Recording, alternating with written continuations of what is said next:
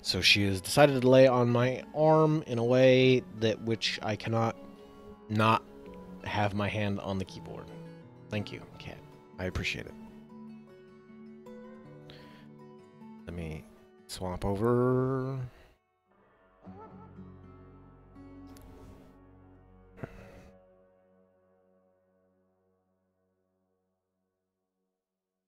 So, I'm gonna return to Dinnercall for a little while. I don't feel like I got a ton done yesterday. Or, yesterday? Yeah. Very short stream for me, I guess. Even if it was like, 2.5 hours or so, 2:40. Still short stream.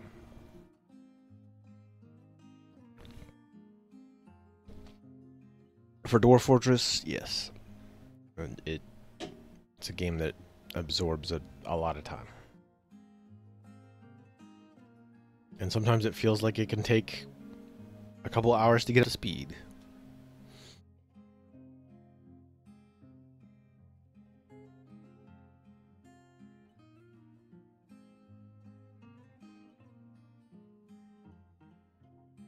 Wish you'd figure out how you're wanting to lay down, cat. I would appreciate it.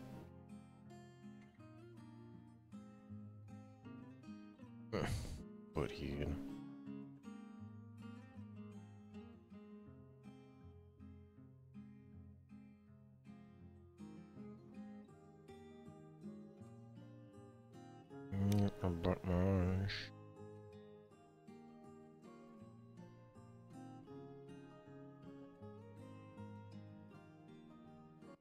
Okay.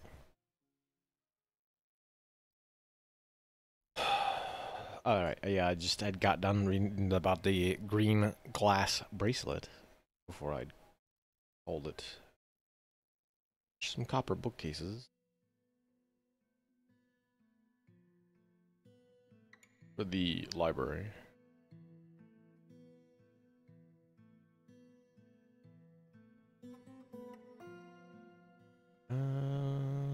Bookcase. Did we get any decent quality ones? That's not bad. Not the best, but...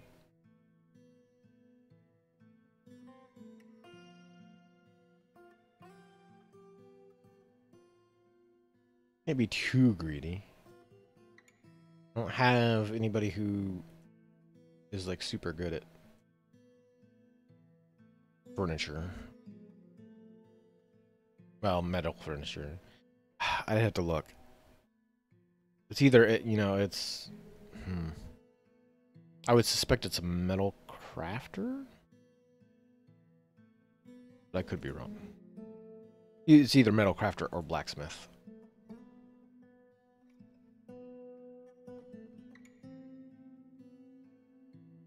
I do have some nice gypsum doors. They're not the highest quality doors, but there's some quality there.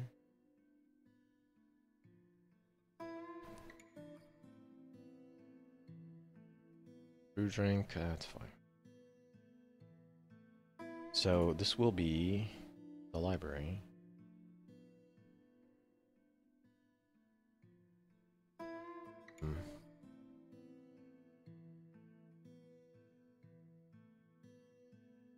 The Oily Palace.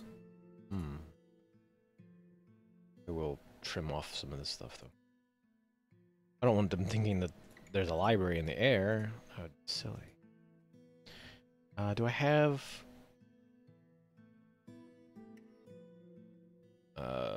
what are you doing down here? What are you doing down here? Oh.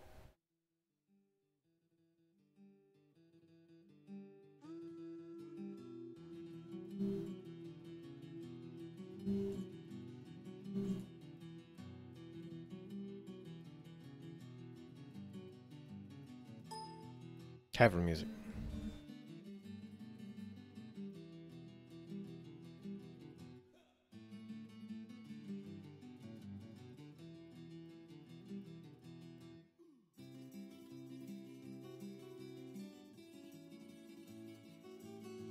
Megaloceros.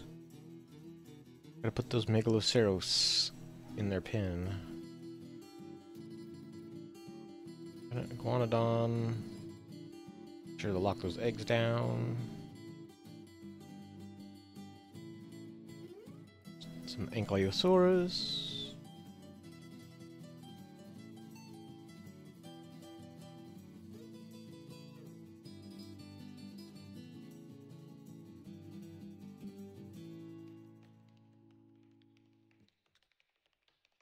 I do need... Oh, no.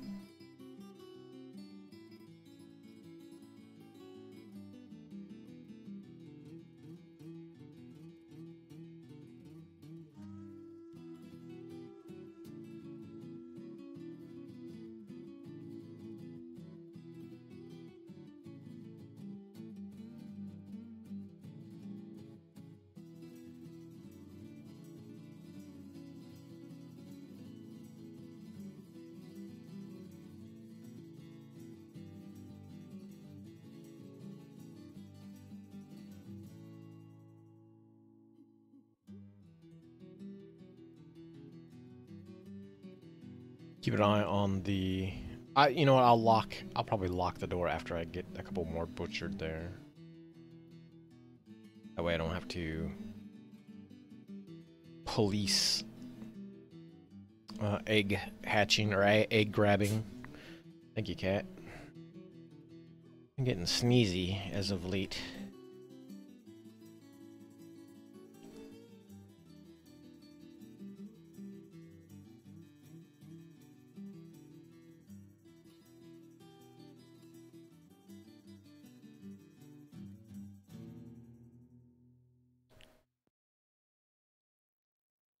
What? That face. Oh. Made the goofiest face. And that sort of like sneeze brewing up there. She's just kind of rolling her head around in preparation to sneeze.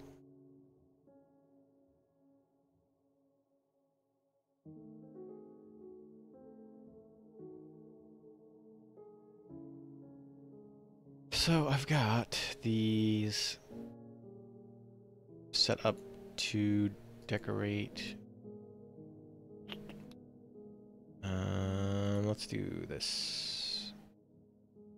Decorate with bone. I have enough bones sitting around here. No, I've got mostly shell. Oops. I'll do that. Let's not do that. Let's do decorate with shell instead. Coffins. Bookbinder.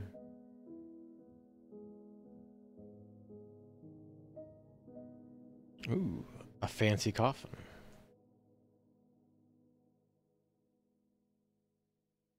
Let's get encrust furniture with some cut gems. Although I feel like we're kind of low on gem. Oh no, we've got a decent.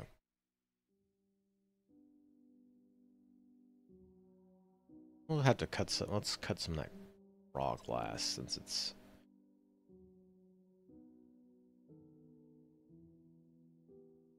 It's not particularly useful in that form, but we can turn it into other things. Get some experience out of it.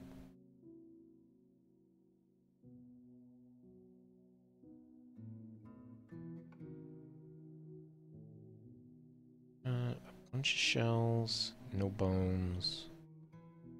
Where are the bones going? Are they still just up on the surface, maybe? Which could be true. Could just be sitting here, yeah. Because we need to burn through some of those shells in that workshop.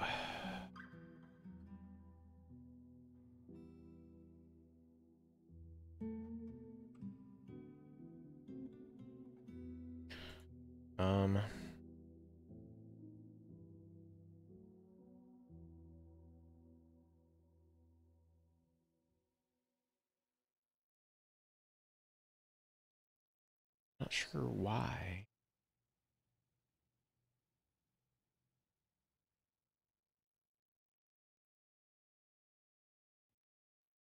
Hmm. Yeah, it doesn't seem like this is like working particularly well at all.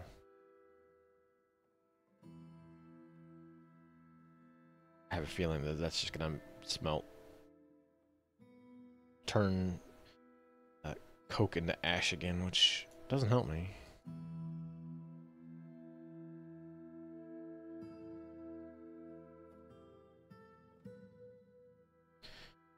So, we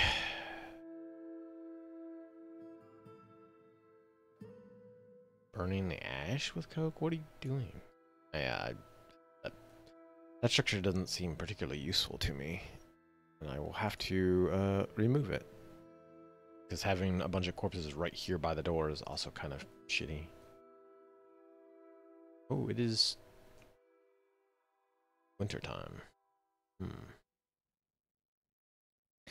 I don't think I have gabbro blocks though. Hold on. Nah. Not enough to really do much with. Crap.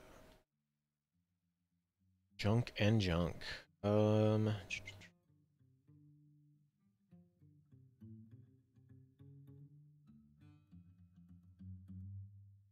Okay, you. The cat has made it even more difficult to use the keyboard.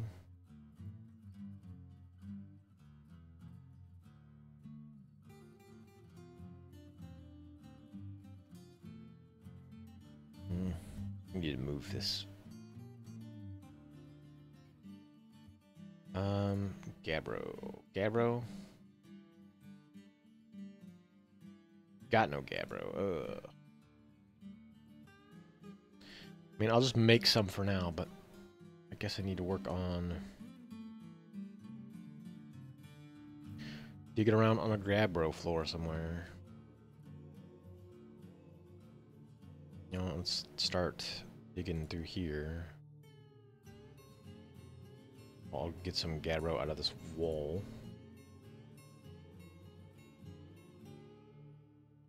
Make more nobles' quarters.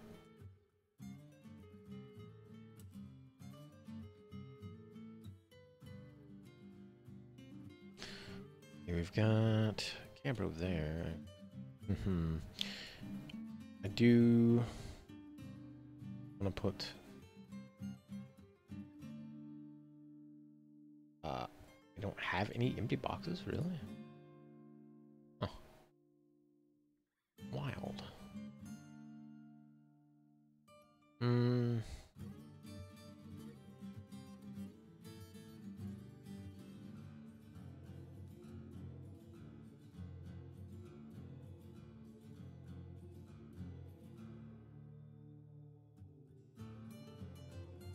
I don't have a lot of good furniture in general, but I guess that's fine.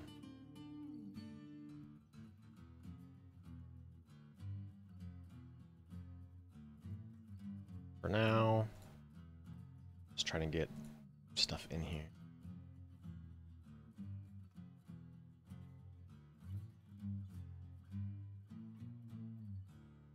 Do not have basic ass chairs.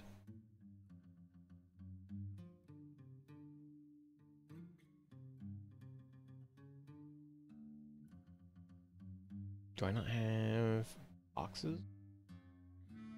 I guess I don't have boxes in the... Okay, well... I think I have... Oh, don't do that. I think I have sandbags.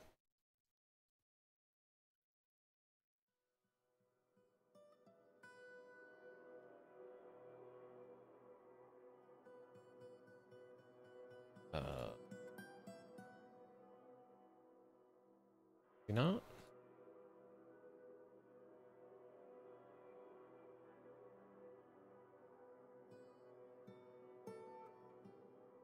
I did make a sand zone, did I not?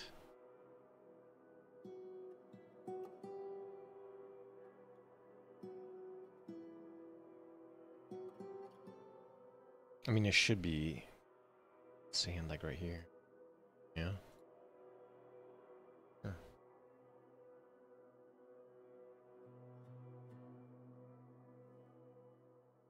Okay.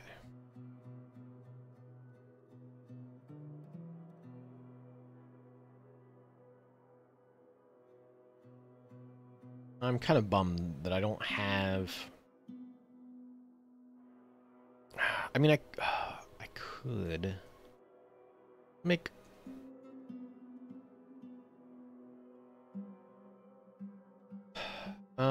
Let's see. I can make some of that tower at least, at the very least. We're wondering. 15 away.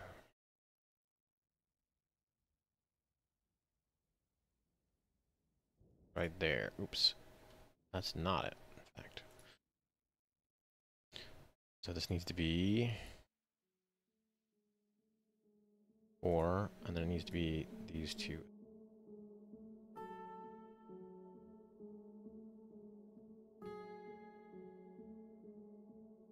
In fact, it needs to be like.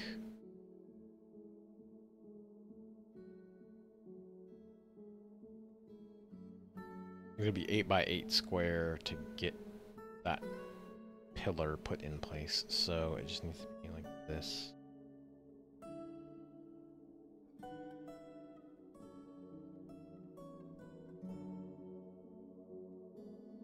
Guess I can remove these for now. I'll make them low traffic. I don't.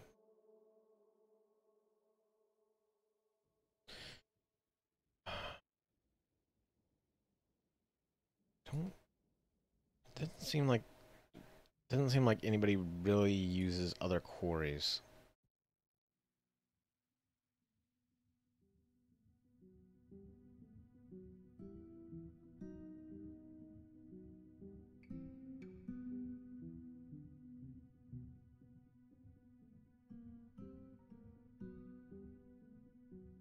Hmm.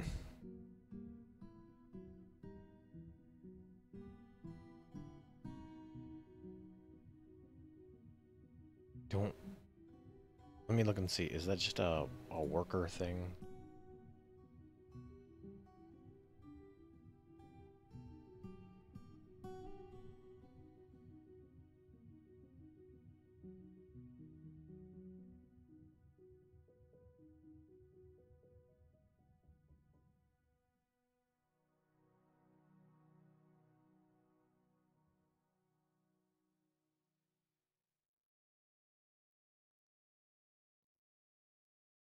Stray baby alpaca is wandering around. Why?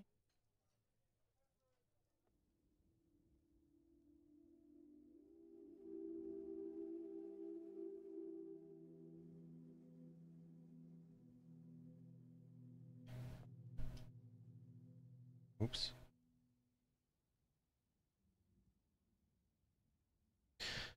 Somebody just recently brought it in, I'm sure.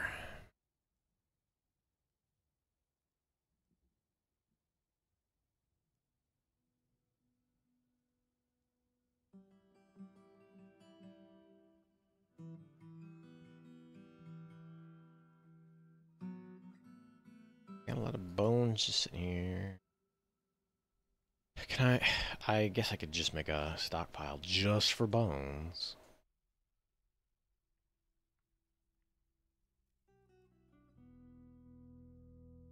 8 by 8. Could I do an 8 by 8 right here?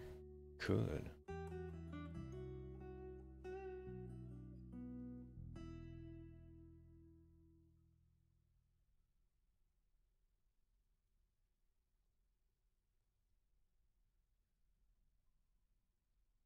Put a just an only bones zone. That way we don't have just these shells sitting around.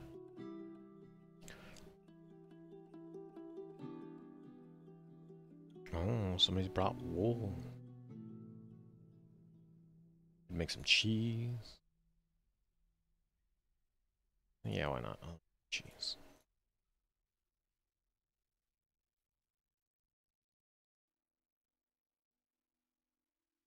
do like 15, 20. No, not 120. Shit. I ain't got that much. I ain't got that much smoke. You crazy? Silver bars, copper, bronze, cash.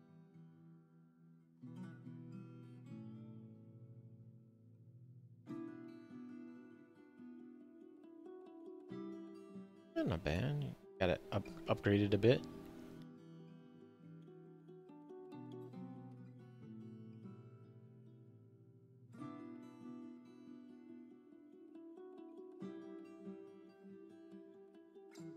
The stuff in there is looking good. What's the... let me double check. What's the value of a Kimberlite figurine? 1,000 bones. 1,000 dwarf bucks. Very nice.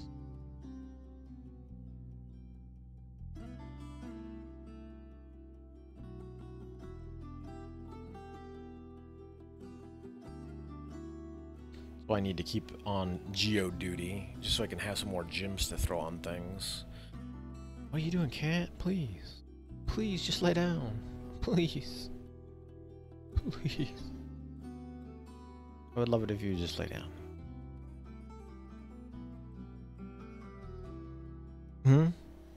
How would you just lay down?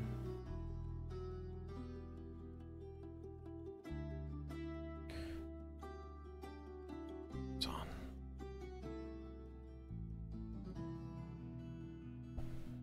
Polish them up a little bit. These apparently are like the easiest to smudge pair of plastic lenses in existence. Oh, cat, great. You decided to lay back down again?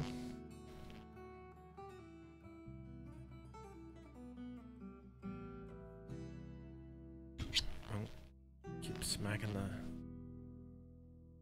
pop filter.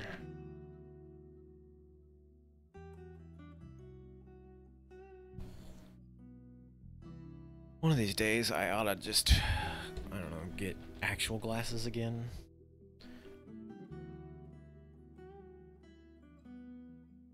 Orphan child playing a toy boat.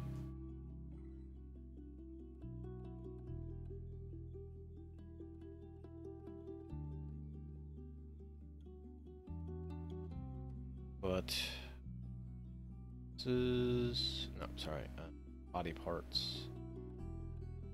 Refuse. Not bad. Bones. Bones and skulls. Bones and skulls only, please. Bones and skulls.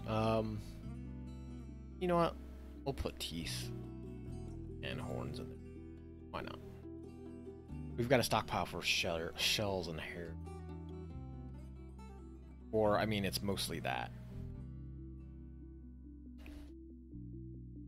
At least that way.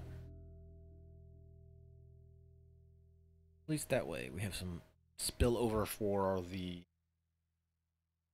crafts and things. Let's precious G.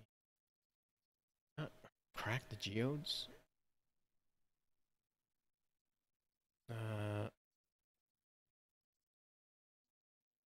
G. Precious geode.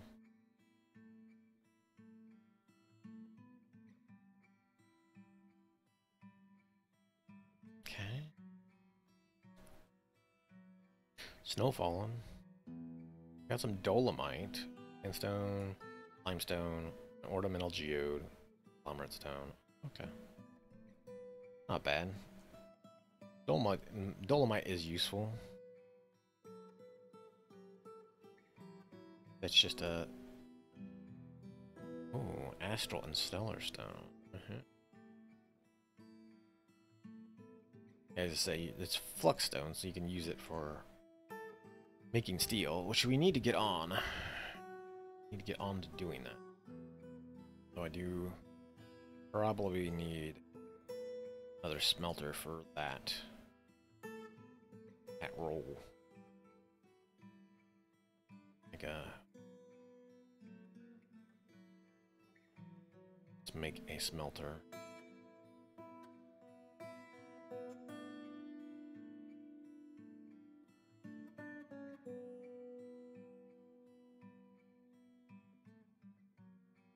I'll make it all nickel silver. That'll be my fancy smelter.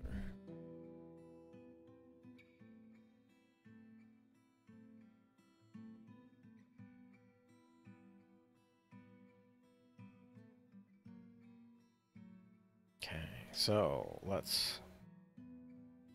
I don't have a stockpile specifically for Fluxstone, which is probably also something we need to put in. 6x6, just Fluxstone.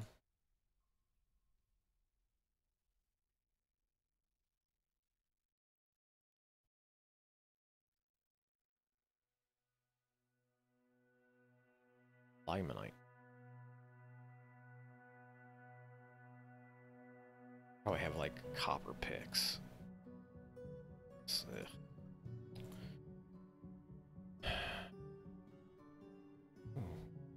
Yeah, you are wearing a lot of jewelry. Fight.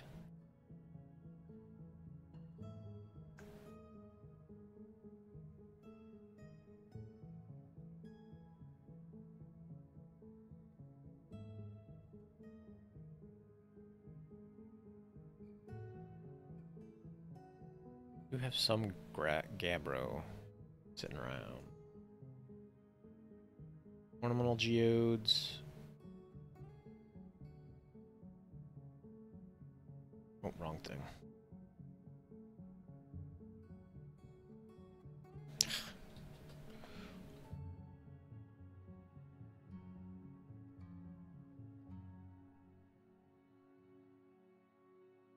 Winter is upon us. It is indeed upon us.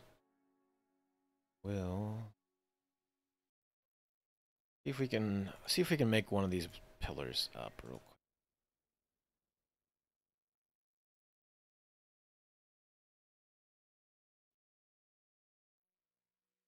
Tables.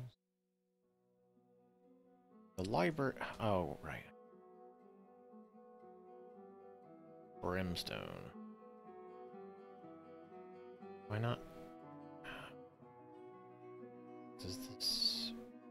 Does the fancy stone stockpile not allow for that? Brimstone, it does not.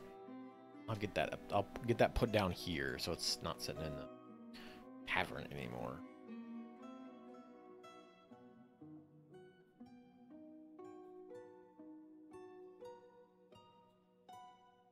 This can be stockpile. Stockpile for just Fluxstone.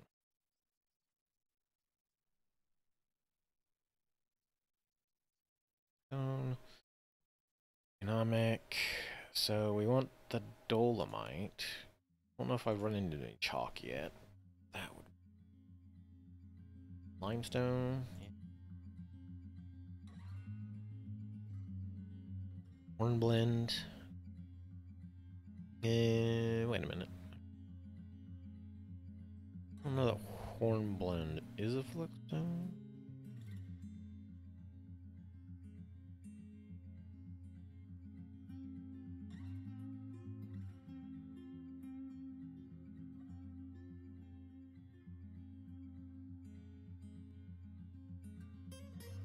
Bauxite isn't a Fluxstone. Why is it?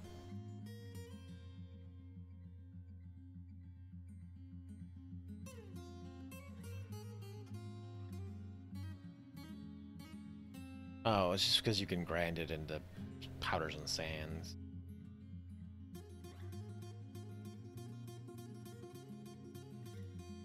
Oh, because you can, oh yeah, duh, you can turn it into aluminum.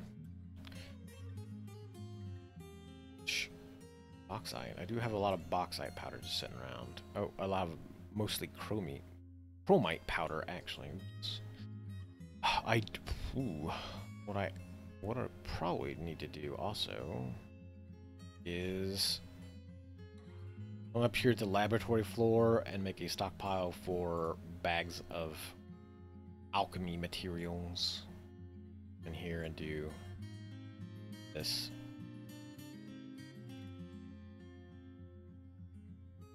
And we can put a door in there.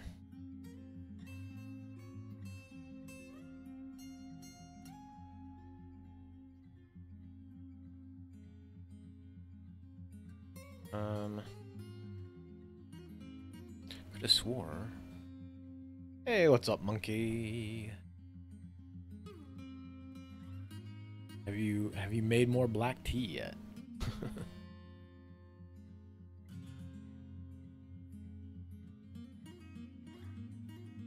I'll craft rock blocks. I need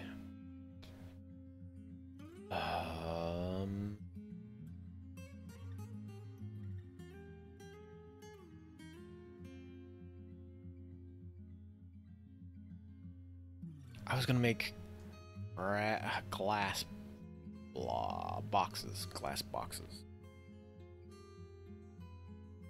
Yeah, I don't. It's weird. Like, it's a little warmer than that here, and still, it feels cooler. It might just be that it got cool enough over the last few days, for me anyway. It might have just gotten cooler the last few days, and that cool air is still hanging out in the house, and even if it kind of warms up some outside, it's not really that warmth isn't staying inside. And of course the cat is, you know, stealing my warmth, so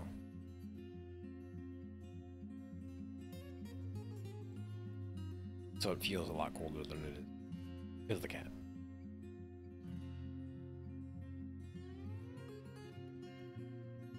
I do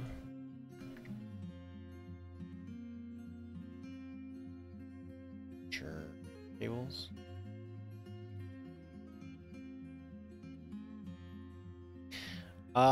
We haven't done too much here just yet. I've been mostly trying to get some of these structures done. I've been trying to mess with the I was messing with adding some new stockpiles because I noticed that we have a ton of just like fish, well, I guess they're not fish shells, crustacean shells and such, nautilus, anemonite, just a bunch of shells hanging out here, and some wool that we've been shaving off of. But we have a stockpile for bones that's like, or this actually should be also a stockpile for bones, but no bones are getting down here, so nobody can decorate or craft with bones or anything like that, so I just made another stockpile just for bones, and then a stockpile for fluxstone, so I can work on setting this up to make steel. I need to make pig iron bars first. Then once we get pig iron going, we can start making steel, which is definitely something I need to work on. Getting some steel gear. Steel is basically just the best material you can make armor and weapons and such out of. At least until you get to secret things, which are spoilers.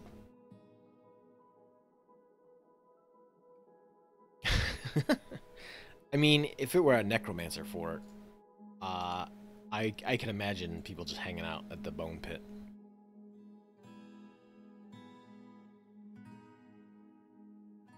Alas, I do not have any necromancers, so they might not be as impressed by the bone pit.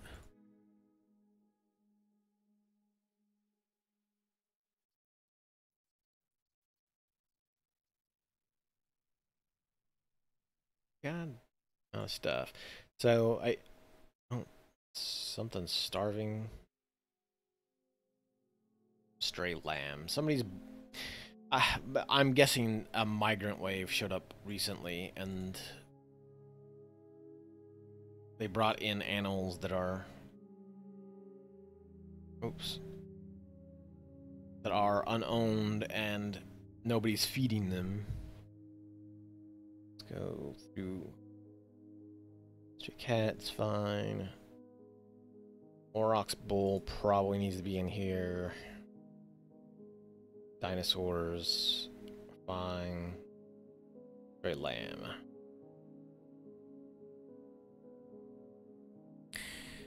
So any with bones, any sort of craft, like a crown, ring, scepter, any of this stuff. Most of those categories of things can be made with just about anything. So you can make it out of metal and rock just fine, but you can also make a lot of those things out of horn, tooth, but it's technically like ivory, but and then bones, wax. I don't think I have any. I'm pretty sure I don't have any beehives set up here. No.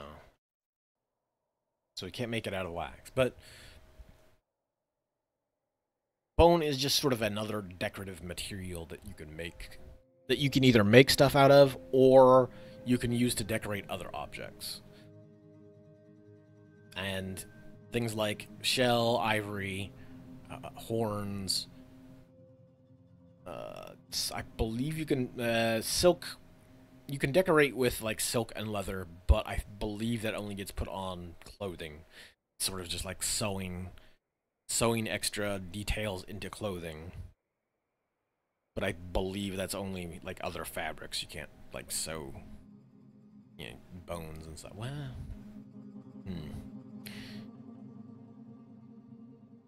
I don't think you can. I mean, you could theoretically sew things like bones and shells and such onto clothing, but I don't know. Look and see. Don't know that that's necessarily a thing you can do. I think it's just decorate. Yeah, just decorate with cloth. Although, I don't know, maybe the jewelers put... I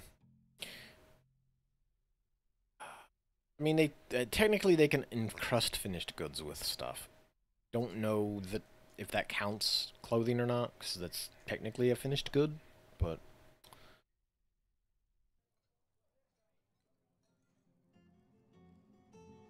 But yeah, they're just it's just another material that dwarves can craft into decorations, more or less. There are a lot of categories of things that are just stuff that a dwarf can craft into things.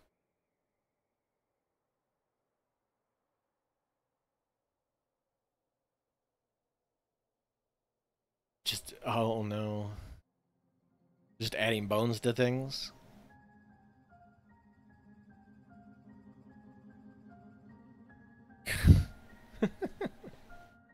Oh no.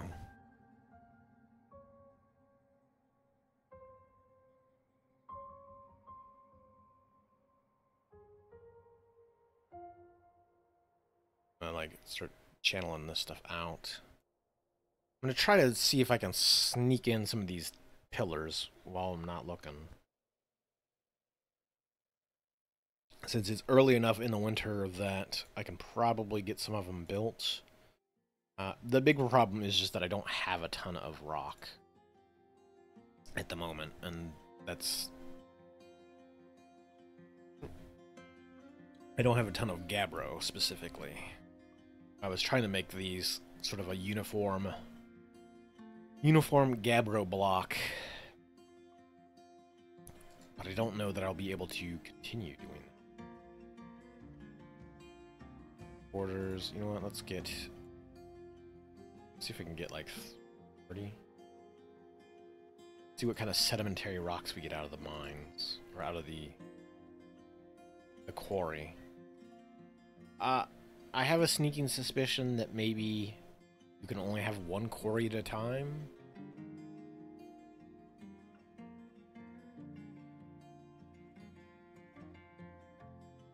Or at the very least, it seems like nobody wants to work these, which is weird.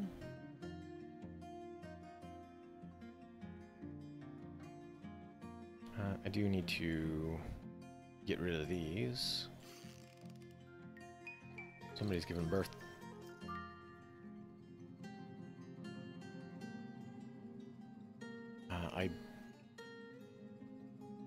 Well, guess we will...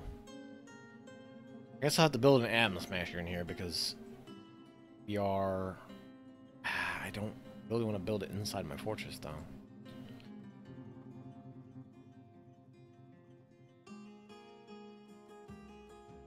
How much ice do we have sitting around? Stones... 17 ice, currently. So I'm probably going to turn the ice into floors real quick. Be like this. Oh. Really? Why does it only say 9? What? That's not enough ice to do anything with.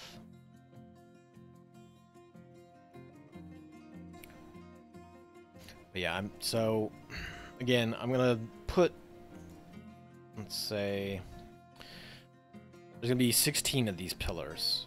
Or no, wait, so yeah, 16. Once I get everything set up, all these, it'll be 4x4 of these gabbro pillars, more or less, in the ground. And then on top of this, we will put the actual castle once we get all this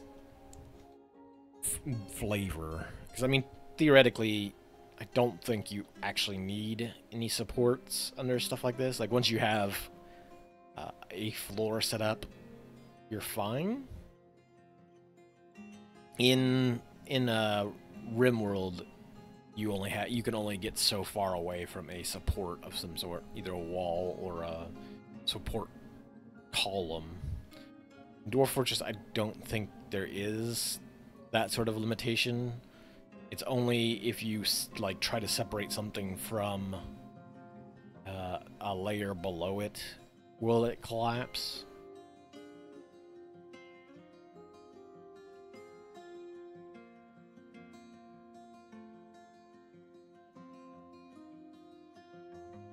I believe that's how it works. I don't tend to mess around too much with like collapsing because so back in the ancient times, you used to like intentionally collapse floors because it was like kind of easier to than like digging through a bunch of channels and such. If you did like this and then you came down through and you could cut into the next floor below it and then channel around here so that this like space here would just fall into the next space. If you left enough of a like a thin layer between floors, like all that would collapse. You wouldn't have to go through and channel it all, and you would just basically have a giant hole. And so you could, I'm sure some people probably still do it. You could theoretically make this giant pit that goes all the way down, you know, 30, 40, 50 levels or whatnot. And some folks would, they would say import dirt down or flood it out so that it had regular dirt on it. And then you could still grow surface plants on it because you had natural sunlight, as opposed to the internal, these plots like this, where this is all mushrooms, mushroom farms that don't subside on sort of sunlight.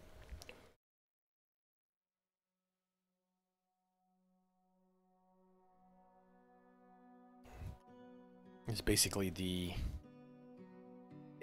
so if you wanted your fortress to be protected and still have surface crops, folks would either put walls around a farm area, or you could dig down into the ground and make a large pit and have surface farming several, floors down into the earth. Which I actually believe that there's a technique for that. I remember looking it up back when I was kind of getting into... No. Ooh, oh. Oh. Uh-oh. Apparently my chat disconnected for a second there. Ooh, my buns. tailbone getting squished a bit. Um,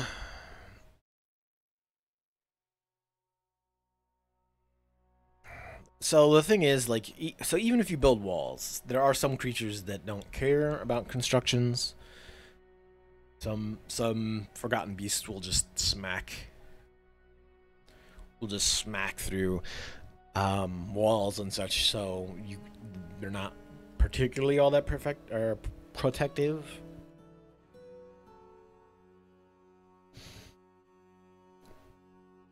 I think the idea is more just like so long as you have access to the surface light, that's all that matters. Like surface crops only care about having sunlight. If you have sunlight, you can grow surface crops, you're okay. But the only way you can get sunlight like all the way down is by channeling out a big hole and making a big, just giant pit in the ground that goes down that deep.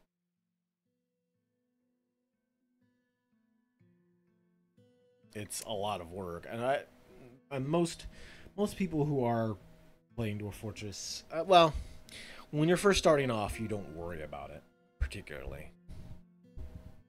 Yeah, so, and then, like I said, there's actually a farming, there's like a gardening technique that uses that. They use it in like the colder northern climates, where they will dig down into the ground, and then they put like just a tarp over it, like a plastic cover. Usually like what's it called? Not quite a tarp. Tarps are not see-through. It's just transparent enough. It's almost just like plastic, like a trash bag even. But so long as it's transparent enough that sunlight can get through there. Yeah, kind of like a saran wrap. It's mostly like an outdoorsy. A lot of gardeners use it to cover up their. They'll cover up their like their garden. So, like in the wintry months or early spring months, still, gardeners will plop the stuff down on their garden beds, and what it does is it prevents a lot of like cold weather, snow, that sort of stuff from getting in, and it traps some of the latent warmth into the soil because sunlight's still getting through. It's still warming up the soil, and there's just less contact between the air, the colder air, and the soil itself. So sunlight is warming up the soil, but that warmth isn't passing off into the air quite as quickly. And so they use it to, once they've planted seeds in, they will use it to kind of help germinate the seeds a bit faster. And some folks, I've seen like strategies where people will dig down into the ground 6, 8 feet, 10 feet. I mean, I think it looks like it's usually like 6 to 8 feet. They will get down, like they will basically dig sort of a channel like this, and they will have soil down on the ground, in the inside, and then they'll put a tarp over top of it, so that even in the winter, it could be, 30, 40 degrees outside, or even less. It could be freezing outside, but so long as you have some direct sunlight, this inner area is getting warmed up by that heat, and the internal, the sort of more condensed soil is retaining more of that heat than it is letting back out into the air,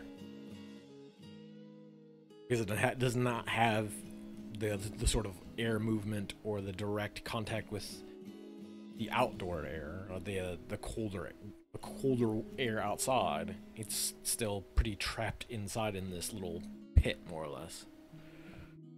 But they use it to do basically permaculture. They'll, like, you know, grow crops and such in colder weather. Obviously, it's still, you know, still more hardy things, like it's, you know, growing carrots or what. You're not growing pineapple in the ground, but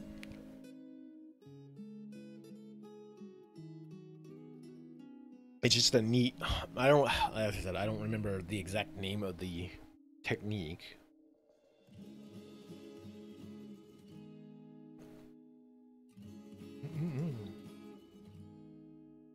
Become a hammer lord.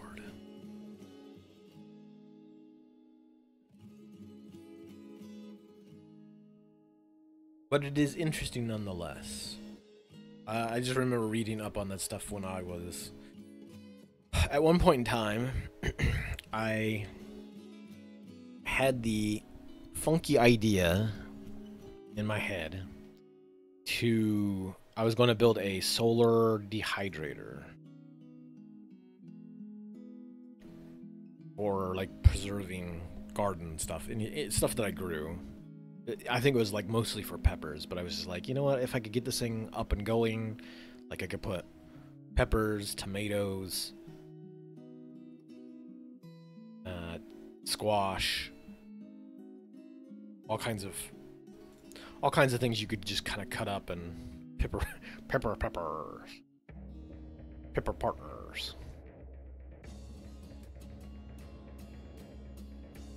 Sounds good, but I'm busy.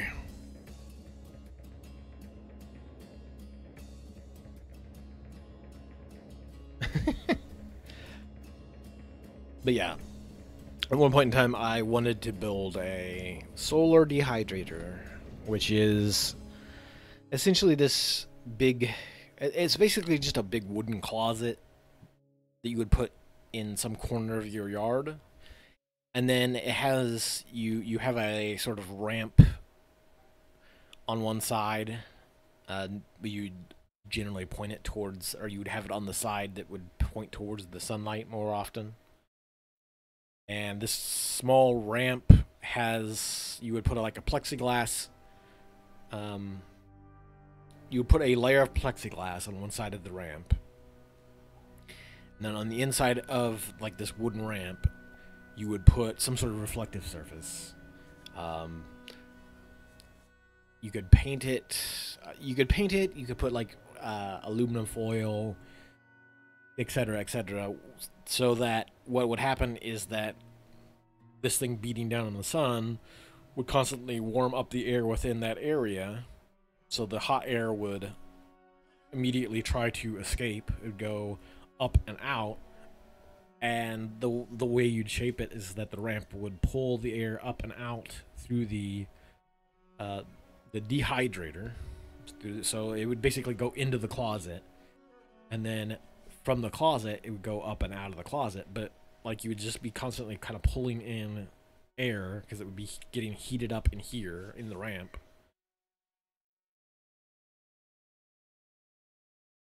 And then the hot air would go in up through the closet. And inside the closet, we just basically have racks full of sort of like really fine mesh fencing or screens, that sort of stuff, like anything that's still porous enough to let air go through it, but you could like rest. You would generally want it to be something fine metal that you could clean off because you're using it for food production or food prep. But yeah, so the idea was just to have this little solar box sitting in a corner, and then you could, you know, throw your peppers, throw your tomatoes. I don't think you could do potatoes. I mean, any food that you could prep via dehydration. Like if you wanted to make fruit compost or compote bars, that kind of stuff, like you could form that stuff up and then stick it out there, and you know, it obviously wouldn't work as fast as a food dehydrator you would have in your kitchen, because it would just be solar powered, and it would generally just like hotter air, but so long as you kept it fairly well sealed and didn't let bugs get in or anything like that, like, you know, it was just generally a no power dehydration option, some way to, you know, prep food, you know, keep it edible longer.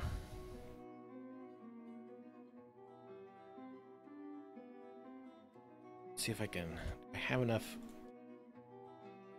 I do have enough gabbro that I can get this bottom area. I need to get the gabbro blocks. That gabbro cut into blocks, please. Rock blocks. Let's start cutting gabbro.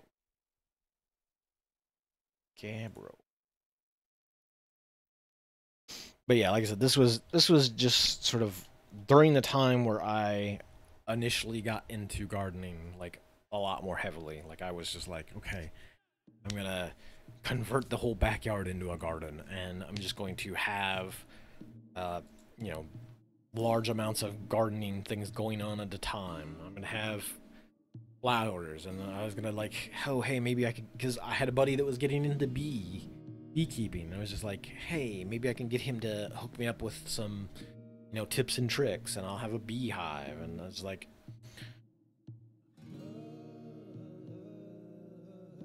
and for a while there, I was cool with it, but then 5 thieving or mischievous creatures are on the map.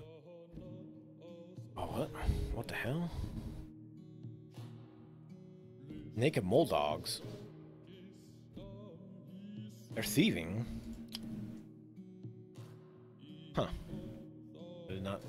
I guess they like relatives to mole rats. So they're.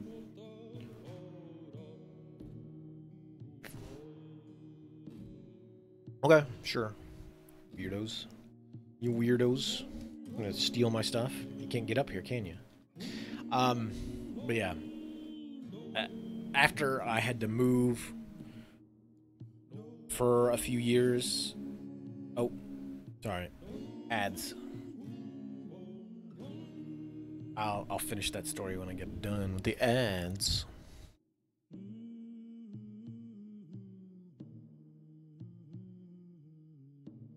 Down here.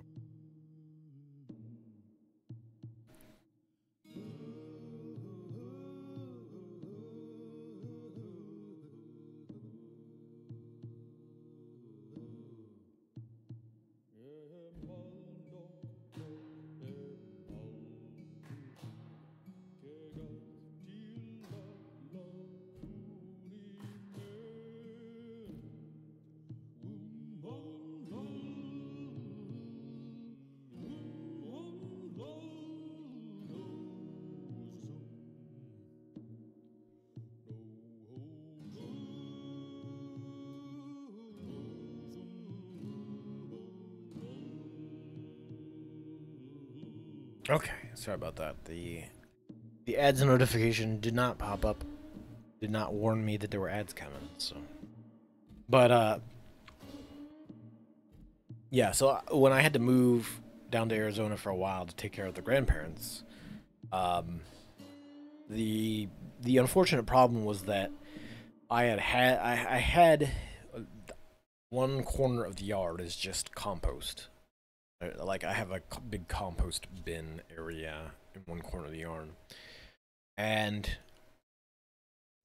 the problem was that while I was gone, you know, I couldn't feed stuff into it. I couldn't keep it maintained, so I couldn't have enough material for me to, like, when I get back, throw back out on the garden. Like, the plan was to, like, yes, I can just throw a bunch of stuff in there, because so at one point in time I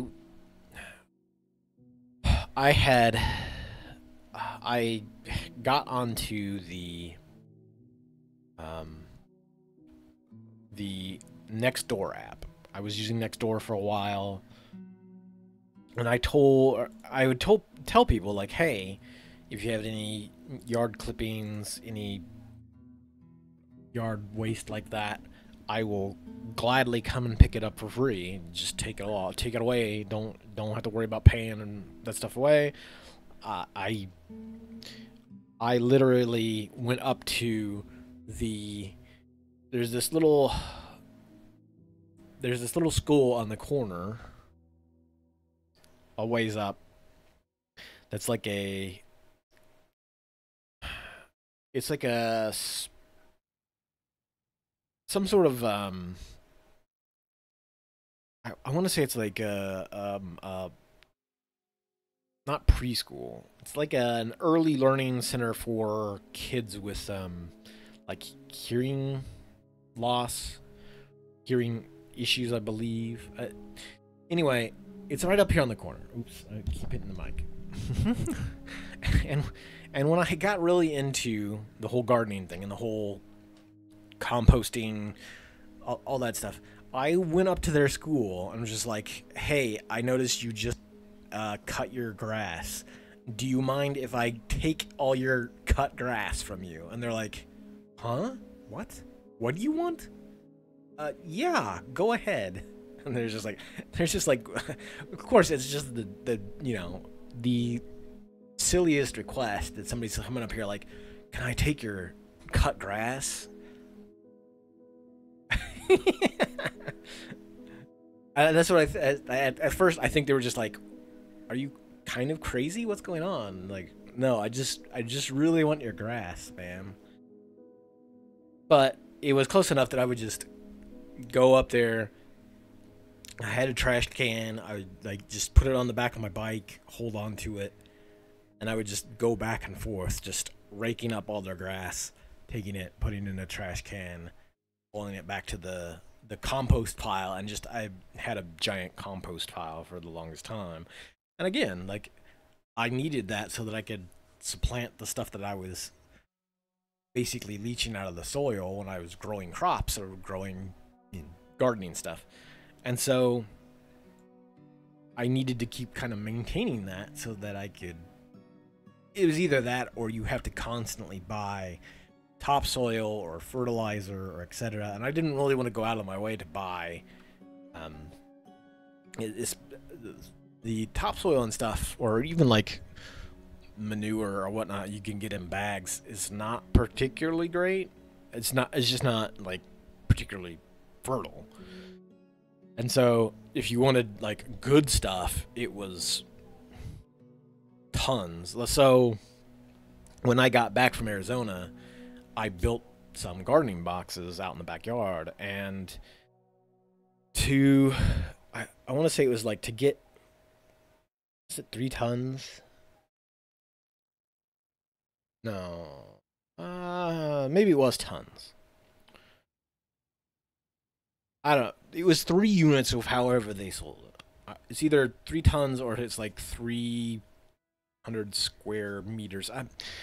Anyway, it was like almost $90 to $100 a unit. I'm just like, ugh, I could, and that was what I was trying to avoid, was just like, there's $300 or whatever to grow some vegetables is not not very efficient, especially when you have to buy all the seeds and all that other stuff. So, um, the goal initially was just to keep supplanting it with stuff from the compost, but with me not here to maintain said compost pile,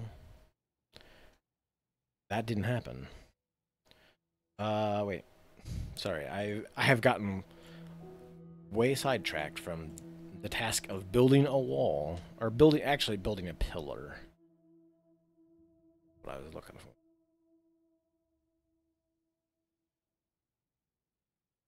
Get out of Gabbro.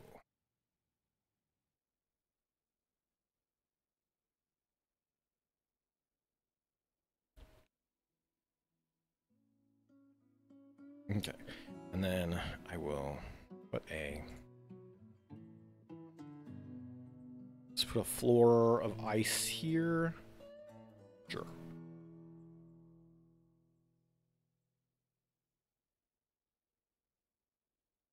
But that was just the thing. That was initially the only reason I had for getting. Um, so I actually went around and was trying to get folks into Nextdoor, and it was mainly just so I could go, hey, uh, can I hit you up for yard waste? Um, there were some folks. There are folks within our town area or whatnot up the road that have horses, and I literally was like, hey, I see you have horses. Would you mind sometime if I come by and source some manure? And she was like, oh, okay, sure. So again, like I was just literally going and getting materials for my compost. And that's the only reason I used that app at all. Unfortunately, I still have like the yeah, and that was the thing. Like I just took my bike everywhere to get that stuff too. Like I didn't at the time I was still riding, miles a day, so I didn't have too much problem just grabbing a trash can with a handle, uh, hopping on the bike, and then just take off to wherever I needed to go to pick stuff up. And there was, some folks that I, just helped with their yard work. They're like, "Oh, hey, I got all these leaves in my yard. I, a couple of them paid me, but I was just like, you know what, I will, if it's, especially if somebody's already, cut it down or whatever. I was just like, you don't have to worry about paying me. I'm not interested in doing this for a living or anything. I just like, I just want the materials so I can throw it in my garden.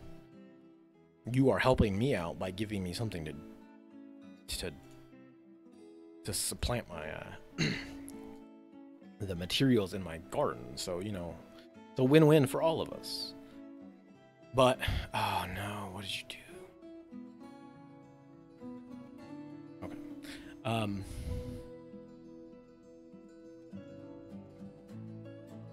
For whatever reason,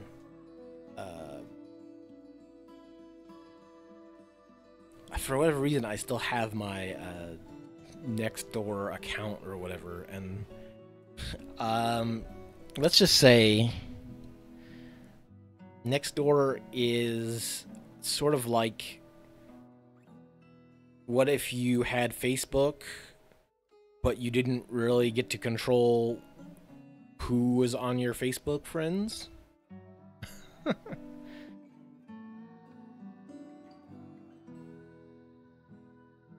Like the concept of the app is like cool or great. I can get in contact with neighbors and we can bond and do things. And the reality is that like I will see. This is when I was actually paying attention to it.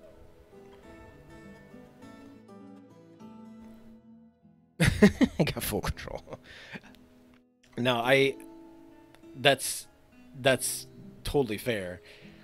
Again, like I said, the idea for me having Nextdoor at all was just so I could, source materials to put in my garden, or because even it's a small enough town that they would use Nextdoor for some of that stuff too. Like, oh hey, we've got a little. During the spring, they will have these sort of like home gardening get-togethers, and I wasn't going to be able to get to one, but I was like, oh hey, because they were talking about like seed swaps, and one of the public, what do they call the job title? Public maintenance guys was like, hey, we're making rain barrels. And I was like, oh man, I would love to get a rain barrel, but I'm not going to be able to get there. Also, I have some seeds in pots that I could hand out to folks, and yeah. And I was like, I would love to have one of those rain barrels. I have a bunch of seed stuff here if anybody wants to, come and grab it. and I was, I hit them up on Nextdoor about it, and they were like, "Oh yeah, we'll leave one for you. We'll pick that stuff up." And that was great. I loved it for that. But then, like I said, while I was gone, and then when I came back, the, so like 90% of the content on Facebook or on Nextdoor seems to be, oh hey, I saw some suspicious people around my property or down the street the other day, or oh somebody broke into my car again, and it's just like nothing but that. And so I'm just like, and that's the thing. Like, it doesn't show you just your community first. It always just shows you everything around you and whatever has the most engagement around you. And so it's 90% of it's just like fear mongering about some suspicious people. And it's just like, I suspect like half of those suspicious people are just we still get random door-to-door solicitors and stuff. It's just like I have a sneaking suspicion it's just people doing that kind of thing. They're not casing the joint to rob you. We're not in a particularly wealthy section of town. We're not. Most people don't have a lot to go pilfer, so 9 times out of 10, that kind of stuff is just. I don't know. It's weird. I'm like, I don't like what the. I loved the app when it was all about, hey, let's discuss things that we can do to help each other and help community events and that kind of thing. Like, it's especially just like swapping crop swapping things, any sorts of just like random help around the neighborhood, or like, hey, I've got a thing that I need to get rid of. Does anybody want X? And somebody goes, sure, yeah, I'll take that off your hands. Boom, bang, bam. Cool. But like I said, nowadays, like the way, especially again, because this neighborhood is just so small that there's just not a lot that goes on there, and not everybody is on the app or whatever. So it always constantly just shows you areas around, and get all kinds of just spooky, like overly nosy neighbor type stuff, and it's just like, I'm not here for this.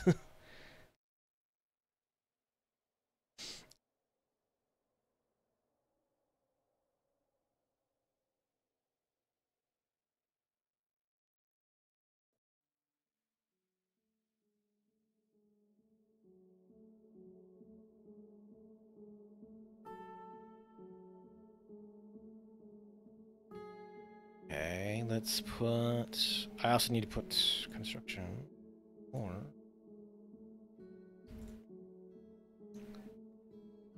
This ice there so I can put the next layer of floor on, or next layer of wall on, rather.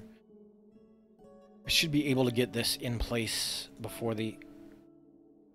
Oh, right, because we don't have a floor there yet. Silly. Silly person.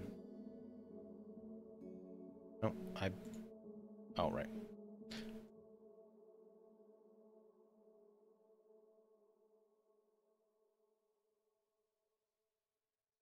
You do a lot of gardening, Astro?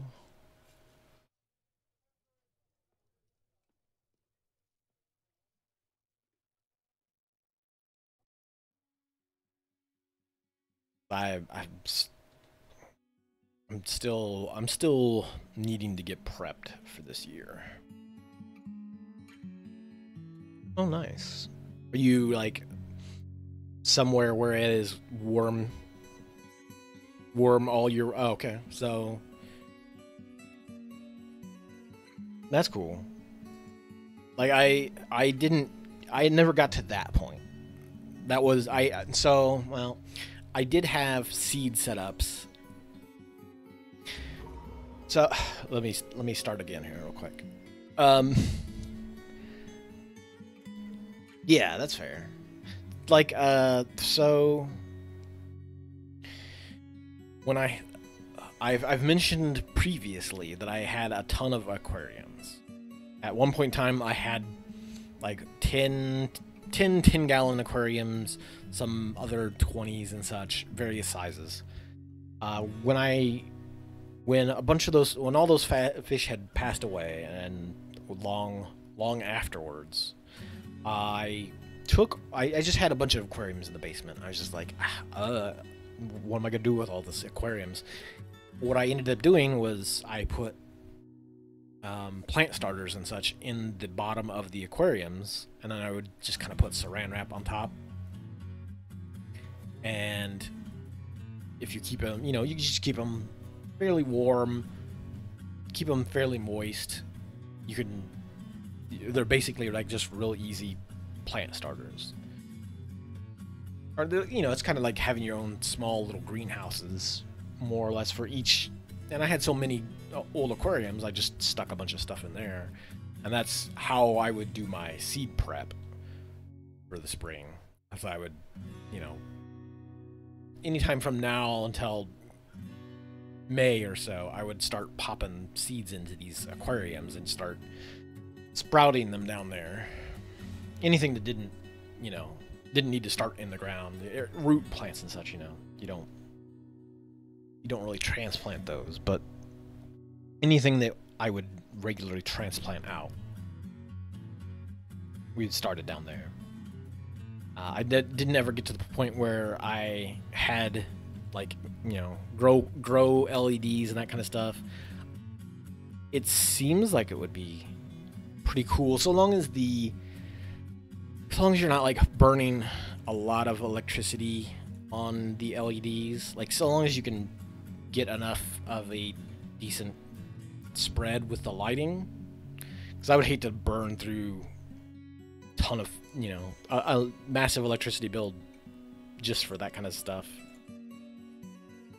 At least for like year-round planting. Although, again, if it was fairly efficient, then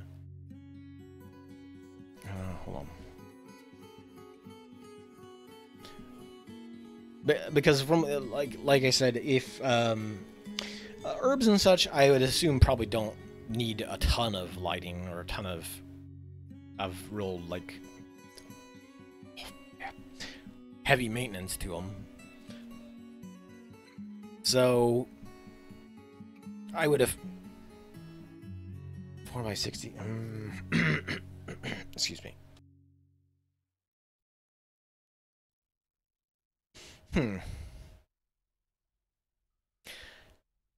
I mean, I guess if you are covering a whole tent, if you're covering one of those whole tents that are several layers, or the ones I've seen are the ones that have like multiple racks on them, usually like 3 or 4. If that's covering a whole rack, and you have it on like a timer, so because you don't need to be putting light on them 24/7. I guess that's not any worse than other lighting.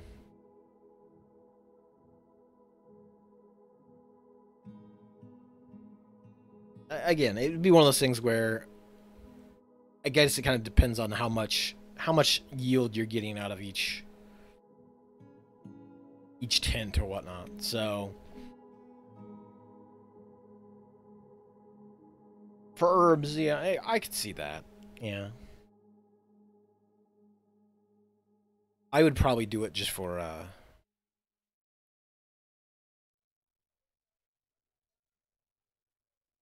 gotcha. Yeah. Um yeah, that's fair. um I would probably do it for mint. I used to grow, just like I had like one whole plot that was nothing but mint because I drank so much mint tea. I would probably have a setup like that just for mint.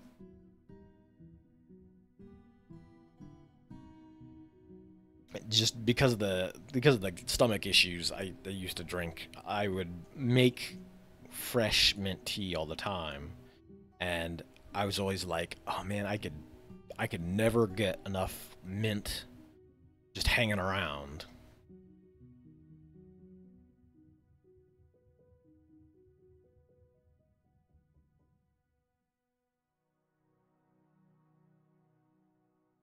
What was it?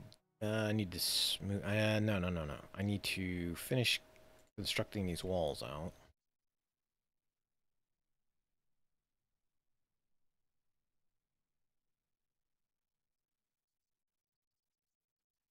Uh, so that was kind of the thing. Before I'd made above ground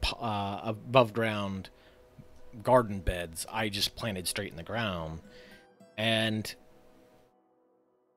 no matter what, no, I'm not horn and silver. Just do gypsum. Um,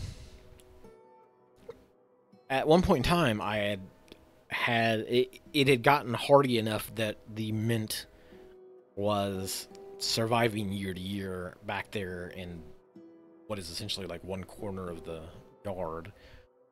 Uh, and I never really had to go and mess with it too much, and at least until, like I said, until I left for uh, Arizona for a few years, and then when I came back, there was still some in the yard, but it there wasn't there wasn't particularly enough of it to do anything with it, and so and I'm not sure that there's still any back there. If there is, there's like it's maybe like a couple plants, and they're not. They need. They would need transplanting somewhere where they can actually thrive at the point of spreading beyond just whatever spot they are in the yard. I I don't know. I suspect that there's not much back there anymore as far as that goes.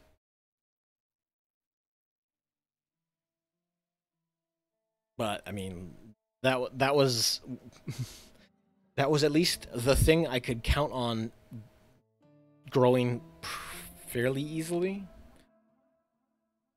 Because I've planted, so I've had mostly decent luck with sort of like tomatoes and cucumbers and that sort of stuff.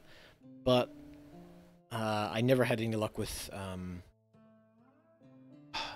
mean, I get a few carrots. I think part of the problem was just the soil. We live in a particularly clay soil area, and so part of the problem is just the soil.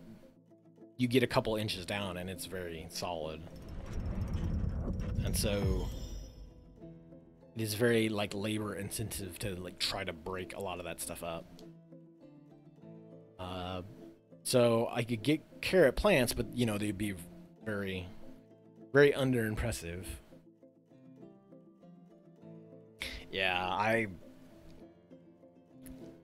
That's kind of why I went to the raised box method of gardening, just so I could not have to try to dig down deep enough to get to the clay, and then that way I could put the I basically put a bunch of woody material, like old branches and such. I tried to do like the, what's that called? Culture stuff, where you put a bunch of logs and, because we had a bunch of like smaller trees that had been cut down or fell over or whatnot. We chopped them all up, and I put a few of those in the boxes, so they are, the bottom layer was a bunch of tree material, woody material, and then filled in around it with some compost and then soil on top of that. And I put some of the compost and leaves and such, and then when I bought the gardening material, I put all that on top of that. And so that was where I went with the um, I went that route rather than try to dig out the, because we do have, or somebody in the family has a tiller, but it is like I said, the soil just is so clay that you would start to dig in deep enough to get to the clay, and it would just start gumming up the tiller. I was just like, eh. It just felt like it didn't do a particularly great job, so I was just like,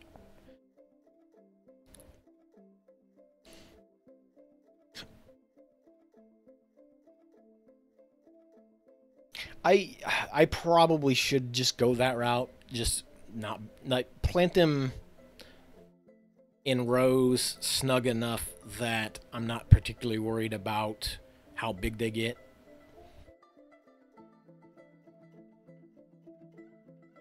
Because it was that in beets. I tried to grow beets last year too, and the beets by Dre did not turn out particularly well.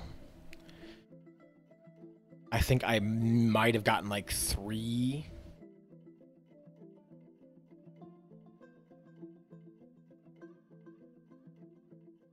It was, I don't know. For whatever reason, the ground vegetables always kind of turn out funky. Tomatoes, cucumbers. I got a few squash out of there, but it last year got real hot real early to the point where even the squash was uh, struggling for a while.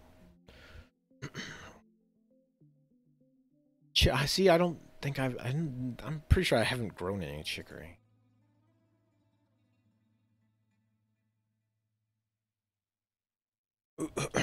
Oh. I've tried to grow okra a few times, and unfortunately, the okra. No, I haven't tried to grow chicory. Hmm. The only flowers. So I've tried to. Excuse me. Throat junk. Do I have a lozenge? No. Somewhere I do. I've tried to grow lavender, and I've tried to grow um,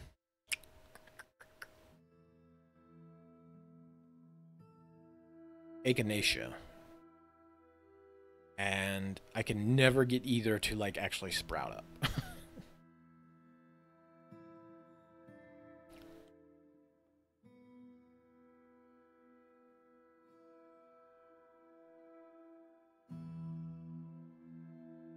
The only flowers I can manage to get are the marigolds, which I put in the garden beds, just to kind of help with some pest control, and the occasional sunflower. I will have some, massive 8 foot tall sunflowers hanging out sometimes.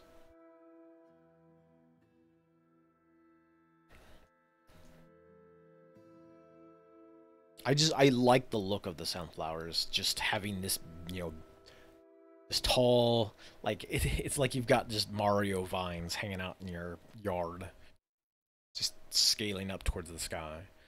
They don't get that tall, but it looks cool. Yeah, that too.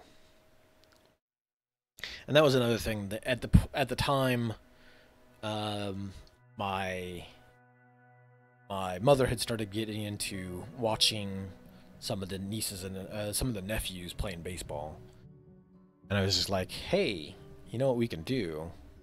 We can grow sunflowers, and you can have your own. You can, bake your own sunflower seeds at home."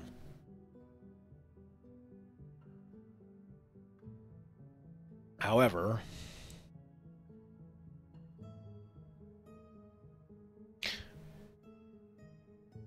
stray turkey has been found dead. What?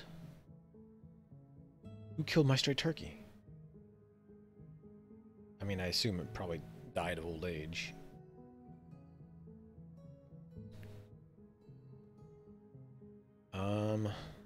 We get this stuff built. We need to get this stuff built real quick. by the way.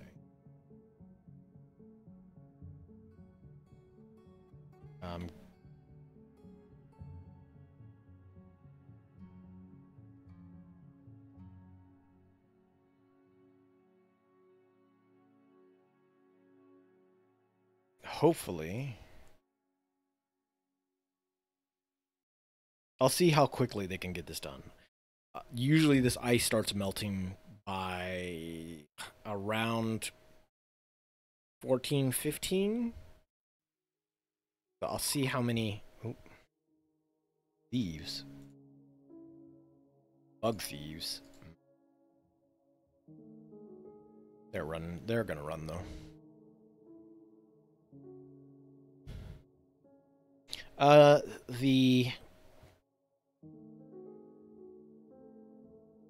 Let's see. So this should be right here. Should be at water level. So even if I don't get these walls put on here, the ocean will just melt and butt up against the tower itself. So it should be okay currently.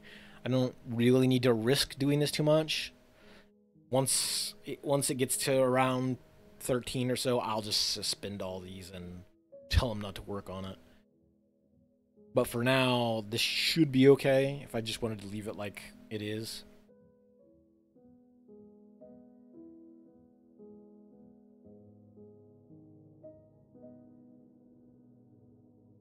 Thankfully, currently, water can't get down in the fortress, but, you know, that could always be a possibility in the future if we goof something up. The goal at the end of the day is to let me zoom out here. The goal at the end of the day is to put 16 of these pillars in the ground out or in the ocean out here, and then build a large castle structure out on top of this.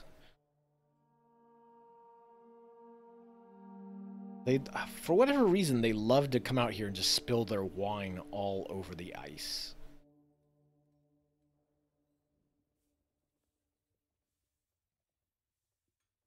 Just always dwarven wine just hanging out here. And for whatever reason, they just all stopped. They do that for? Why did they? They all ran out here with their blocks. Like they were going to put their stuff in. I have to assume it was because initially they didn't suspend all these jobs. They all ran out there like, hey, we've got these bricks to put in. And then they just dropped them on the ground and took off.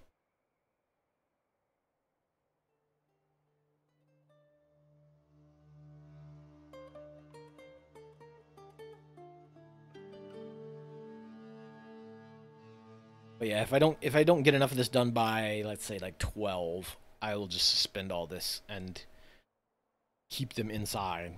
Otherwise, they will try to run out here and put bricks in just as the ice thaws, and then we're boned. Well, then they're boned. So I don't particularly want to lose dwarves to putting in some walls. I had that accident happen once already.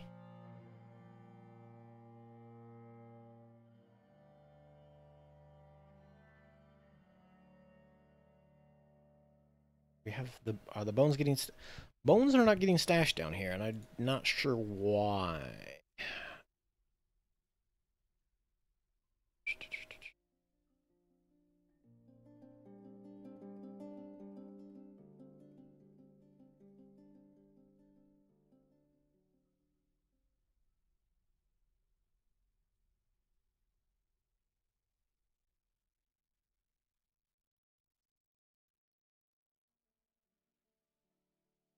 Can you take it from these workshops? The butcher's shop.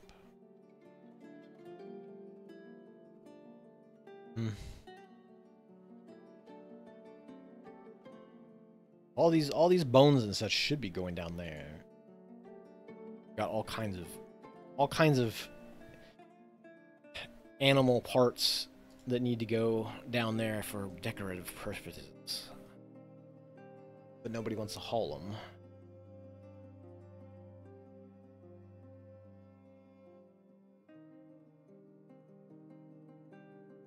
The bones count as body parts?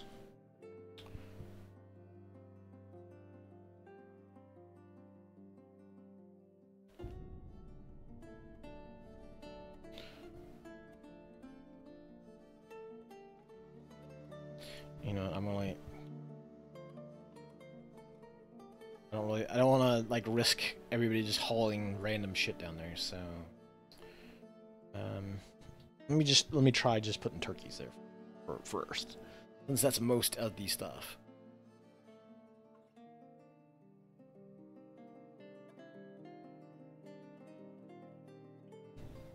For some reason, I thought that was.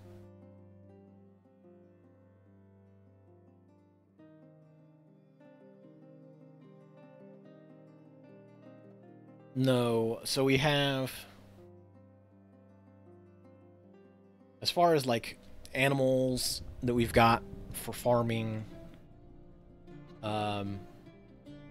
we've got, this is just kind of the random pin of all the stuff that people bring into my fortress.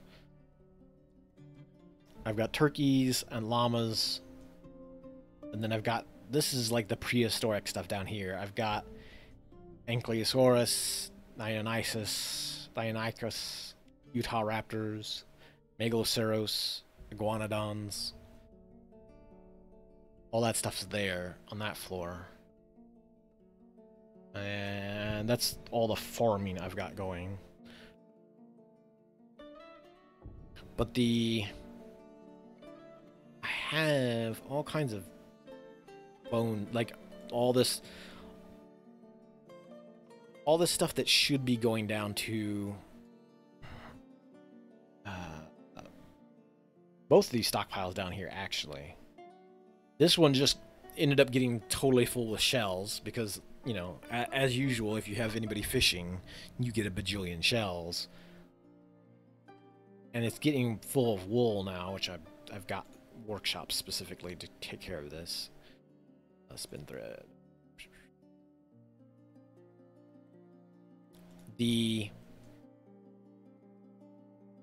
This stockpile, I want to say it did have bones at one point in time, but they got used out of here.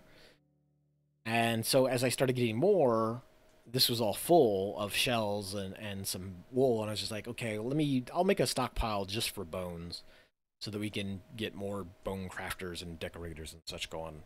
But for whatever reason, they will not.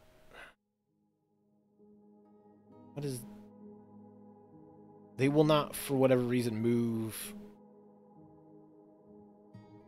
the stuff down to here.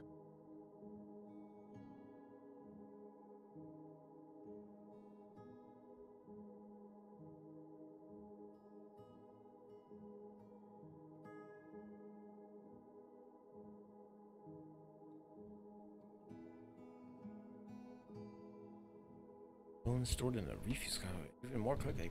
Ooh. Well, I mean,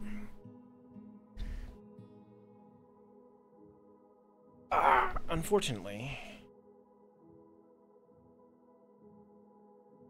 I mean, I guess it's they'll still use them from there. I'm just trying to put them down here so that it is a much quicker walk from like this decoration station. I've named it that specifically so that folks can take this stuff here. I don't think they. So that's the thing. I don't think they degraded out of this pile. I think all the bones that I've had in this pile have gotten used, but when they get replaced, they tend to get replaced with shells because I had so many shells. They're still hauling shells down here, and the wool. So as I was stringing up all this wool and turning it into actual cloth, they would get replaced by shells. And so I've just now started start using more of these shells to try to get more space in this stockpile, but they don't want to replace the bones. They just want to take other stuff because the wool and shells and stuff are from a closer stockpile. Like that stuff's all coming from here in the food making area, or the farmers' workshops here where they're shearing animals. So they'll take this stuff here first because it's closer to that stockpile than they will all the way up top. because it's at the top of the. Yeah, so they are always replacing it with the easy to reach stuff. Uh-oh, tavern music.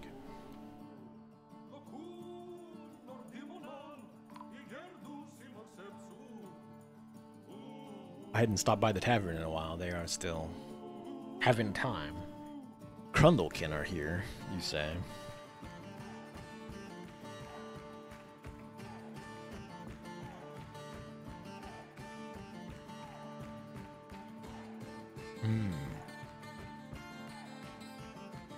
Bins.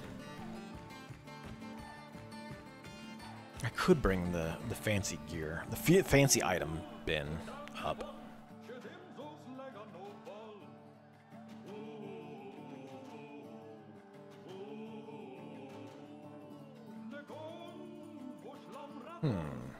Do I do that? Let's bring some of the other finished goods real quick. Actually, you know what? Yeah, let's bring the good bin up as well. Oh, did we get this wall built? Okay. I will. What did you do? Wait.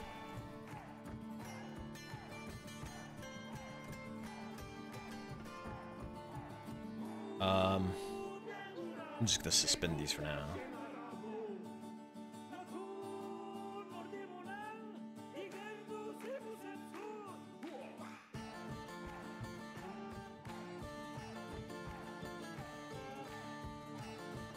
Oh no.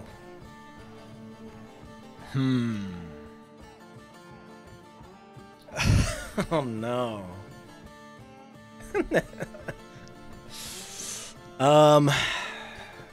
Hopefully they'll get down out of here quickly. I forget that. I believe the Crundlekin come this way. I don't know why they come from this direction. This is literally the ocean. There's nothing out this way. But whenever the ocean is frozen, they will use the ocean like it's just some road that they can take. Like I said, I think it doesn't thaw until like 17, so I think they'll be fine. Ugh, that's a lot. I just wish they would come in by a land path, so they don't risk all their stuff getting dumped.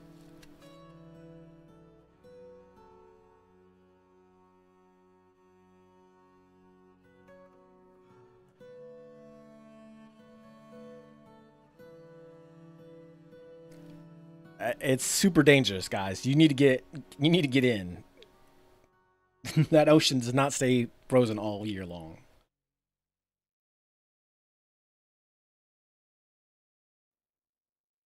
So last soda. This is my last soda for a while. I need to avoid the carbonation.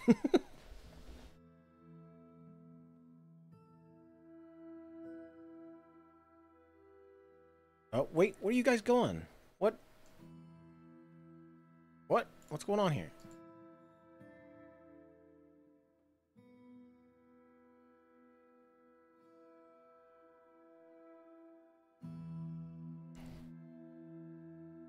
Yeah, I've had that happen where they show up in an area and they just start freezing to death because they're not prepped for it. It's just like the game doesn't seem to. It doesn't seem to think that maybe it would be if you want a raid or something to be effective or traders to be effective, they need to come into an area that has a cold temperature with some amount of cold tolerance gear. Like, you can't just have them show up in loincloths and go, they're here. This is like, this is not gonna work, guys.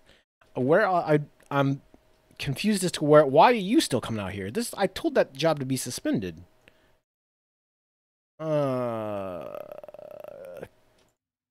Cancel this. Don't try to build another thing while this. Where are all you going? Are you leaving the map? Okay, I'm gonna say like what. I mean, still, this is really bad because this is the ocean. It's going to thaw. You need to not be standing there. Wait.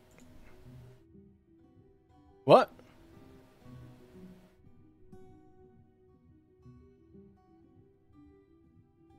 Huh?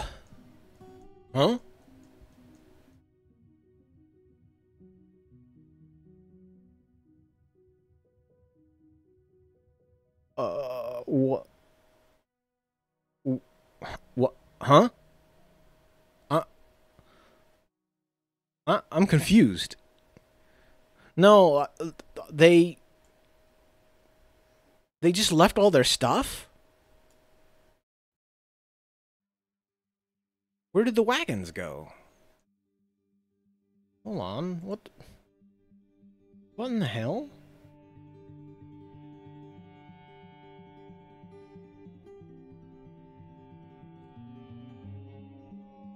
I'm confused as to what just happened there. They rolled in. They rolled in and they were unloading, and then I come to look over here, and their carts are gone. They've just dumped all their goods here on the ground. I am very confused. They didn't get attacked or anything. I didn't... Hold on. Trundlekin, they're still at peace. So, they didn't consider that some sort of, like, combat. Or, you know, they didn't get...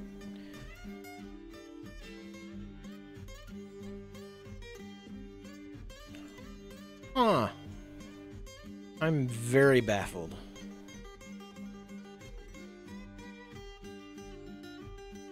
Again, I didn't see, like, what actually happened. So I don't know how they lost their wagons. I assume that some of these are the animals that they brought in. These particular animals here were what they brought in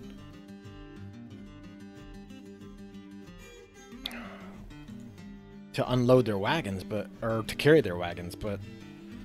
And then this guy's just sitting out here on the ice. This dude's gonna drown in the ocean. Hello, Diplomat has shown up. What? You're late to the party, my dude.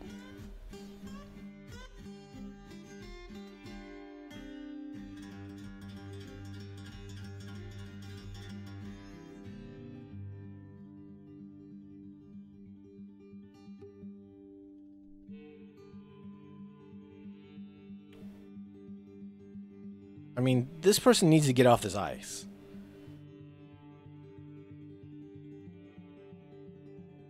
I am not responsible for anything that happens when the ocean thaws, alright? They literally have a sign on the side of the building that says... Why is there so much dwarven wine all over? What happened?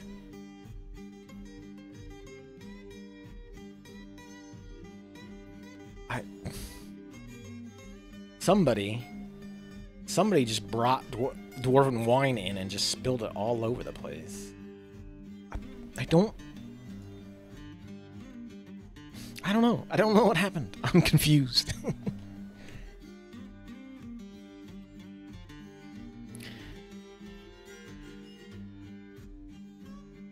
I guess I need to unforbid all this stuff. Otherwise it'll just sit there.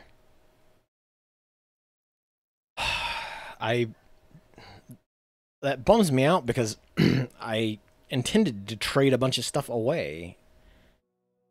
I didn't really want to seize their stuff, especially since so much of it is small, so we can't use it.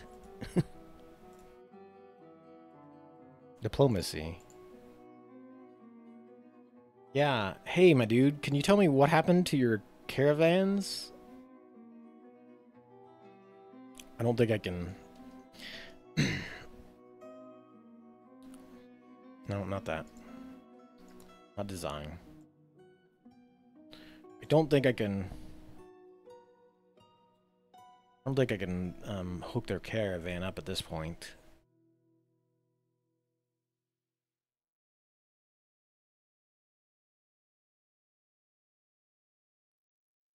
Hmm.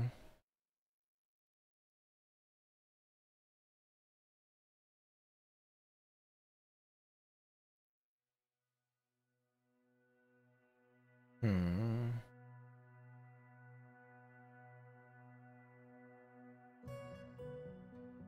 I don't.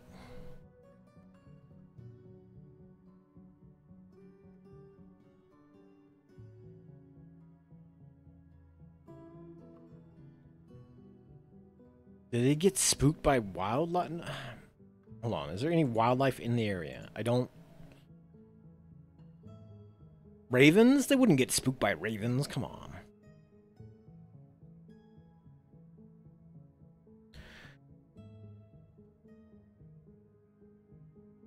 And that's kind of why like DF hack exists. Occasionally, if you have issues like that, DF hack will fix some of that. It'll like tell them to get their move on, or I've had a few caravans where they come in and say that they're unloading their stuff, and they just never unload their stuff.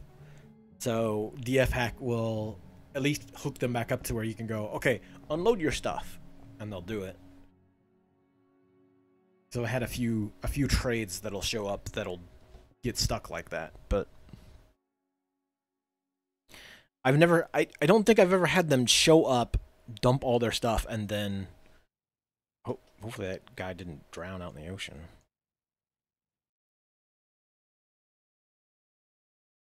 He must have left. That's fine. That's fair. I'll blame the ocean. All that water filling in the spaces there around it. I'll have to come back out at some point and get rid of the ice there, but I'm gonna take a brief pause here real quick to hit the bathroom. And this cat being on me is definitely not helping. Making me very hot. So let me get up for just a second. I'll be right back.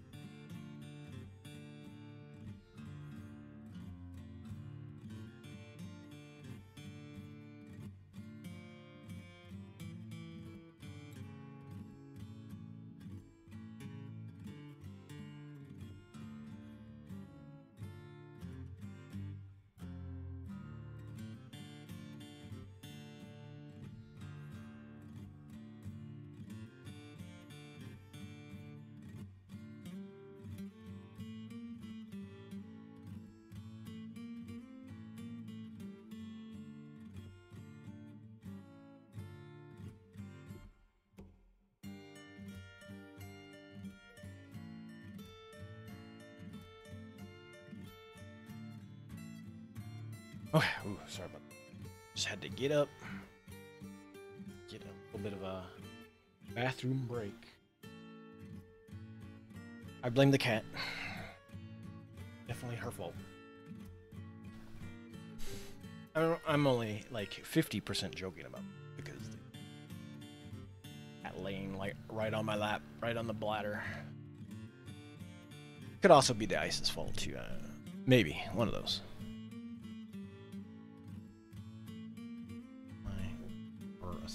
Yeah.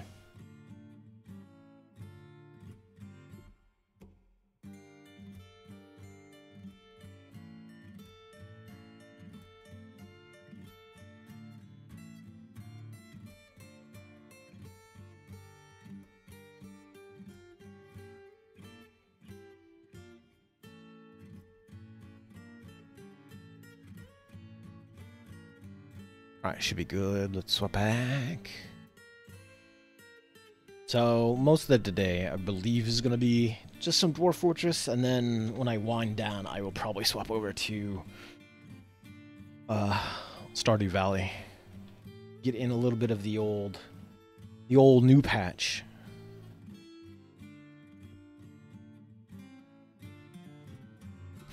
Yeah, that's fair. I can definitely see that point. Like,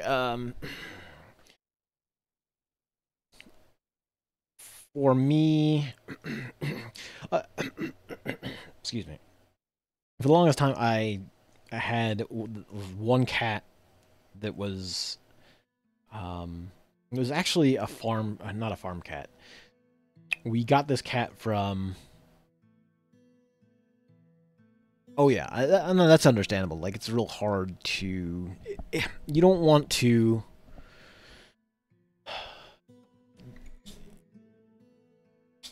Uh-oh, cat sneezing. You don't want to try to force that sort of thing. Like, you don't want to try to get another animal and then hope that it's going to be that same sort of thing. And then if it's not, you don't want to end up like kind of resenting the animal because you're like, this isn't what I expected. This isn't. And so it's just like, it's a lot easier to just go, maybe I'll step back from this for a bit. And, you know, I don't want another animal causing. I don't want the animal to cause me stress, and I don't want to be stressed out about, you know, owning an animal. That's having a pet. You know, that's not the point. So yeah, I can definitely get why somebody would want to step back from that for a while and just be like, yeah. Like for the longest time for me, the what's going on here? Stray sow. I guess pigs are fine. We had a cat that we had gotten from down at the lake cabin. My grandmother's like got some little spot down in the Ozarks, and they used to have, you know, strays that would get in and around the house and hold up shop during the winter and such. And they would have litters underneath their cabin, more or less. And we ended up with one of those kittens, and that was like my cat for the longest time.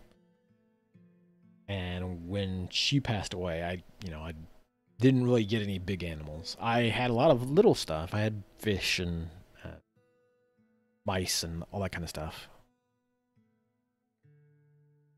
Yeah, and I feel like that can sometimes be the best way to go about it. And in general, just even not if you're, again, like if you were trying to, if you're stepping back from that and you're just like, I'm gonna take a breather. I don't want to, I don't want that responsibility. I don't want to like have the potential problem with an animal, or not, I. But like, yeah, that's, I think, and we've had some stray animals that have popped up around us as of late. then the neighborhood has a few just like stray cat colonies hanging around, and occasionally they come up and they like to nest, I guess, underneath our deck. And it's just because it's, you know, a fairly secure place during the winter or whatnot. And I'm like, okay, fine, cool, whatever. They can be out there. I'm not gonna bother them. I'm not gonna mess with them, whatever. But we started getting. We would get these occasional kittens that would show up, and they would come and hang out. They would get bold enough.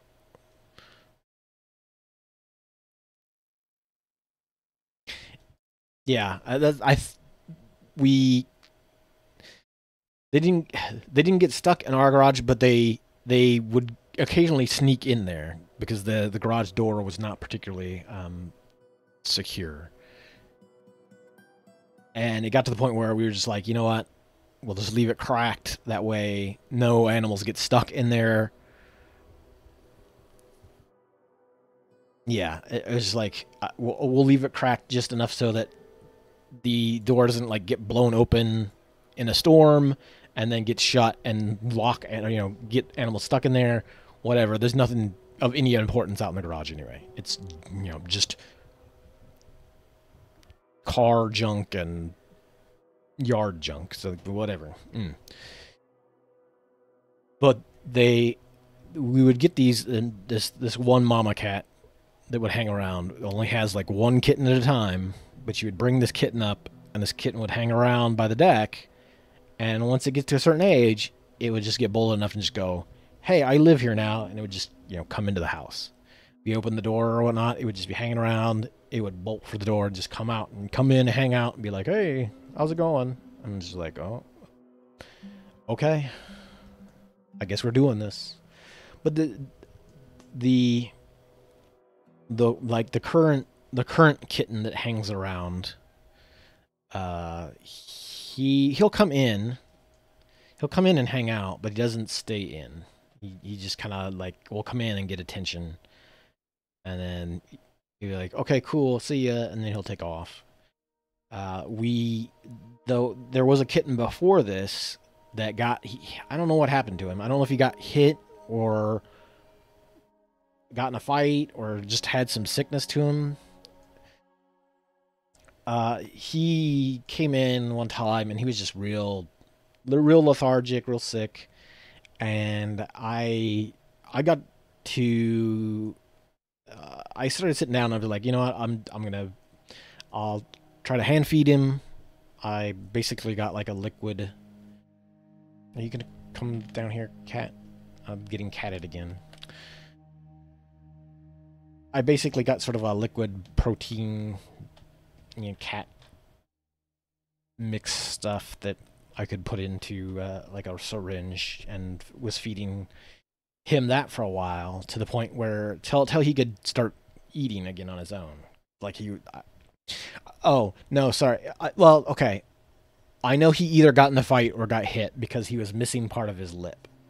I remember like him when he came in, like his lower jaw was kind of exposed right through there, and I could see that he had got hurt. Yeah, Gray Cat was. And so I came in, or sorry, he came in, and I fed him to the point where like he started to like eat and drink on his own again, and he was doing better. As far as I was aware, he was doing all right. He went back outside again. He came in and around a few times, and then one day he just disappeared. I don't know if he got in another fight, if he got hit by a car again. I have not seen him since. Vanished into the ether. Uh my I don't know. He has a brother now, though. This kitten, because this is the same mom. His brother now hangs around. Yep, Cobra. We are talking about cats. We're talking about the random wild cats that want to come and hang out in my house. But his brother will come in, and like I said, he doesn't stick around. He won't stay indoors. Uh, Gray Cat before he would come in and just hang out. He would be an inside cat if you let him be an inside cat. Although he would eventually get to the point where he's just like, okay, I need to go outside. I need to go to the bathroom. I need to, see what's going on outside. So he would want to go outside. But then, you know, once he was outside for a bit, you'd be like, "Hey, you got that inside? Can I get in on that again?" And he'd be right back inside again.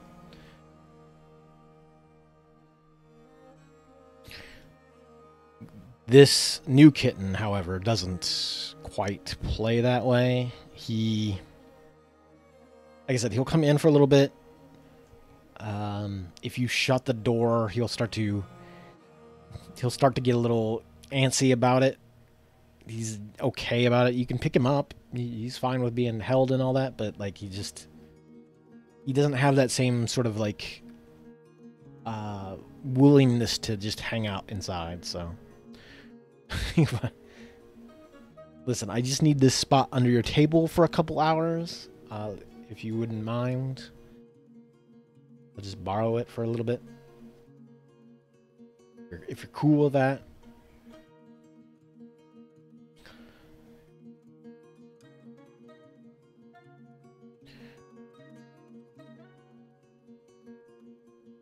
How you doing, Cobra?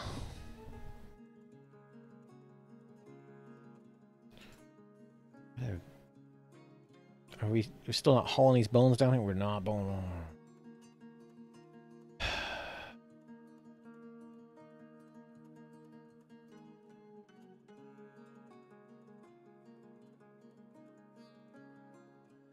Yeah, that's always kind of the problem I've had with shelters of that kind of thing too as well. Is like I would go in there and there would be some Cobra. I'm not old enough to collect Social Security. I'm not that old.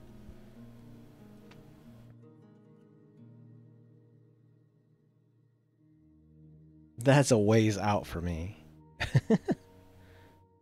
Oh yeah, and that's kind of the thing. Is just like I would see all those animals and be like,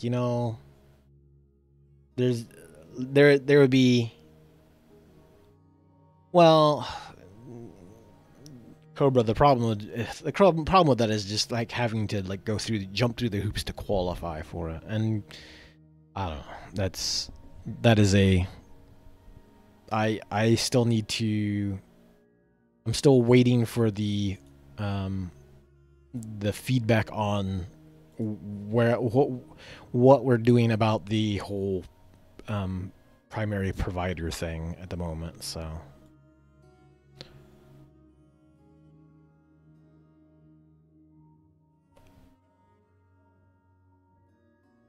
but yeah, um, yeah, it's definitely one of those things, especially having when we had when my grandfather still lived up here in the state and we still had the farm. It was always one of those things that's like in the back of my head. I was like, we've got a farm. If somebody just like put a house out there, we could definitely like give some kind of housing to some of these animals and make a nice. And this was before. This was really before you would see those kinds of channels on YouTube where it's basically somebody who has like an old farmland or whatnot, and they would have rescue animals. For whatever reason in my head, I was like, yeah, I can totally house a bunch of animals. We can do that kind of stuff. And I'm just like, no, no, no, no. Eventually, it was just like, no, that's a terrible idea. You would never manage it particularly well. Don't do it. Oh, I goofed this up though. I did make this here specifically so that I could put. I need powders.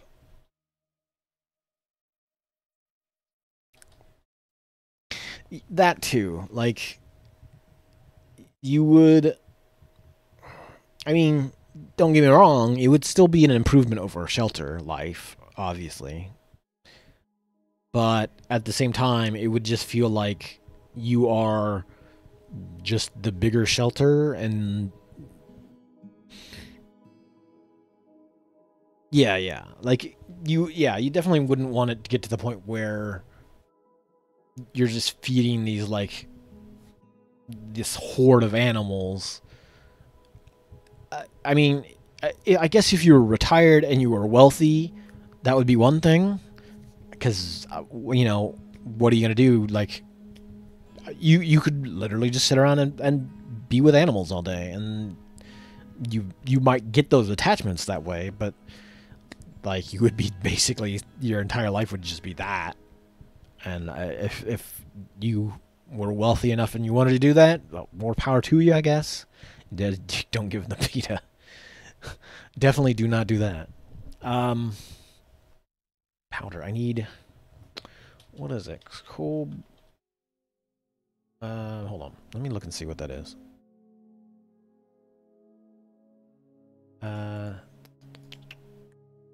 It is bauxite powder, chromite powder, chromite powder.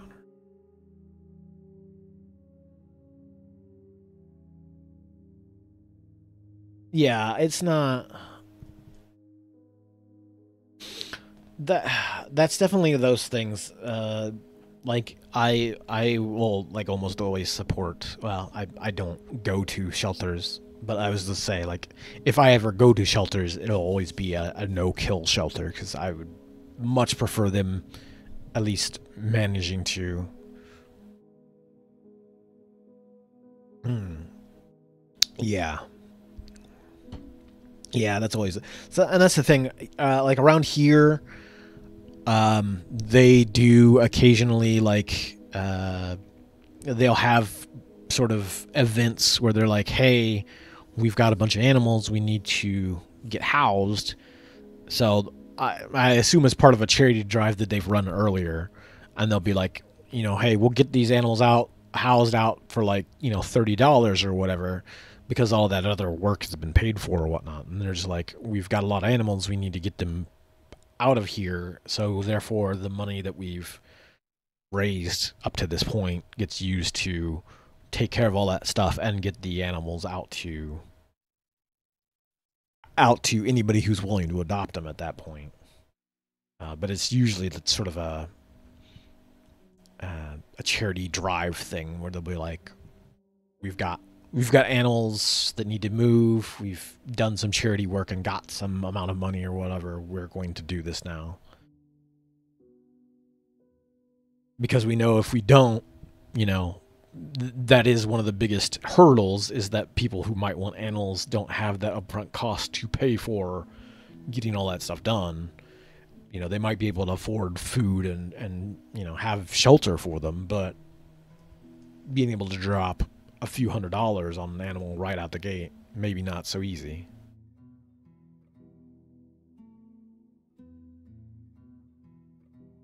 Um,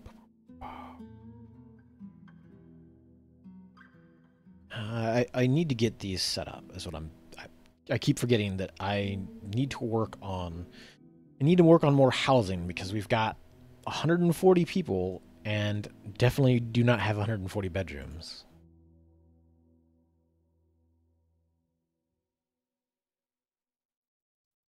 Just smooth all this stuff out.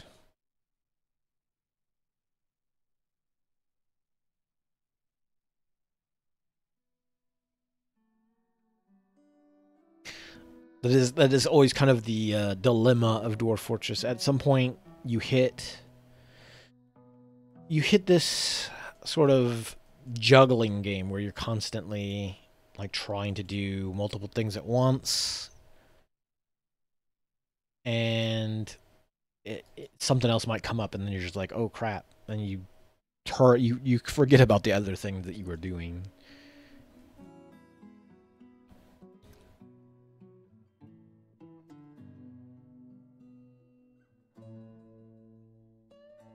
Yeah, and I think honestly, like that's probably the best way to manage like wild.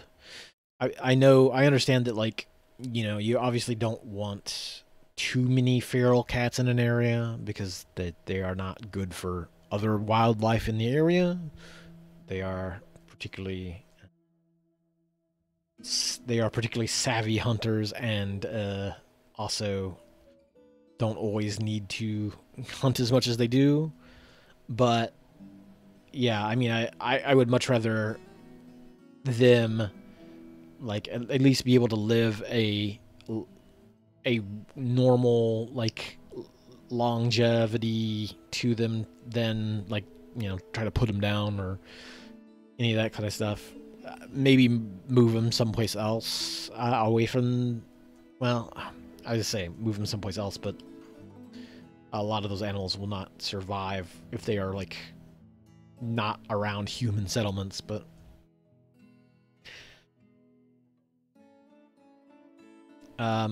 what's going on? I I also think right. I keep I am just jumping around so much as of late. I need.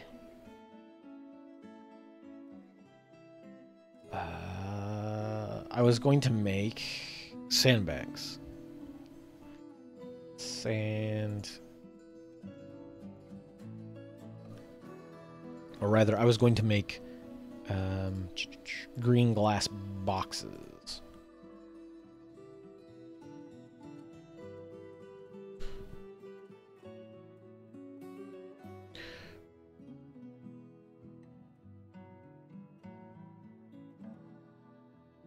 Oh yeah, definitely. That's yeah, totally understandable. And that's so. Like I said, the one kitten that we've got that rolls around, um, the one kitten that we've got that rolls around, he's like very nice and friendly. Uh, he does get a little testy if he comes in too far and any of the other cats are hanging about because he's grown up around outdoor cats, so he just kind of assumes that strange cats are potentially aggressive, but he usually just kind of steers clear of them. So long as they're not paying attention to him, he doesn't care. But there's this other, I assume, is the new kitten's father. He hangs around. He hangs around, and like you said, he's nice. He wants attention. He will come up and get pet on, but he has this bad habit of either trying to nibble toes, or if you stop petting him and he wants more attention, he will like try to reach up, and he doesn't like just paw at you. He tries to claw at you like you need to pay him more attention. And it's just like I can only deal with so much from you, sir.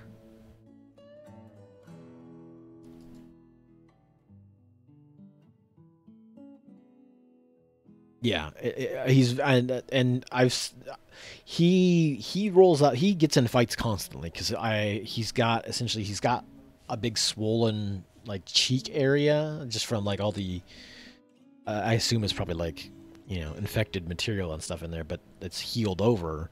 But he gets slapped or whatever on the side of the head so often that he would come in and he would come to the deck and hang out on the deck, and he would just be kind of bloody on the side of his face all the time. Uh, because he's always scrapping with other cats. He's out being a tomcat.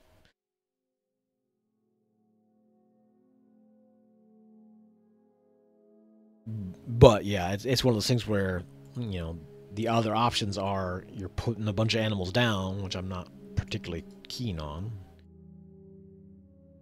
or you're castrating, or spaying and neutering cats, which I'm fine with to the point where that would be the best option to kind of let them live the rest of their lives out or whatnot. But those again, just that alone is an expensive process, and most cities are not doing that themselves. They're not just rolling around to spend that kind of money on their feral cat problem or whatnot.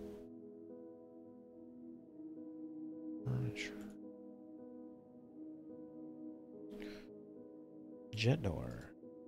So I wanted this to be finished goods.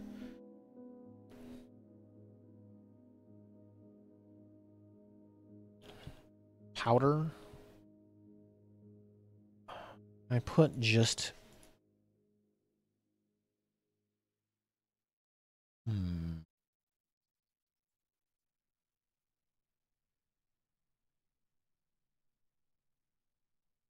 don't think it's in...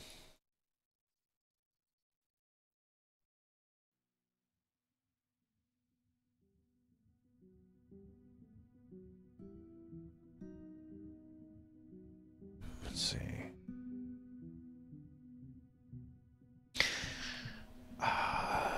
I mean, yeah, I was gonna say you could always potentially. I know some folks that do like temporary rescue sort of situations, so that like you could still have animals around and still like tend to them when they need them.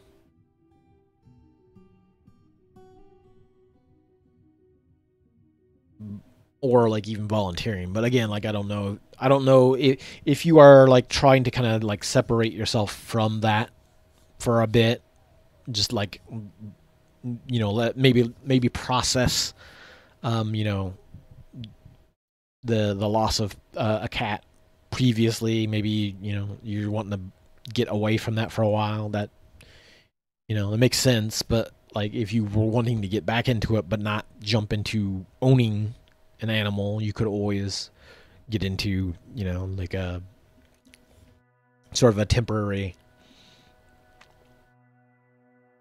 Mm. Yeah, that's always kind of a rough thing when you come back and things have already gone wrong.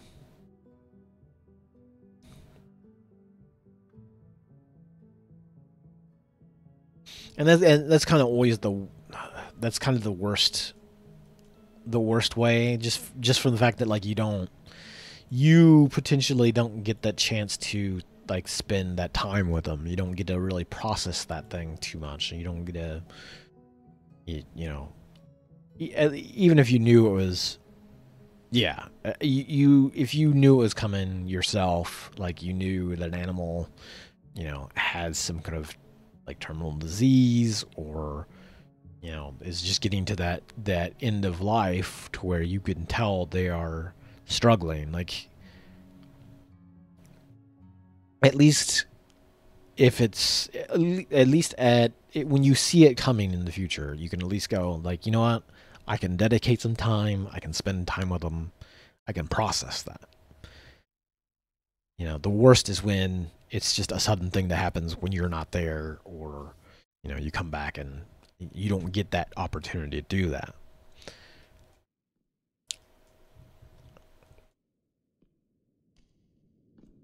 And that like I've mentioned it before, that's sort of the same issue, unfortunately, that I had with my grandfather. He That happened when you know I went down there to take care of him, and uh, they couldn't. They didn't feel like they could leave there. The rest of the family went on vacation, and then in the middle of that vacation, my grandfather had health issues, and then he passed before I could get back. And it's just one of those things where it's very difficult to process all that stuff when it's all so sudden.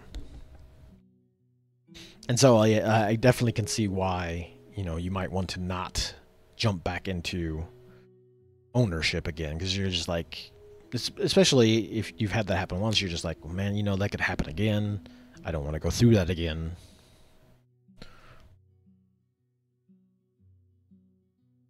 So yeah, I mean, I definitely get it. But like I said, if you we're still like at least wanted to be a part of, animal, not quite adoption, I guess. It would be more of a, you know, you would be able to help out animals. You could spend time with animals, but you wouldn't really have the responsibility of ownership, I guess. If you, look into like volunteering for no-kill shelters or fostering, yeah, or uh,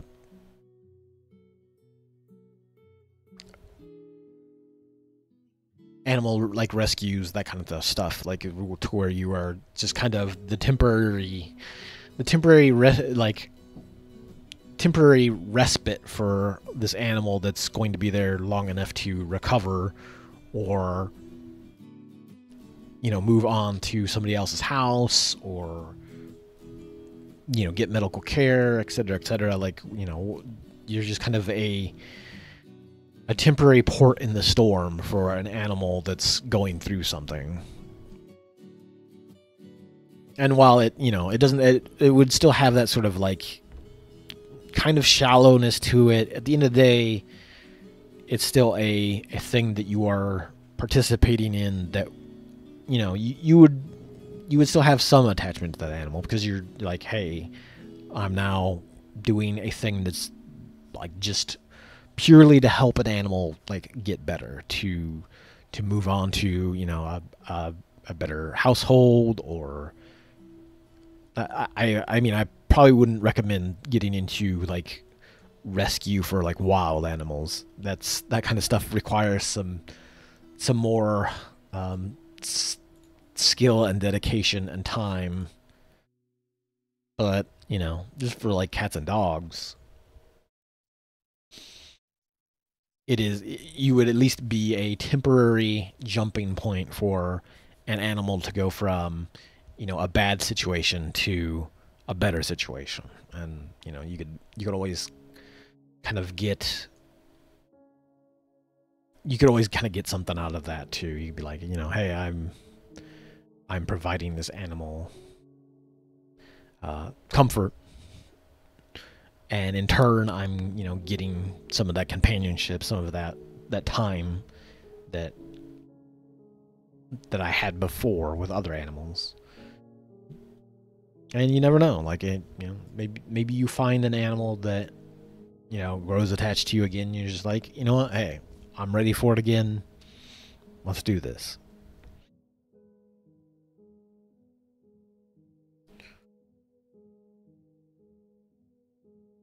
I mean, this cat here, my cat currently, it wasn't even my cat. Like it was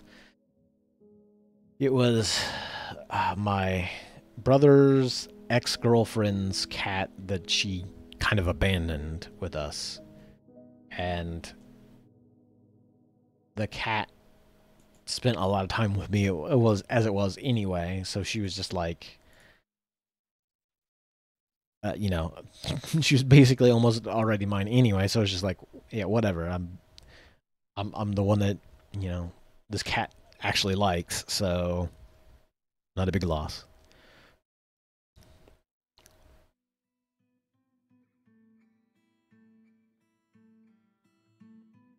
Yeah, yeah.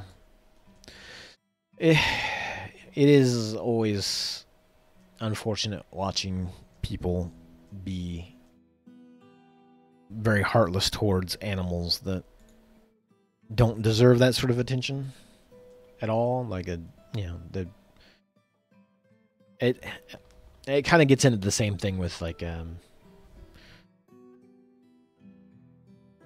yeah.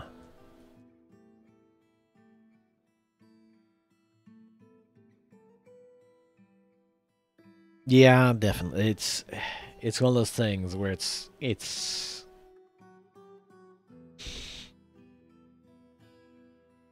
you want to you the problem is that sometimes we want to just give we want to kind of give everybody the benefit of the doubt and go like, you know what, they're not, people aren't bad people. By default, we want to assume people have the best intentions, but there's always there's always some people out there that, for whatever reason, just treat animals like garbage, and it's just like I'm not sure what happened to you. I'm not sure what happened to you in your life. Your parents failed you in some way. You are not a person that I would want like anybody of anything of any importance around. If you can't maintain, well, okay, yeah, there's probably some of that is that.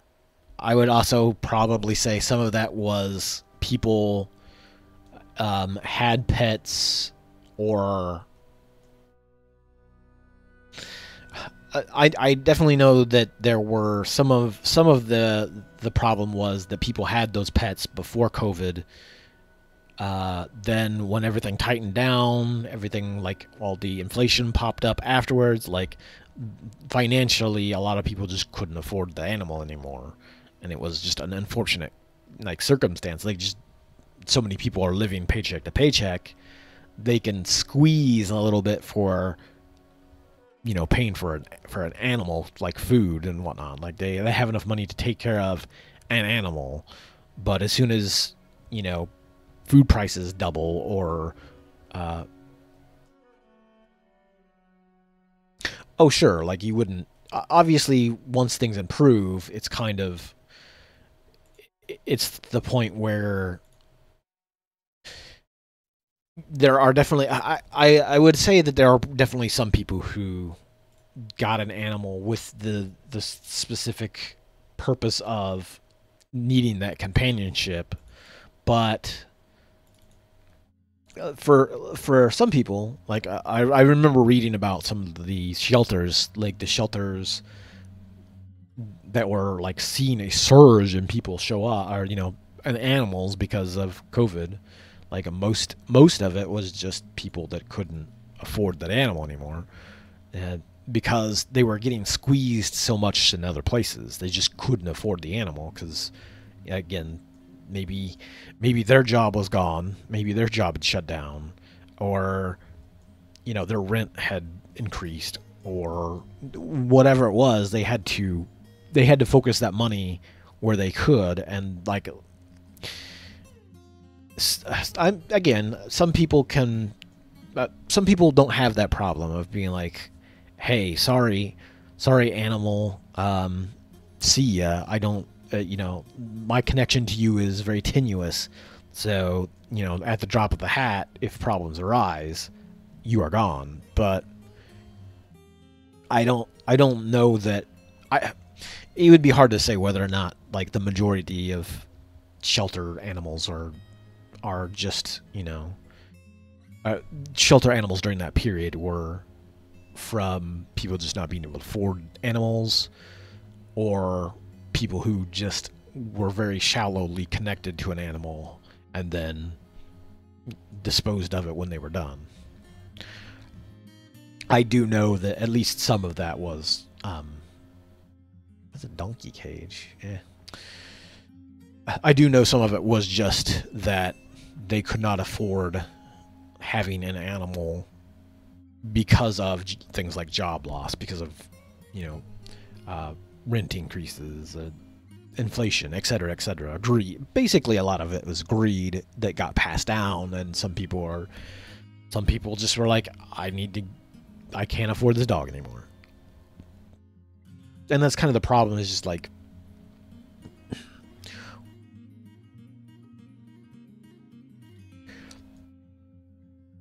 at some point,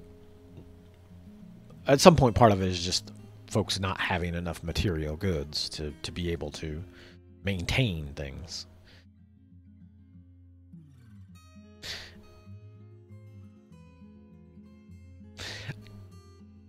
I mean, yeah, I could definitely see it. I could definitely see, although I would have to imagine. Well, I don't know. I was gonna say I'd have to imagine that would be the kind of position where somebody was already well off to be able to just go, I'm going to purchase an animal, bam, I'll take care of it for this temporary amount of time, and then whenever whenever I'm done with it, I will discard it.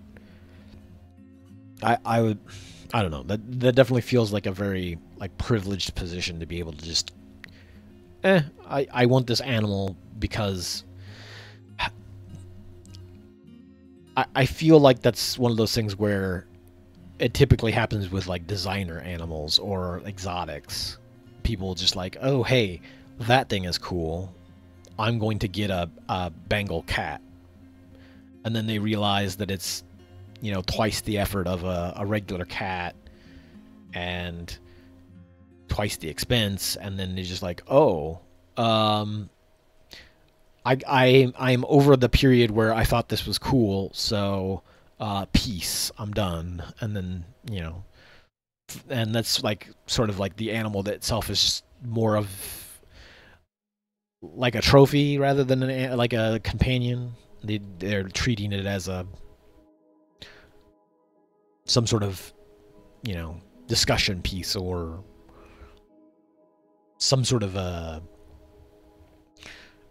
display of wealth or status or whatnot. It's just like, hey, I've got this cool thing now, and then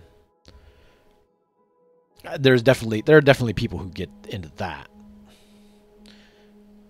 But like I said, that's usually like people who have money or have at least enough money to where they are buying exotics, and that's generally kind of a problem with exotics at large, I guess.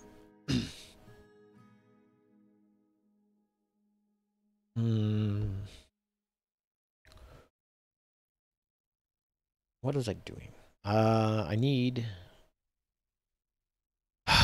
Sometimes when you get to talking a lot about things, which is not a bad thing. I enjoy talking, but you forget what you're doing in the game that you're playing. Or it just makes the Dwarf Fortress experience of trying to get all these needs sorted out and get all these projects completed. It makes all that a little more difficult because you're just constantly forgetting which projects you were actually actively working on and which ones like you hadn't started. But yeah, it's, I don't know. The pet ownership is one of those things. It's always it is like life itself, a constant roller coaster of ups and downs, and sometimes it's more ups than downs, and sometimes it's vice versa. And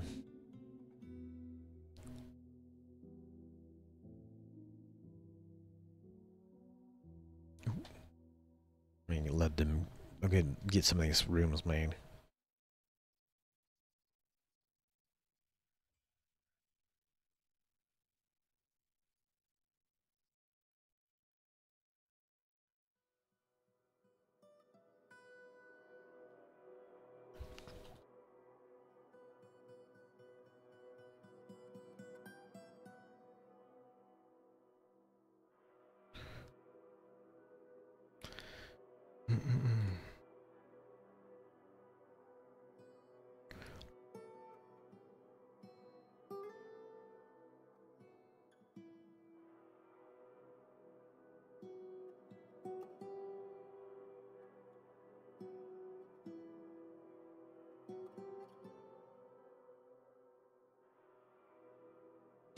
Oh, yeah, I mean, like,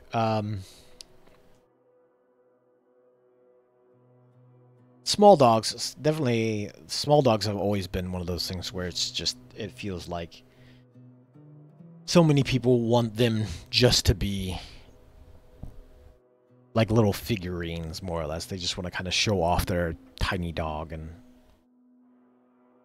not everybody, but there's definitely, especially in the U.S., like a lot of like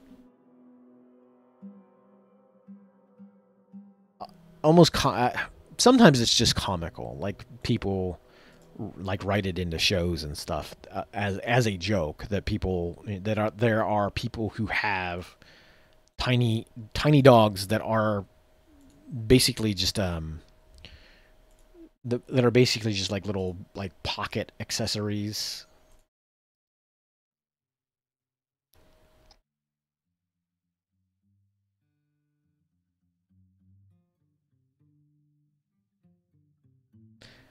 And I would say like, yeah, you know what? That's sometimes like I'm sitting here going like, you know what? That's probably just a comedy thing. That's not a thing that people, that's written into shows to like have a humorous punchline or whatever, or kind of jab at people who would do that. But I definitely have known at least one, maybe two.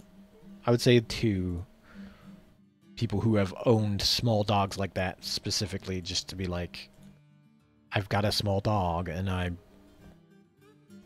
don't care that it is like ill mannered, and yeah, it's I I like I said though, I'm not a dog person. I am a cat person. I've never I've ne- I, it's not that I hate dogs. It's not even that I dislike dogs. I much prefer cats.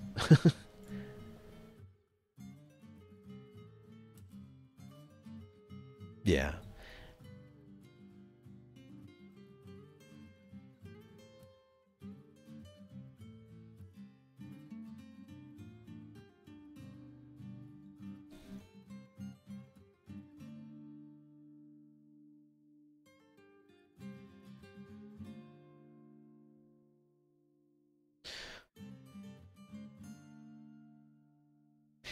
I feel like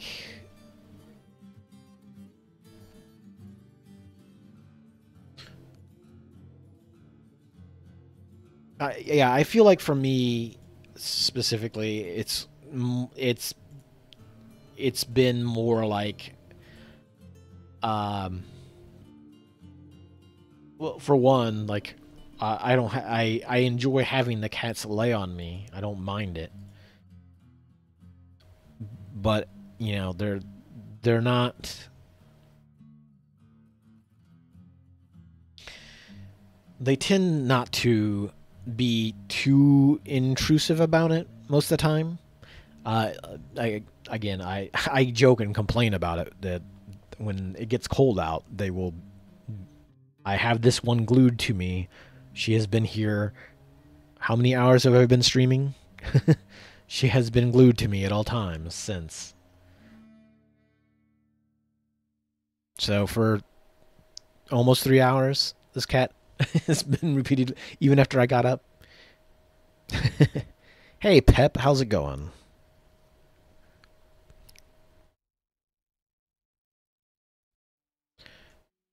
I am I'm trying to fortress and like also have long conversations about cats at the same time.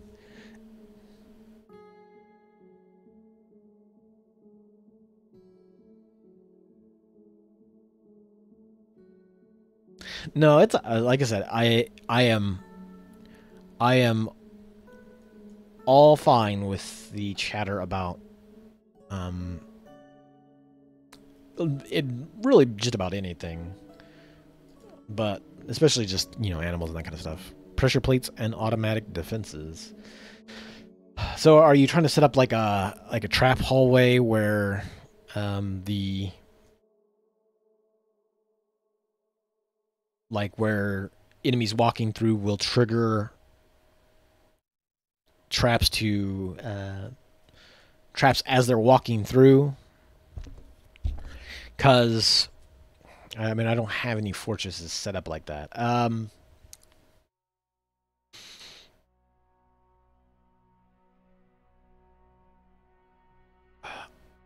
The way I remember seeing it, gates auto close.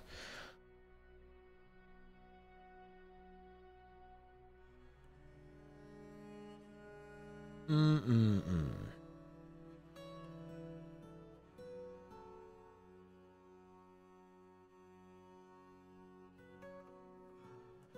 Okay. I would imagine. I'm trying to think of.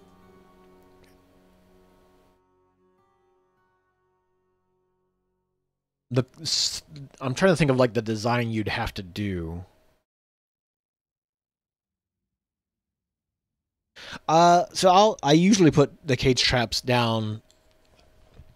So I don't on this particular fortress. I do not have a real access down to the caverns yet, but I almost always will put the of some amount of cage traps between my fortress and the caverns, just so the random folks, just so like any random folks that try to invade in, or troglodytes or whatever animal people, they're down there trying to roll in will get caught. I'm trying to think of you would want some kind of you would want some sort of setup to where your dwarves don't have any problems going in and out and not tripping any sort of traps or anything like that. Without, because you wouldn't want anything else. You wouldn't want anybody else to trigger the pressure plates and close your fortress up for you if there's not some sort of invasion.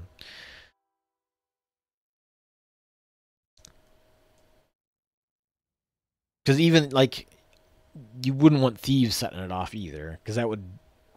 My concern with those sorts of setups is always that you could have the potential to accidentally get somebody squished under a bridge or flung if the bridge goes up when they're on it, just from some random circumstance like that. Which is why I personally do not like make those sorts of things, or like make the doors set to pressure plates. Trap hallways are perfectly fine. Like there's definitely a use case for softening up any sort of invasions before they get to anything inside. But that's the thing. I'm trying to think of like how you would go about designing that to where the pressure plates themselves. I guess if you were to, like, if you were to take this for example, like, I have this fort here. If I knew that like most of the enemies come from like this side or this side, you could make you could make a funnel that comes out this way, that like this is the direction where the enemies are going to come out. Oh, did it? Oh, let me see. Did my frames drop or anything? Okay, hold on. I'm looking. It could have been frame drop. I do notice that there is like. Okay, I do notice there's like 400 frames have dropped in the 2 hours. So sometimes the frames drop, and that'll cause that issue. So, my thought process might be, so let's say you wanted to set up an automated. You wanted to set up an automated like trigger that would send everybody or send the doors up. The bad guys coming from this side, let's say they're coming from here, they're going to funnel into your fort this way. Okay.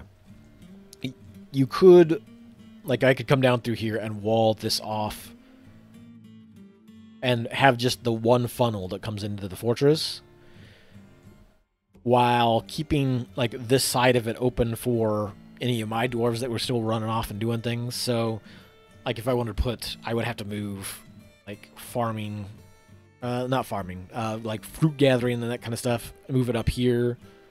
Fishing's fine on the coast or whatnot, but if I knew the enemies are kind of either come from this side or come from up here, mostly, you could make a funnel that would still let them come in one direction, and not be able to get to your dwarves, and then have the pressure plates and such in the funnel area. So if I brought the wall out like this and kind of funneled this stuff off, and I put the traps over, or the pressure plates over here, then since my dwarves don't really have any issues going, or have no reason to be going this way, the only people who would trigger those traps would be outside invasions. You could then come through and grab your restricted traffic areas, and you could just go, hey, none of my people come out this way. So nobody go this way if you're going to mess around outside. Yeah. Well, so far I haven't had any...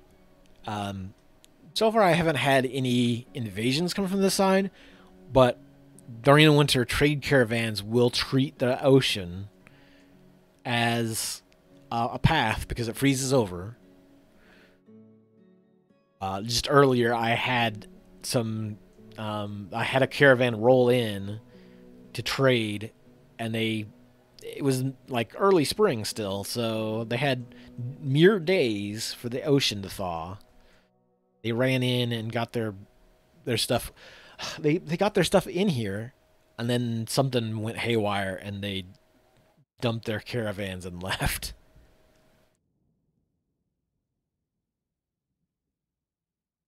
I don't know what it is. Last year in game they came in and traded fine. They got in, traded, and then the ice had melted by that time, and they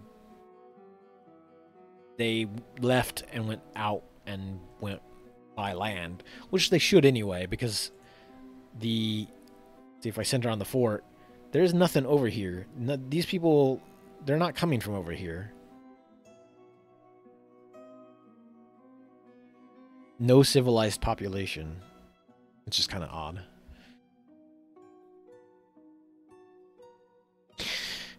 Yeah, I've definitely had some issues with and that is another reason why I have DF hack installed, so that I can fix them when they goof up.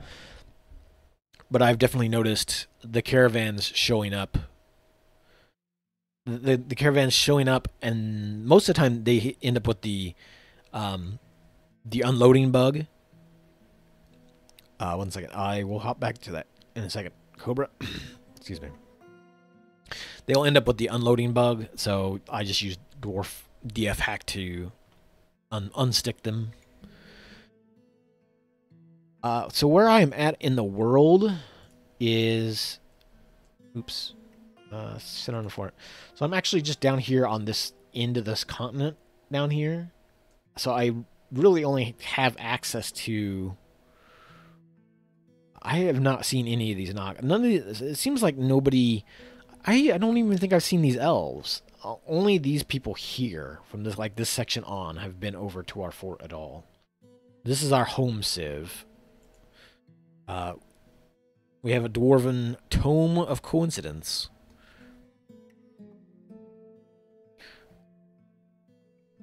We've got halflings, the kingdom of tombs, a hollow spider are these bug folks, and Crundlekin, which I believe, are they down here on the coast?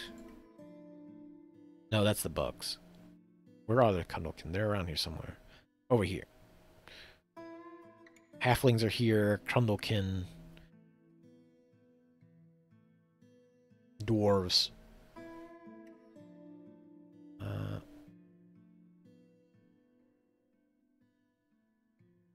What is that south of trade post? This is a quarry.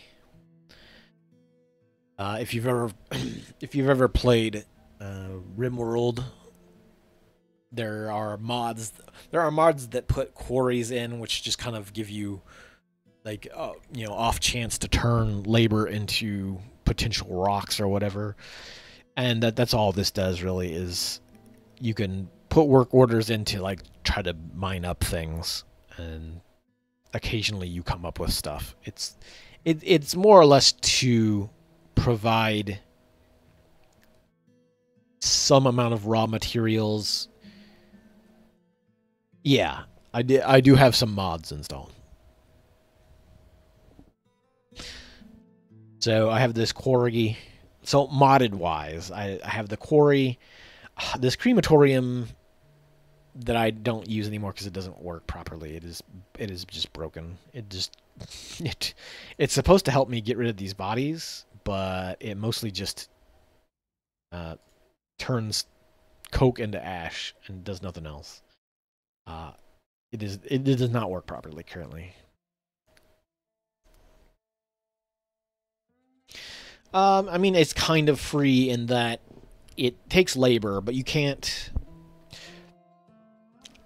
Like, I can come in here and tell them to mine a material, but like I can tell them. Let's say I tell them to mine 30 bismuth. I might get lucky enough to get 1 bismuth. It's essentially just like you're taking your dwarves' time. They are hanging around in this spot, working it, and there's a potential chance they might find something.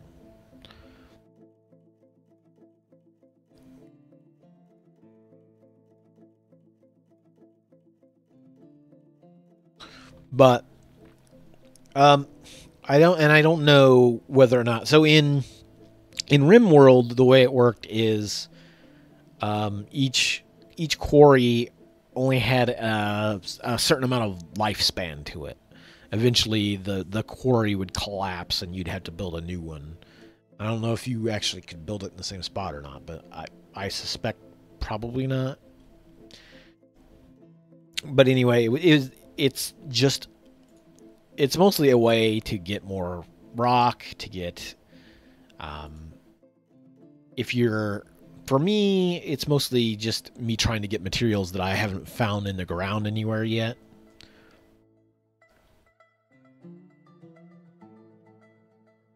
But also, like I said, I just kind of wanted to also try some mods because there wasn't a lot of building mods, a lot of like extra systems essentially. There was that quarry, that crematorium, and this laboratory. And the laboratory lets you turn things into powders, or lets you turn powders into things. Like I could theoretically make sulfuric acid. I could make aluminum. I could extract titanium.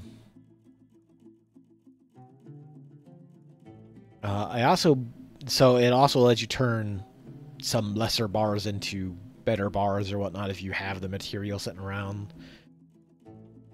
You can, I don't know why you'd ever want to turn adamantine into lesser metals. That seems silly, but I guess if you wanted to, you could. But also, like, some of this could have some use. For the most part, I would see it as a thing where if you happen to have a noble that shows up, if you happen to have a noble that shows up and says, I want fine pewter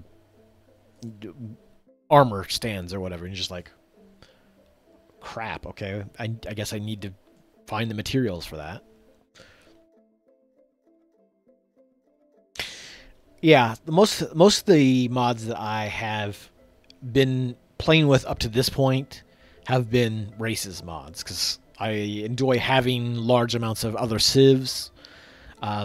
Some games will have a lot more. They'll have a lot more conflict in general, just because I'll have. Here's an orc civ. They're showing up to attack me. Here's some gnolls. Here's these goblins. Here's the bug people. Here's the rat folk. Like, there is more challenge involved in having just more hostile civs, as well as having a lot more traders showing up, having a lot more random guests hanging out in your taverns.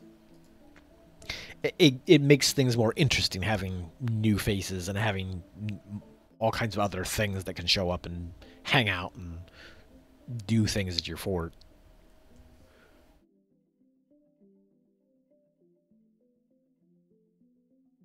However, this particular fort, I have not had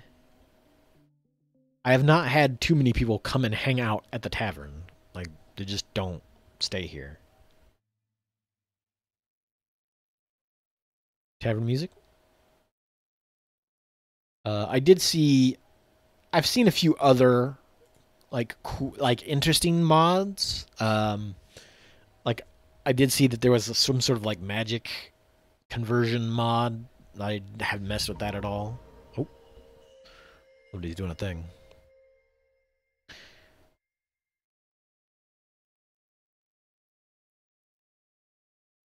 Wait, did we not get tavern music? Hmm. I thought they'd lined up and we're getting ready to dance and we're gonna get tavern music, but no. Fey mood, nice. So somebody also was asking about Dwarven Mon. There's a mod that puts Pokemon into Dwarf Fortress, which I should have known was coming because that's also one of the like that's also a thing in RimWorld as well. Just putting Pokemon into things, which I wouldn't mind trying out sometime, but I don't think it would work particularly well with the Primal mod. The Primal mod is why I have dinosaurs and such in the fort. These,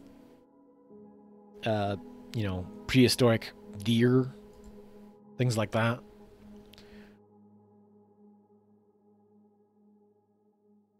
I don't think that they would. I mean, they would. They would probably exist fine together, but like, I don't know. The amount of animals that are already claimed a geo. Why would you claim that? Of all the places you could claim, you claim one of my like specialized stations.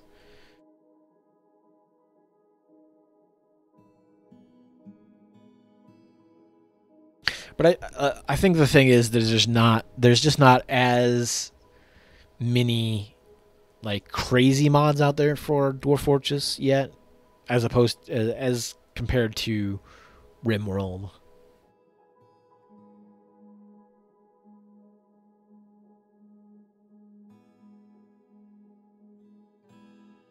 Looking forward to streamer being on time. What?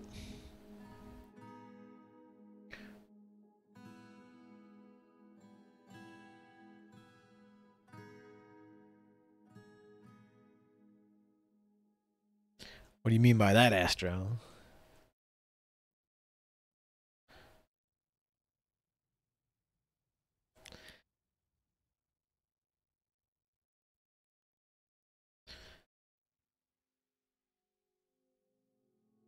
I mean, streaming is one of those things. Like that's kind of why I don't do like scheduling for anything, because for me personally, just like having like chronic pain issues and such, like there's times where I'm just like I cannot I cannot do that. I cannot do that thing.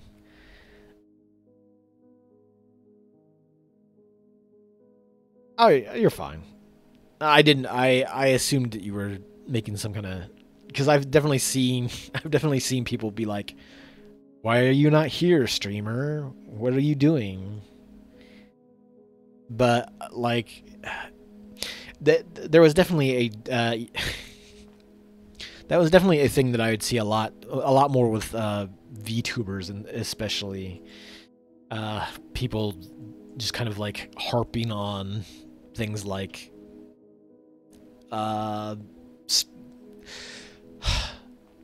actually, let me back that up. I've seen it with like streamers who are like quote unquote like they're full time, like they are professional streamers or whatever. Like people doing that sort of like, streamer, why are you not doing this? Quote unquote so and so. Because they treat them like they're like a professional. It's just like you're supposed to be good at this game, or you're supposed to be here on time. It's just like sometimes it's just people jabbing, like they are making fun of that.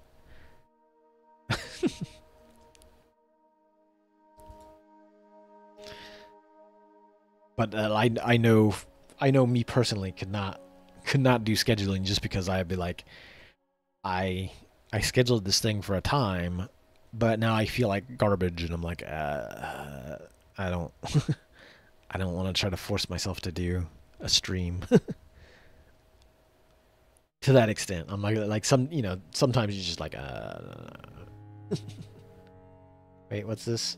Stray donkey fool's hungry. Stray mule fools. Migrants brought in. Again,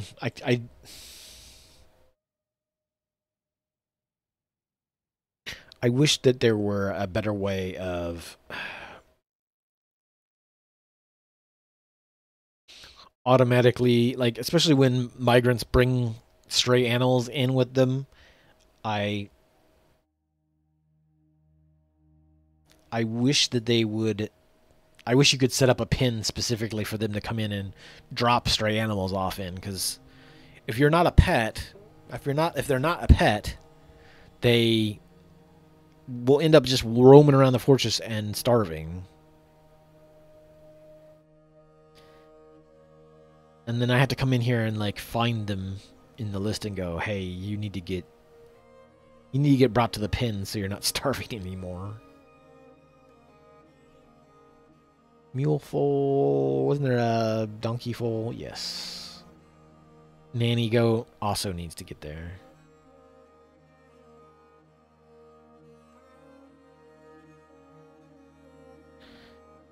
The cats are fine. Dinosaurs. Yeah, that's fine. I'll keep an eye on this baby alpaca. People bringing in their pets, not feeding them, is always kind of a pain in the ass.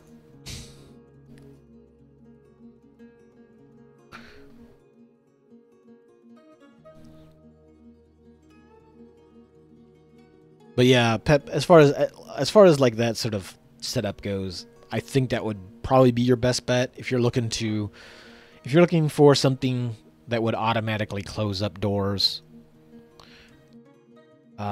If you've got an area that you can kind of funnel off to where your dwarves will work in them just fine, and like caravans can still come in, but you can funnel the bad guys into that would trigger the traps.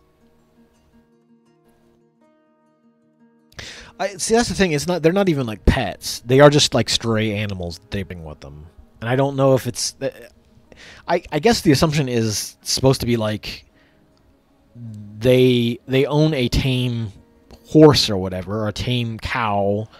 They own some tame farm animal that they bring in with them, that they were farming, doing whatever with at their own personal place, wherever they came from. And they bring it into the fort, and then they just go and live in the rest of your fort. But they don't ever, like, they don't. You would think that most people would be like, "Oh, here's a pasture area. I have my stray animal. I'm going to bring it into the pasture and leave it at the pasture." But you can't assign, like, you can't by default assign a default pasture. So people just bring them in and then you go, "Okay, see ya," and leave, because they don't. The game expects you to do all that. And it would be nice to just have a default, like, here's the default pasture. People bringing in an animal, leave it here, and then I can sort from that pile and go, "Okay, I've got all this stuff here. Let's sort some of it out. And if I want to move it somewhere, I'll move it somewhere." Let's check this olivine ring, however, and see what has been made. Also, oops, sorry, I can't. I'm looking for a lozenge.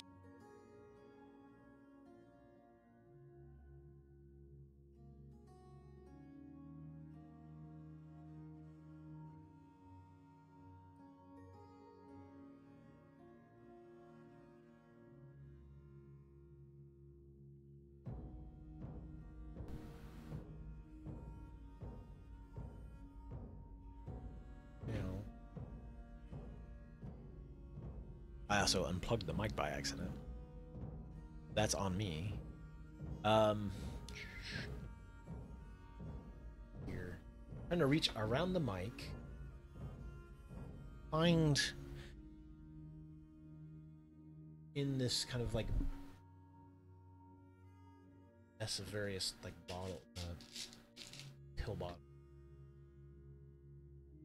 Find the lozenge because I knew there was one up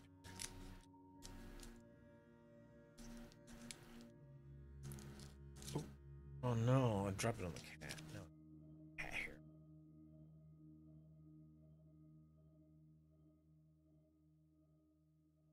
Olivine ring.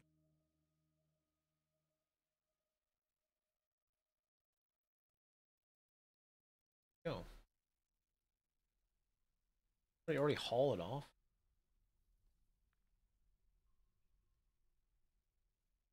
Probably should just click the Dalcon. The Dalcon ring.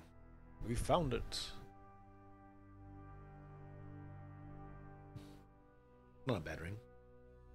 What I will do, real quick, hold on. I will light this candle. Hold on. You know, not click that right close to the mic.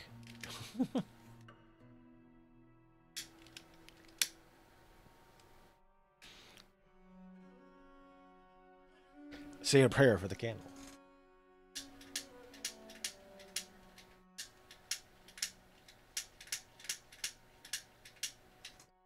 This lighter is not particularly good.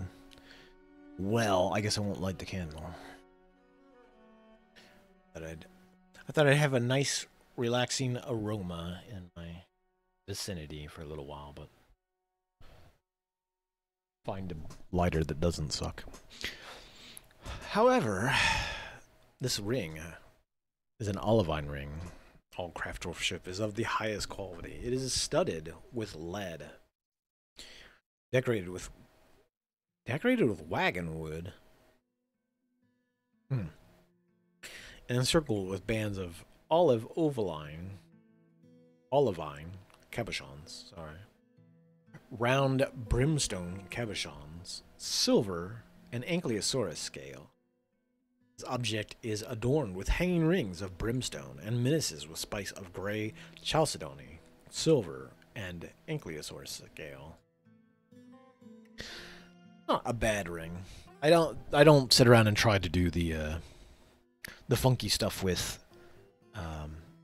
cheesing artifacts into, you know, using only specific materials.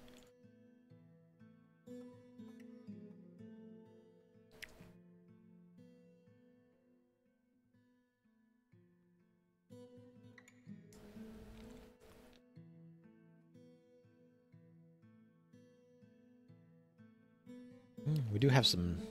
Ooh, we have some fancy doors. We are getting fancy with our doors in here. Do I have... I don't have a lot of gems, though. I have a lot of clear raw glass that I could turn into stuff. Let's cut a few raw glass gems.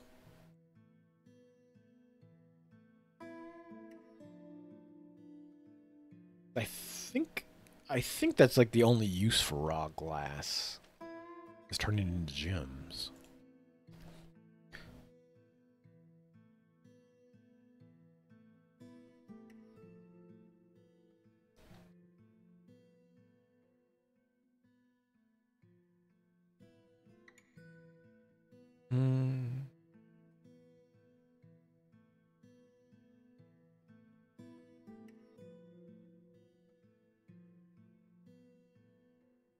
Yeah, raw glass can only be made into can only be cut into gem-like items. Yeah.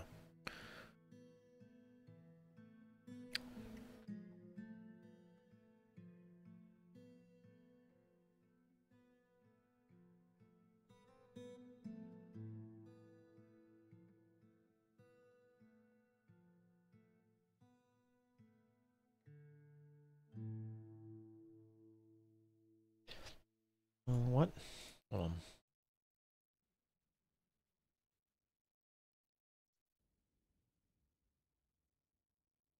What is this starving, drowsy, or dehydrated unit?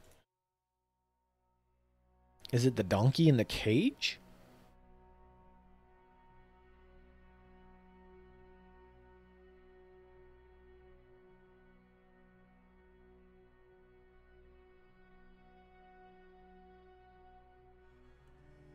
Hold on. Let me see if it is this donkey in this cage.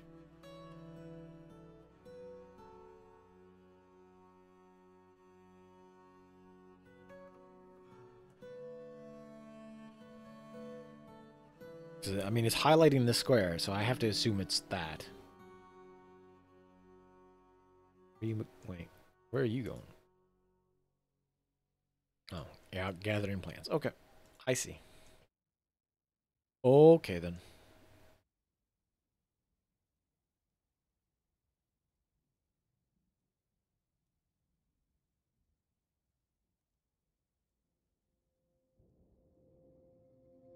What was that?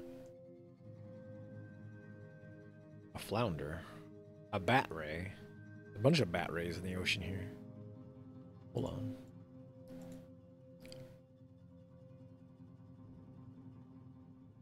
I have a whole herd of bat rays just hanging around out here. I don't think I can... I can't examine them. It's a bummer. I wanted to see what the bat rays are thinking.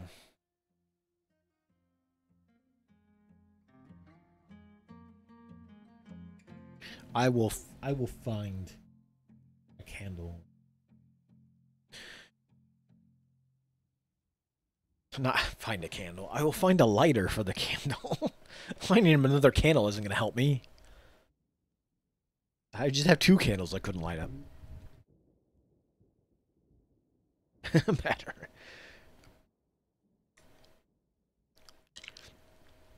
Are they riding the lightning?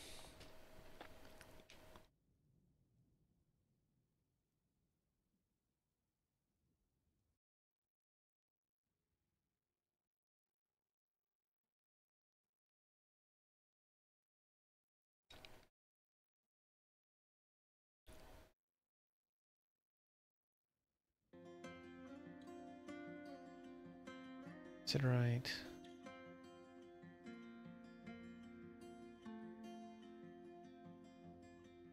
I've got a black bear hanging around here. What?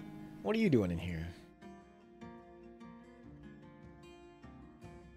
You should probably not be in my fort, my dude.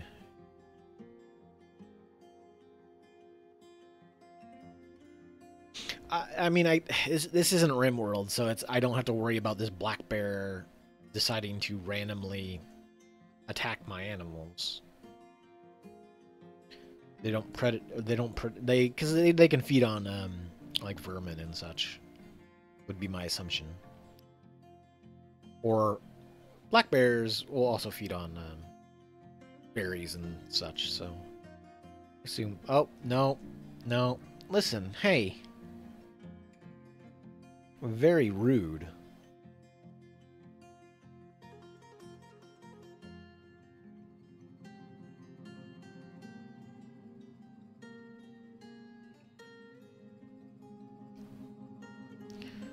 Somebody's stray raptor showed up and attacked the bear.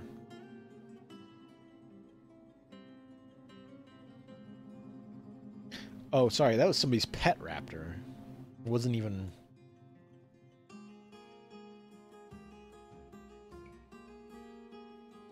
wasn't even just like like a stray. It was somebody's pet raptor following them around. Decided to start some shit with a bear. Hopefully the bear will get the heck out of here. Leave the fortress.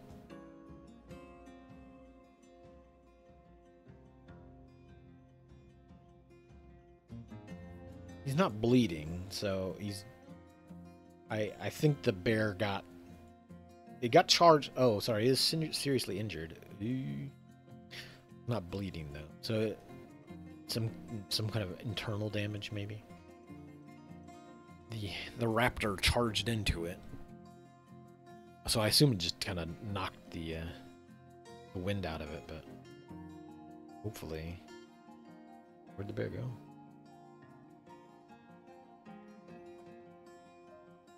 There's down here now. Probably need to go up top, my dude. Maybe don't come down in the fortress. How'd this alpaca get hurt? The bear attacked the alpaca? No. No. Sorry, bear. You've got to go now.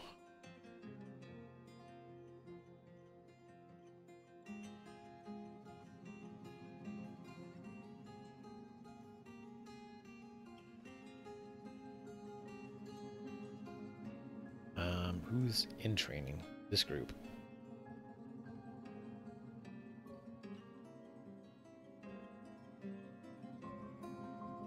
You need to get out of here, bear.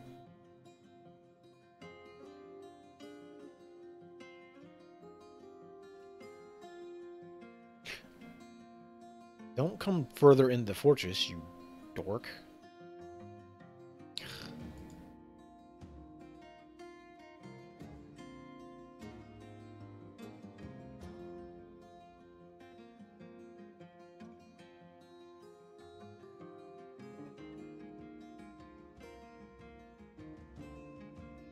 Cage donkey. Yep. That animal here.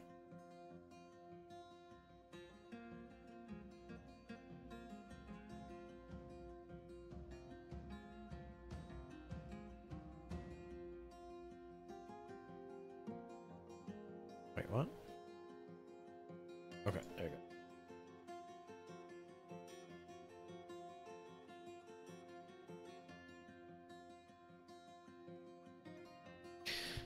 I need to get these powder bags downstairs. Yep. Nope. Cavern song? Ooh. Ah, danger room. Nice.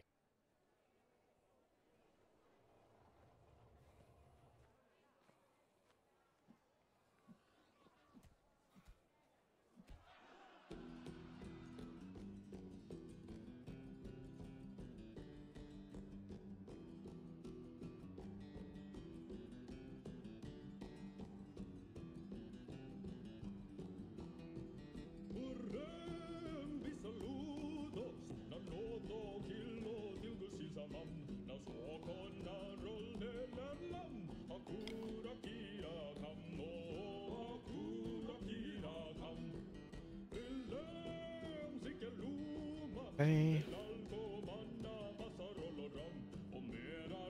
Blue peacock, clothier.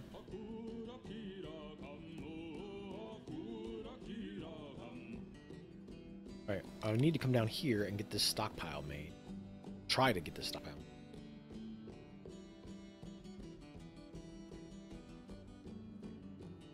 Stockpile.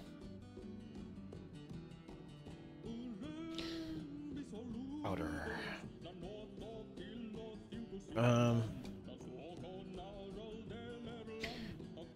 No. I'm trying to think. It should be in.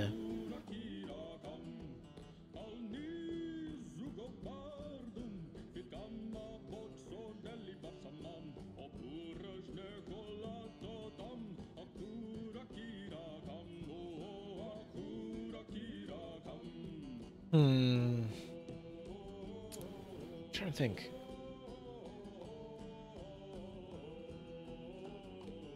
I would have assumed it would have been in finished goods, but sandbags. Does that count powder bags?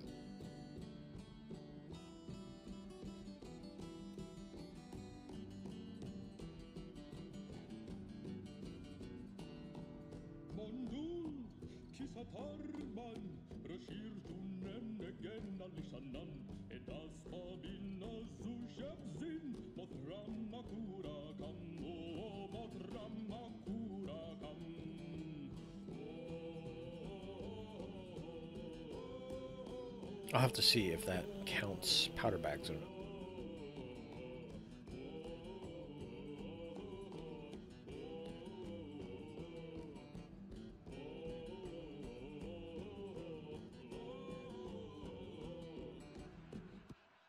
I'll just take any of the materials because I don't.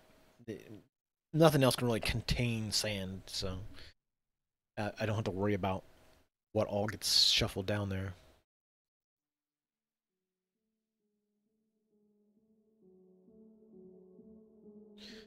Let's see.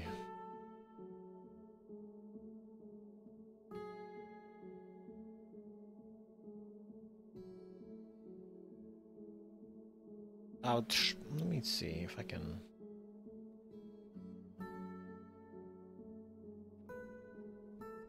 Come up here. Does that start getting these set? No. No.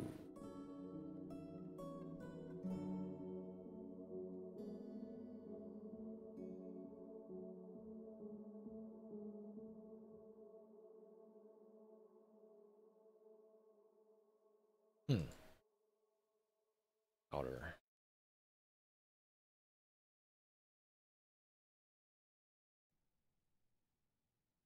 Let's see if I can't get.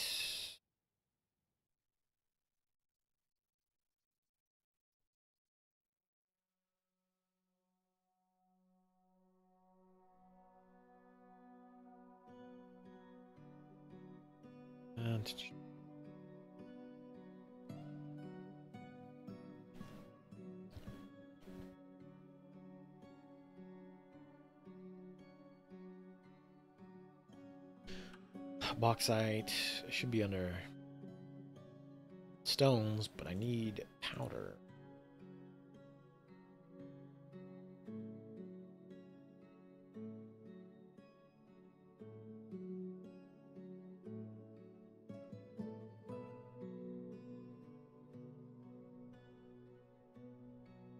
So it's under goods.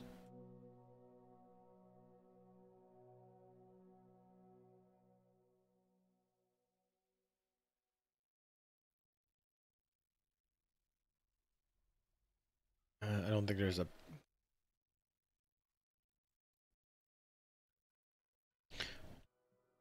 I don't think there's a powder category or anything, fortunately. Oh, wait a minute. It's under coins. I see. Okay, well, we do want powders. Let's see if that will bring the bags down. Or if it just bring, hopefully it doesn't just bring the individual powder down. I don't need my dwarves taking individual handfuls of powder, just grabbing powder and then carrying it down to a stockpile. I prefer it in the bags, please, but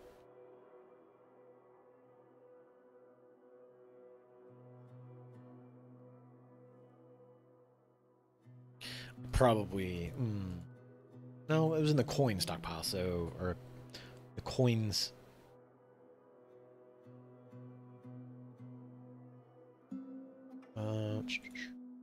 Coins doesn't have a secondary anything. It is just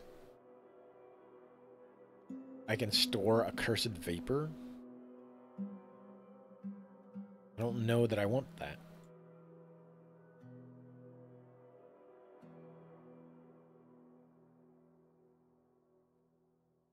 Ooh, frozen revolting slush.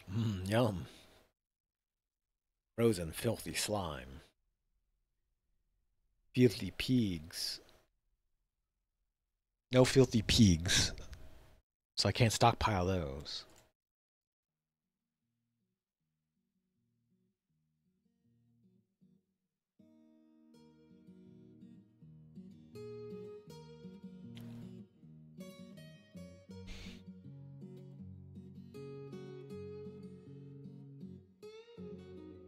Just keep your poison out there like that? Oh no. Oh well. Oops, not that.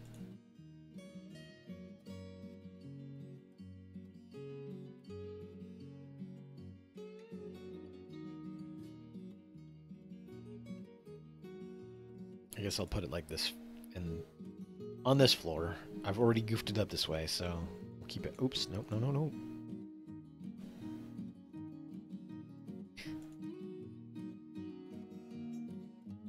The incredibly mixed up dwarves that stopped living and became.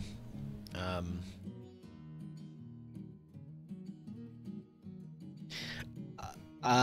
I mean, Ortega wouldn't be too far off from a like a dwarf. I could probably. I mean, I say I could probably make an Ortega dwarf emote, but my artistic skills are not. And became Grundles. Yes, very good. I would watch that movie. I I hmm. I could certainly try to make a dwarf Ortega icon.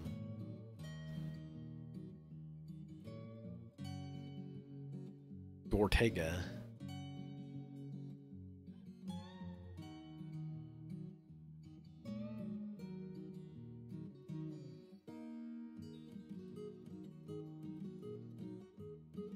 Because again, let's be real, Ortega kind of already looks like a dwarf as it is anyway.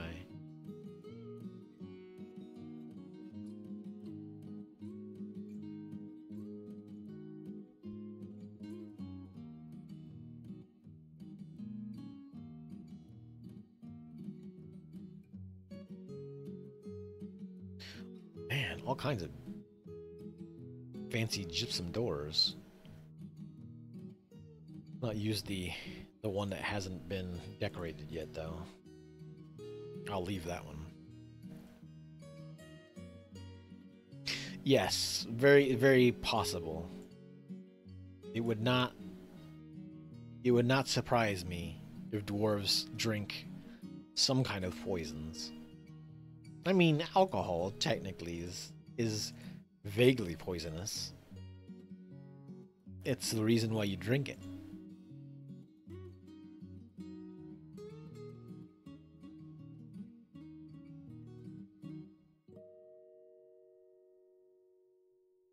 Now we need these bedrooms. Plus, we could have an entire industry around making the bottles that we can store the poisons in. If only I could have somebody be a fortune teller as well. I could set up a. Something's beeping. That's a caravan has shown up. If only I could have a.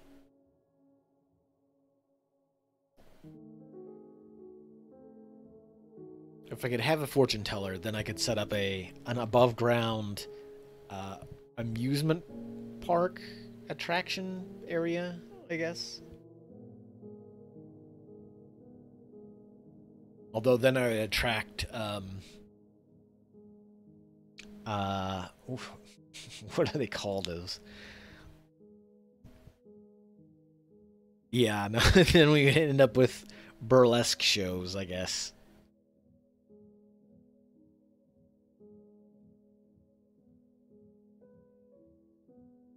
You know, as you do at your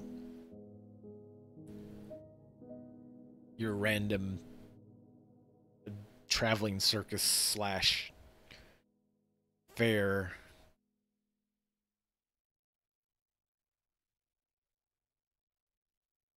Hey, we made. Wait, why are we making green glass scepters? Huh? Hmm? Thought we were making boxes out of green glass. Huh.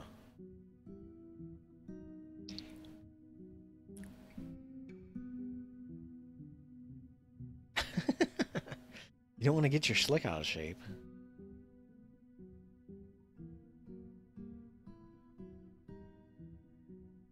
I, I am. Who? Let's see. Whoever. Hold on. Whoever are. This Potter. You. She got a shape. Oh yeah, that's no. Okay. Yes. No. You are correct. Since you are currently the only lone unhappy person in the fort, you will be Ortega. The lone I guess they're technically, what is that? Just unhappy? Unhappy. Ortega.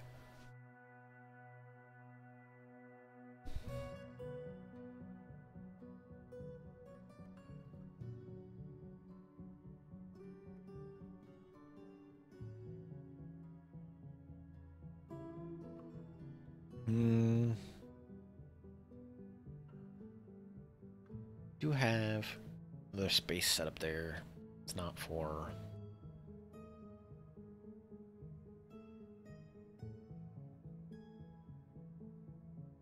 I have another space here just in case we get more.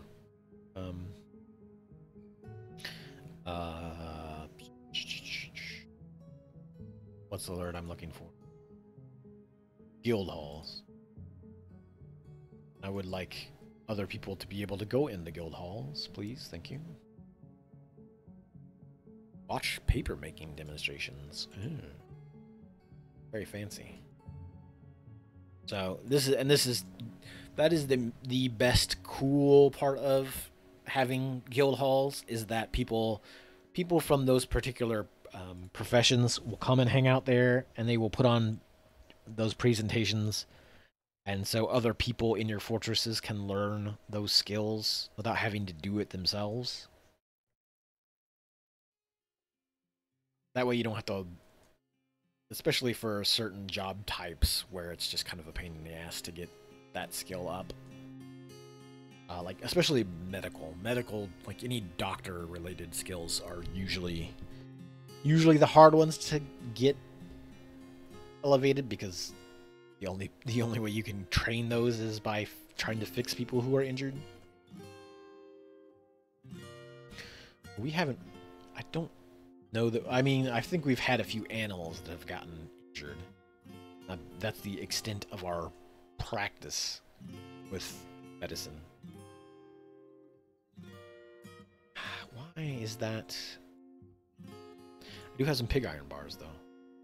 Let's get pig iron. Make some more pig iron. You know, I'll just make pig iron bar.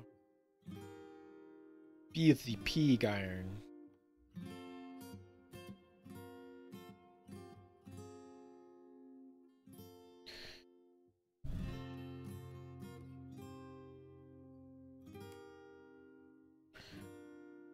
I do have some shells going on.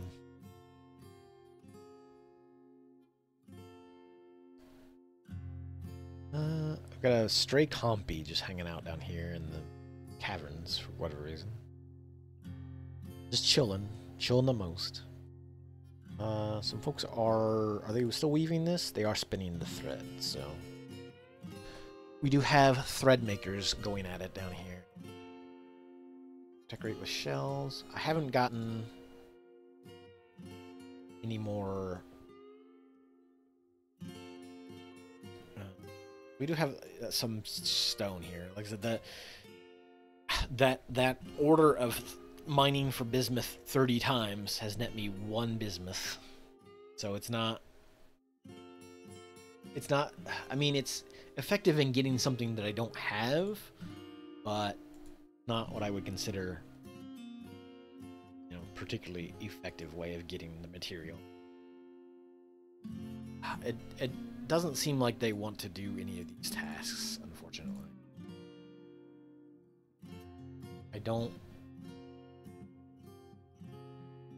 don't know if it's just a matter of dwarves will only use 1 quarry at a time, if it's just programmed into the mod itself to where only 1 quarry is workable.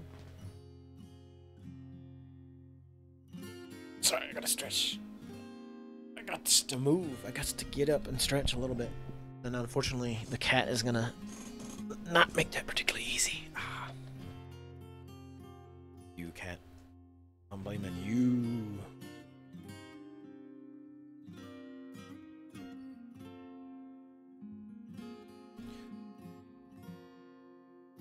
Got a lot of animals just hanging out in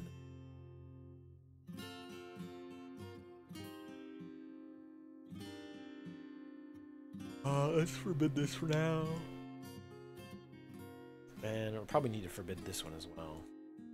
That way, we end up with that issue of no.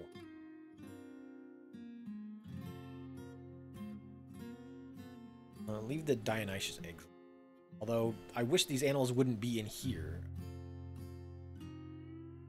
You're taking these fertile eggs, dorks. These stray dinosaurs have wandered into the turkey den and are laying eggs in the turkey den rather than lay the eggs in their own den here. Are they just...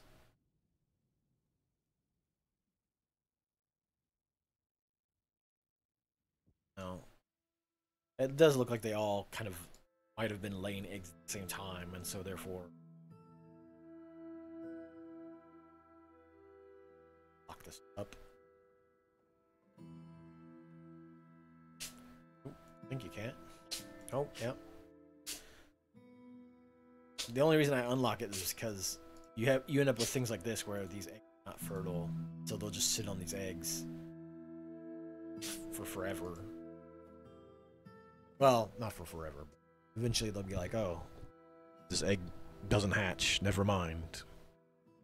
So I might as well, you know, grab said eggs and wander off and use them in other processes. Do, however, need to set the iguanodons.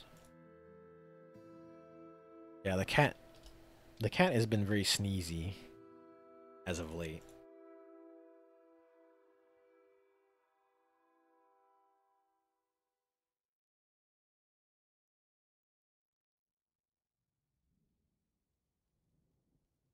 I kind of made the joke that it is the seasonal allergies kicking in for cats. Although I don't know that she actually has had any like allergy issues before. She's definitely gotten sneezy before, but I couldn't tell you if it was ever so it was best. That would require me to go down to the caverns, which I'm loath to do. Okay. Yep. Doing goof. What are you doing? I wonder if some part of it also isn't her like grooming herself, because she's just sitting here licking herself. And I wonder if she's like getting stuff in her nose while she's doing this.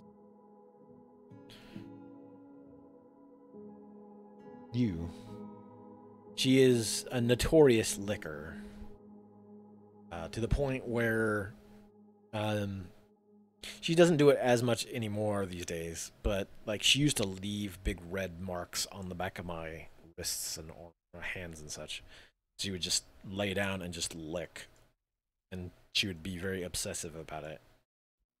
To the point where she would do this to the other cat as well. Lily would occasionally just be laying around, and she would come over and start grooming her. But she would like focus on her ears so much that Lily would eventually just be like, yo, knock that shit off, and like start hissing and kind of slap at her until she backed off a bit, because she would just keep doing it. She'd just get very fixated on it for a while and just groom a specific spot over and again. Ooh, what are you doing, cat? Yeah, basically. It would get to a point where you would see it coming, because you would be like, you've been licking her ear for quite some time. This is not going to go well for you. And then, sure enough, there will be a point in time where Lily would just kind of sit up a bit and go, eh, you know. Usually she would smack first and then hiss.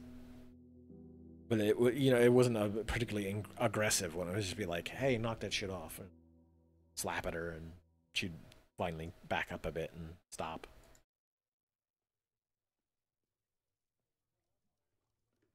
You want to make some?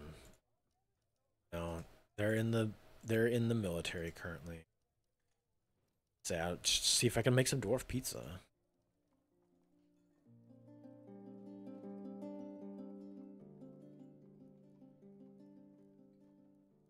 Stray Edmondosaurus. Make beds, brew plants. Down through here and do some more. You need some more bedrooms. Needs gym, cut gyms and stuff. Got it. Yeah. And that's kind of why I had the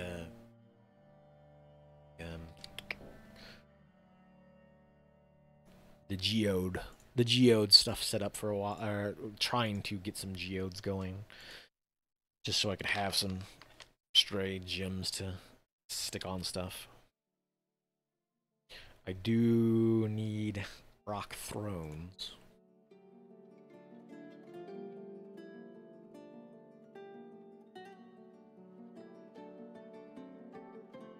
Let's do like 20. So I can start making. I've been sitting on so many of these like odd jobs for a bit that I need to get done.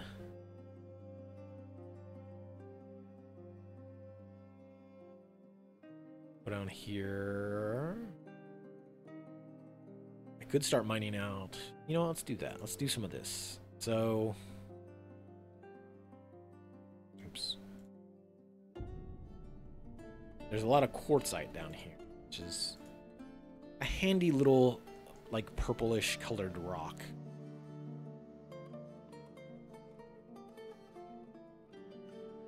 Craft some rock stuff. You can also grind it into white sand. Although I don't know that white or like colors, like I don't think the color of the sand specifically does much for you.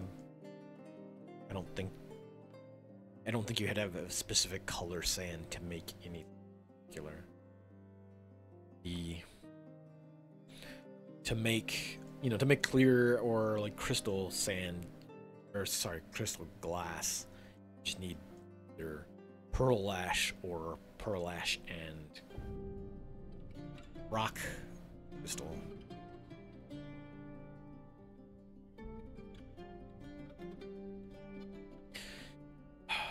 They will not. They don't want to bring the powder down. Let's see.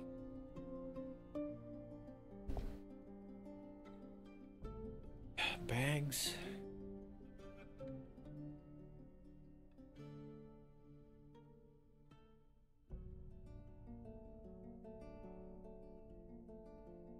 Manganese. I've seen any manganese. That could be from the alchemy.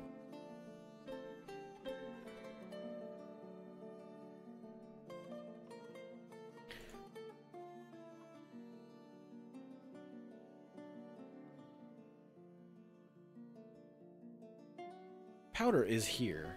Ooh, cursed vapor, evil vapor, hunting vapor. I have to assume these are things that you can end up with from the alchemy tape, from the laboratory. So you could end up with all kinds of vapors. You can rip some fat clouds. Some fat clouds of haunting evil vapor.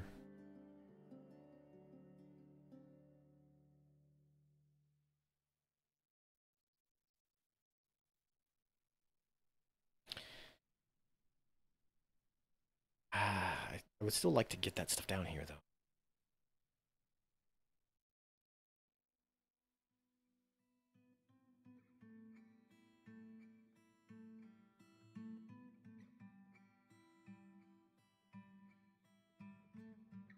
I do have that stuff up here. Not up here. Here. Yeah, so they'll come and get the bauxite powder for tasks. I'm trying to figure out how I can get the bags down there.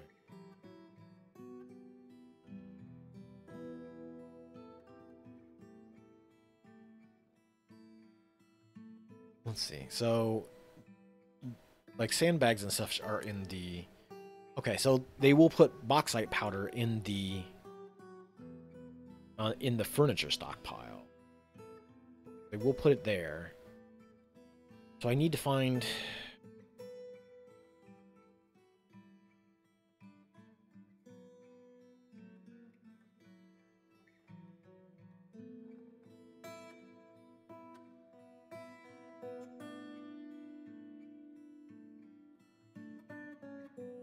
Hmm.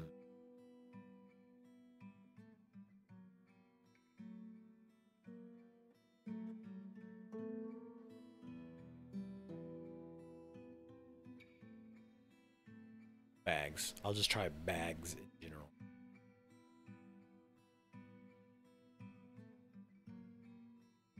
Only bags. Well, bags, let's turn off other tools. I'll just leave this as a bag pile for bags and bags. See if that works.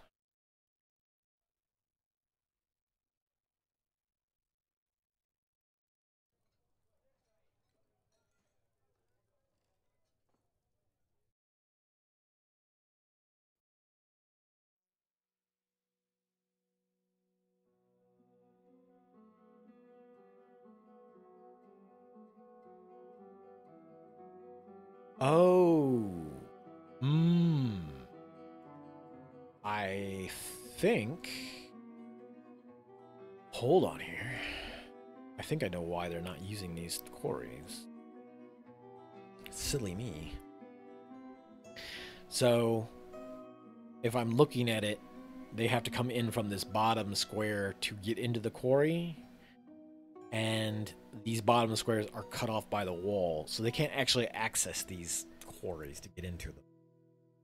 They have to come at them from underneath. So that is why nobody is using these. Just move the quarries.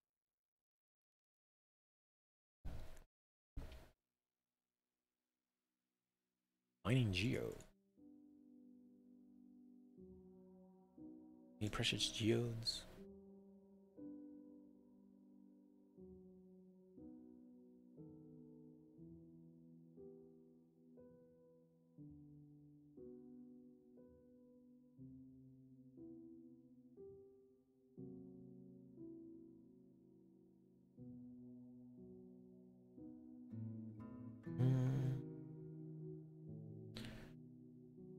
Take apart these.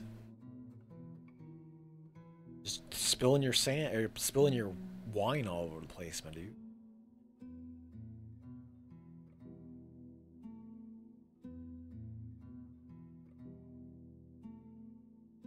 Okay, so that one's done. Let me... These should not... No, don't.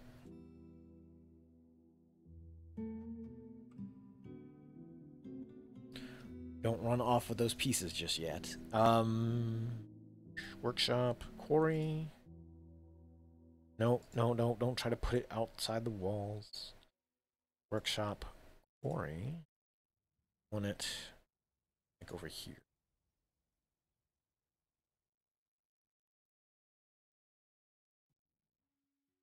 Another kind of goofed up thing with the mods is that sometimes they don't build particularly correctly. Like I clicked that here and it's moved it down like to the side one. Same thing with this crematorium. I put it in this corner initially and it's built up one. I assume it's some sort of issue that modders have to work around, or I haven't figured out just yet. Something is wonky. That. Need to... I'm gonna have to move you in a second, cat. Bathroom break. Approaching. There. That should get those quarries in use. Let me take a brief break here. 1 second.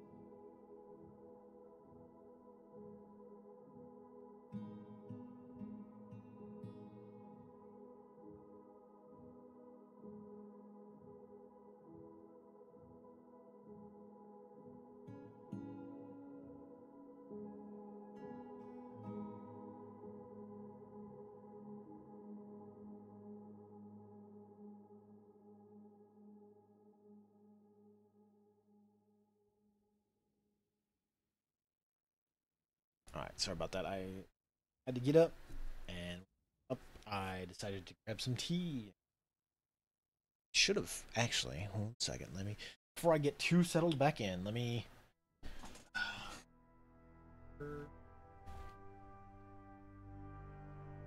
Would like to have at least one more.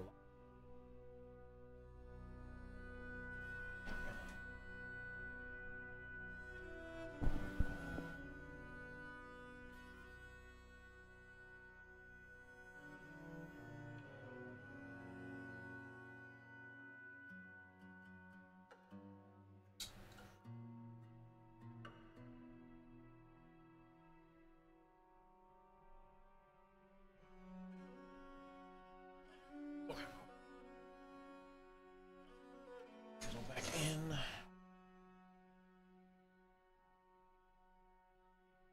Squeak chair for good luck. I probably won't play this too much longer, so I can maybe get some farm time in. I might. Let's see, since this could be a long stream, I think I could do switch over from this to, I don't know. I don't know if I want to throw my hat into the ring of more Polka card game currently right now anyway. the end battles were not going well for me, and I don't know. I feel like I might have to sit down and just grind up cards to survive the nonsense that is Moltres.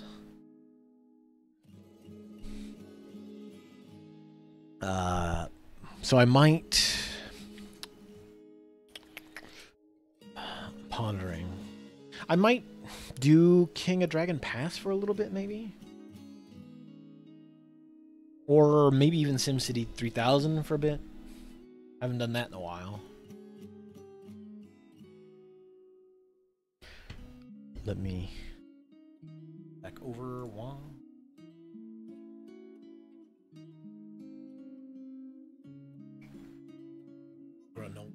Granola bar and some. A mug of in the fancy arcade pit mug. Not a sponsor.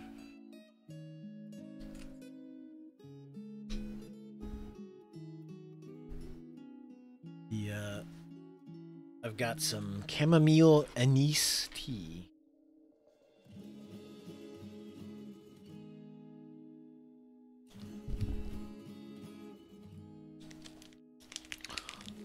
Which I will enjoy once it cools down to enough that it is not molten and killing my tongue when I try to sip it.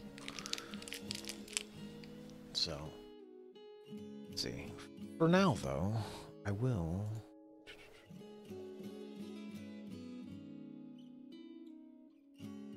Ooh, frame drops.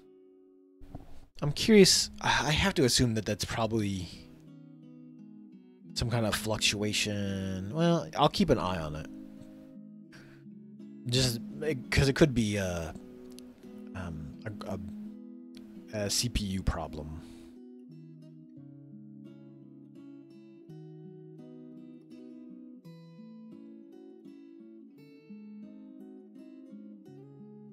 Might be things getting a little over encumbered.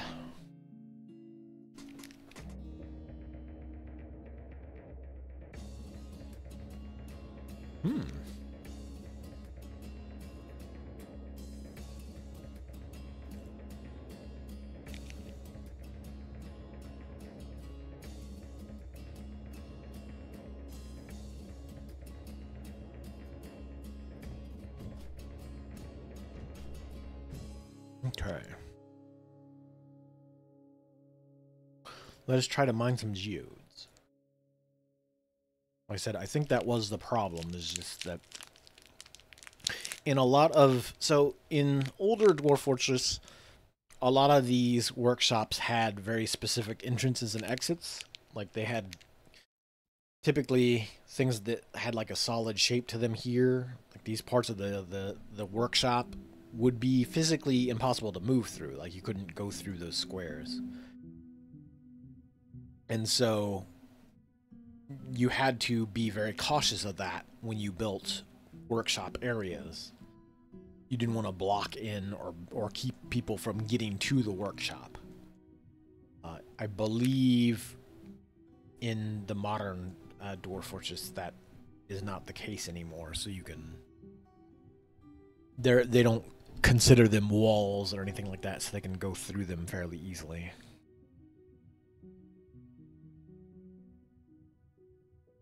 I learned about kicking. It's very interesting.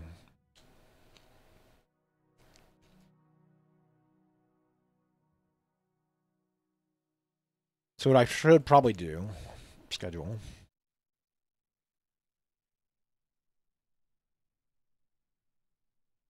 is come through and change some of these training orders out.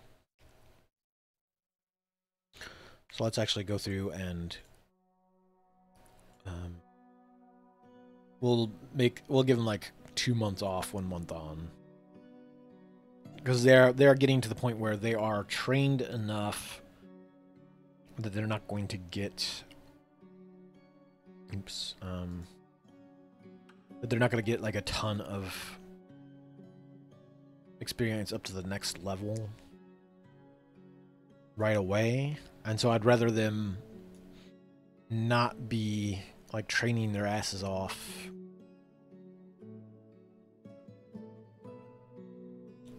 and getting bad moods.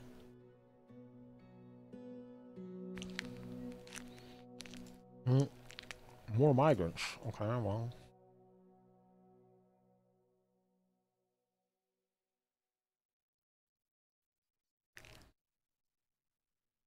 I'm gonna take these glasses off for a little bit because they are readers. They're not particularly great for actually seeing the screen as well as I'd like.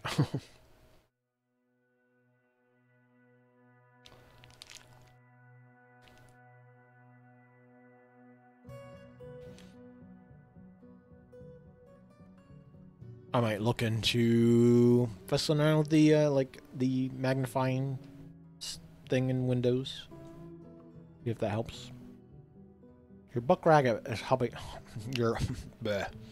Your buck rabbit is hungry. Somebody needs to... Kogan, get on that. Don't make me have to do it myself.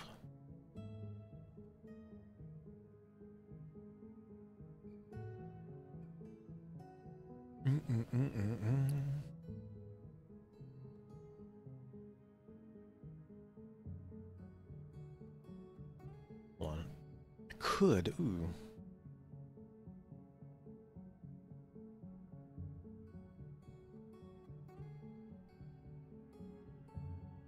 Let's try this real quick. I'm gonna put in a few like small tavern bedrooms.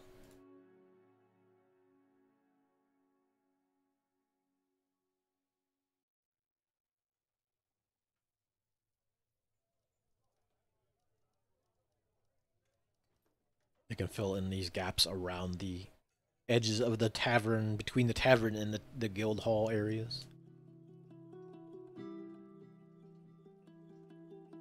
Oh no, wait a minute. Huh? Hold on. What? Huh? Um...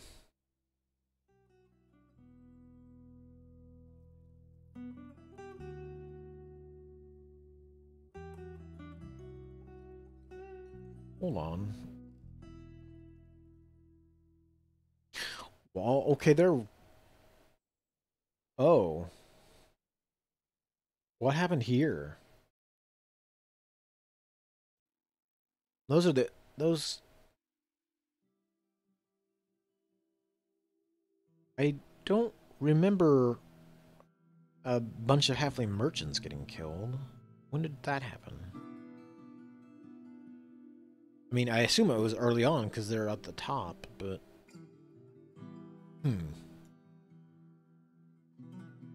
What's confusing me is that it says that there's supposed to be there's supposed to be a caravan here, but there's nobody here. Ah, caravans.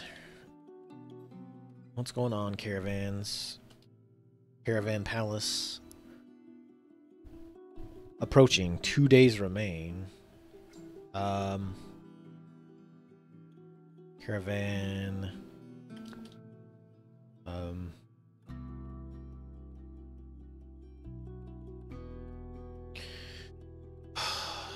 Caravan. Hold on.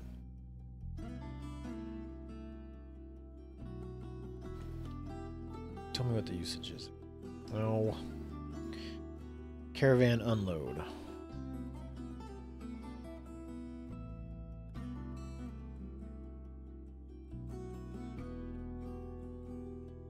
Hold on. Extend.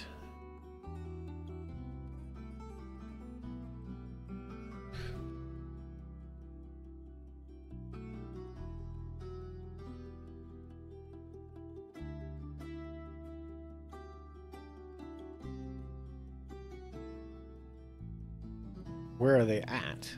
It's Pegantal Boras. Don't show me this, please.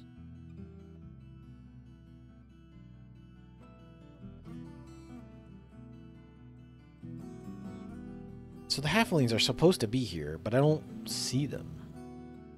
They're not here. They don't have anything unloaded here.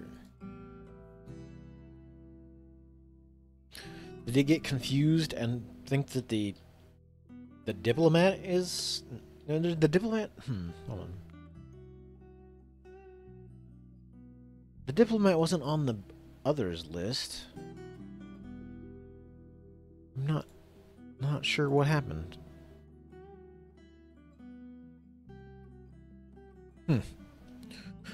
Weird things going on in modded Fortress Land. Some of these dinosaurs just rolling around out here. Okay, there we go. Now they are mining properly. Now we are getting the quarry work going.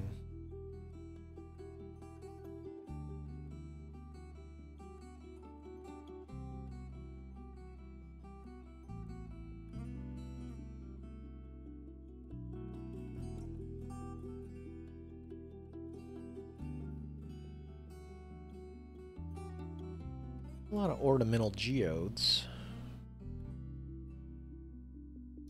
Then I'll start working on sedimentary rocks as well.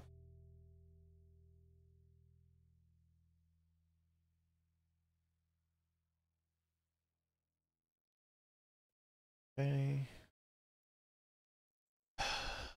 The merchants will be leaving soon.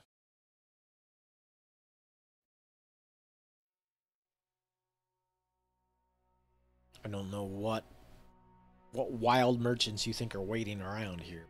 But... Hey, we've got bags in this place now. That's fine.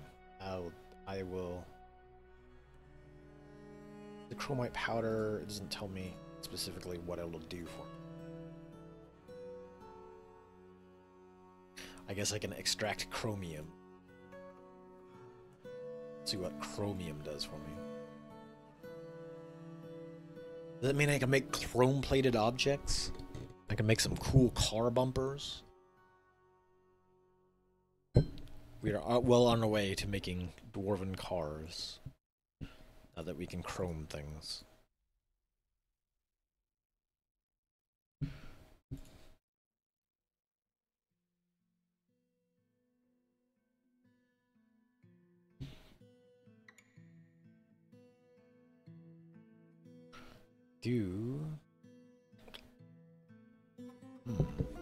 I'm kind of tempted to come in here and dig some of this out, just so I have more chromium. The chromite, this olivine, the tetrahedrite. I'm kind of tempted to dig that out. Let's do that. Let's do that. So I'll come through here, come this way. I'll dig these tombs in.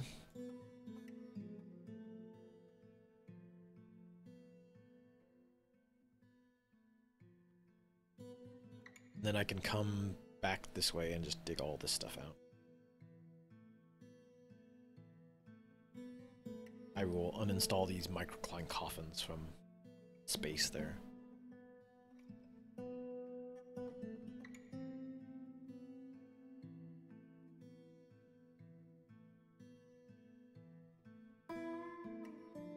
Chromium.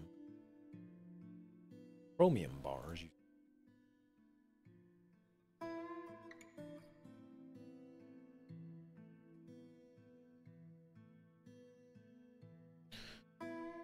Hopefully it didn't like permanently just say those people are leaving.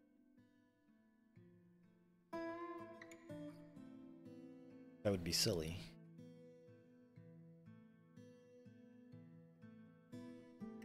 Okay, I'm starting to get some Megaloceros in here. There are a few that I need to get rid of though, like this one.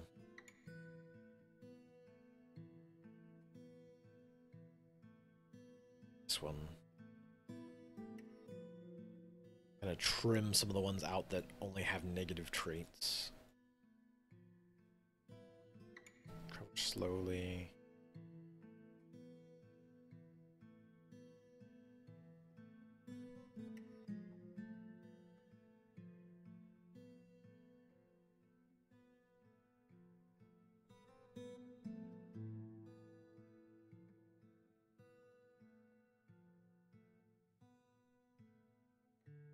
Weak, low stamina, frail. Probably should get that one out of there at some point. There are some fertile eggs in there. I will need to, however, get the...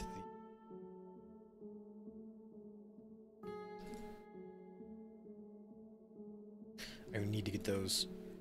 No, those eggs are not fertile. Trying to find... Those are fertile. Those are fertile.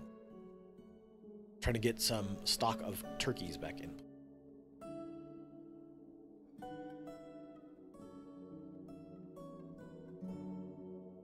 Those are fine. Those are unfertile, so I will open the door and let them out. Or let them come in and grab those eggs. I wonder if turkey volume guessing man is useful here. Figure out how many turkeys we theoretically get into this space. I do need to... I also did kind of trim some of these llamas out of here. Got a lot of llamas. Ton of llamas.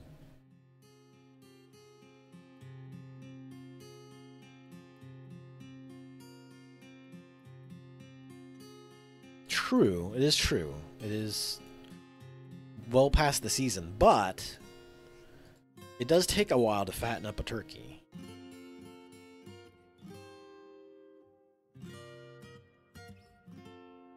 It is a task that takes some time, so, I mean, I get needed to have some foresight as far as like how many turkeys we need for the future, for when the next Thanksgiving happens.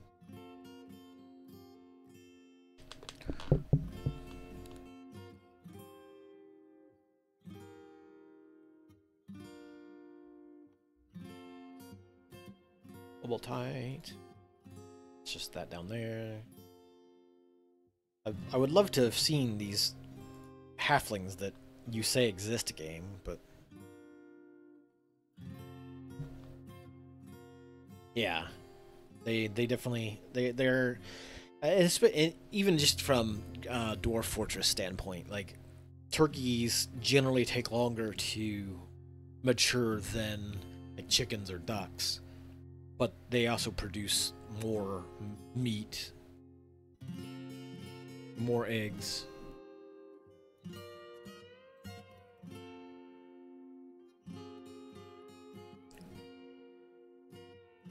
In fact, like I found out earlier, like ducks don't produce. Ducks are only good for egg production, really.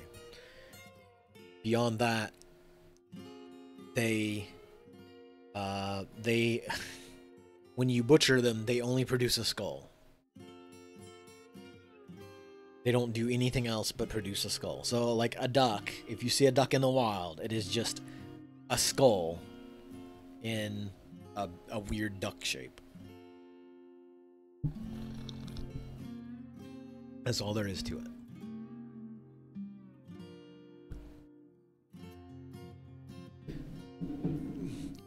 In Dwarf Fortress, when you go to butcher a duck only produces a skull. Does not produce meat, does not produce leather, doesn't produce anything else, just a skull. I don't know if it's just they are too... I don't know if it's just they're too small to produce meat or leather. I don't know what it is. It's just they specifically are kind of bad for like meat farming. They produce eggs if you want your fortress to eat eggs. That's a thing they can do.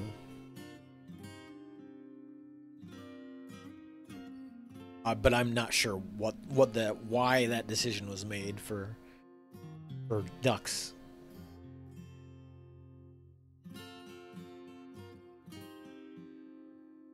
I mean, I have to imagine that at some point it was also just like, well, we have to make animals with different characteristics. Otherwise, people will just take a duck, or sorry, a turkey or a chicken, and that's all they'll do. Is just, why ever bother with anything else if you're just wanting to like optimize your meat production or your egg production? Like, you would just be like, no, I'm not going to mess with ducks. Why would I? Well, I mean, there's not really any reason to mess with ducks specifically, outside of if you're wanting to just have eggs.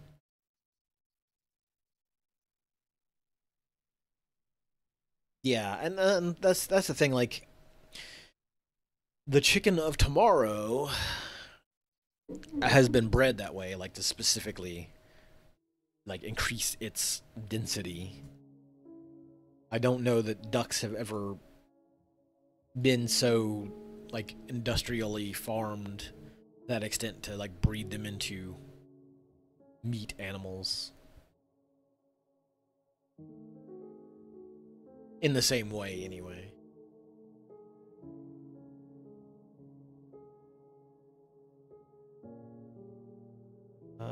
We do want jet blocks in there. There we go.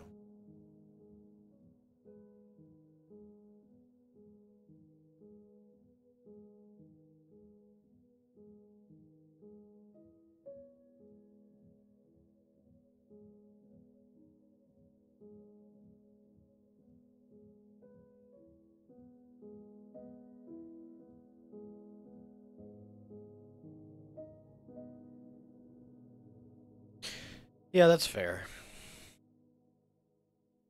I mean, I don't know that they really do much of that in this game. I guess theoretically you could have them near water. They don't require water or anything, so I suppose they could. I mean, I suppose you could. Oops. I suppose you could have some specific reason to have them near water. This is why are you making stuff out of precious geodes?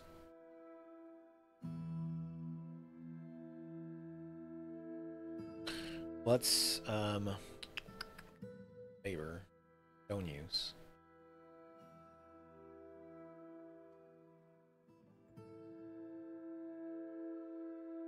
Ornamental geodes, I'm fine with them using for other stuff. Semi-precious and precious geodes. Let us not craft things out of them. I mean, unless it increases the value of the coffin, it seems odd.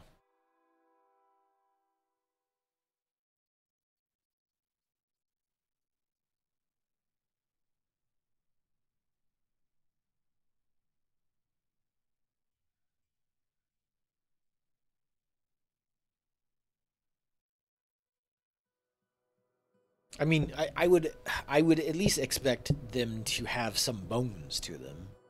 'Cause even turkeys have some bones, and they sell 6 bones. Like, if you just if you were to just be like, oh yeah, they have like 3 bones or 2 bones, at least I could go, okay, yeah, it makes sense. They're just lighter birds. They don't have as much density. They only have a couple bones that are of any use to you in your industry. Sure, just leave it at that. That'd be fine. But I guess it's just that bunny rabbit and somebody's not feeding it.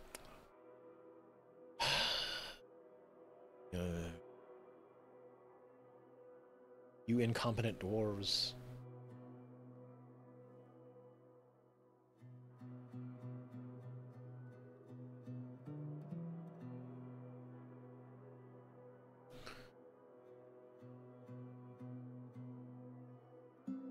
Yeah, that is a definite possibility if you don't keep on top of your numbers.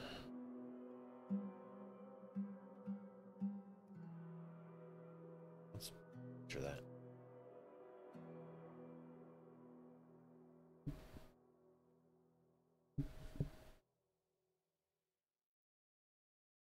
I'd stop and listen there for a second because it sounded like there's just some wild, like, police chase going on somewhere nearby, but probably on TV.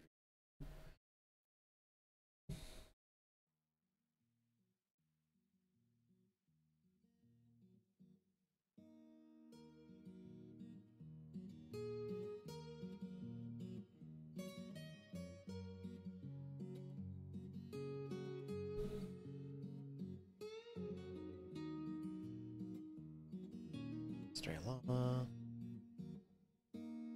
Gypsum.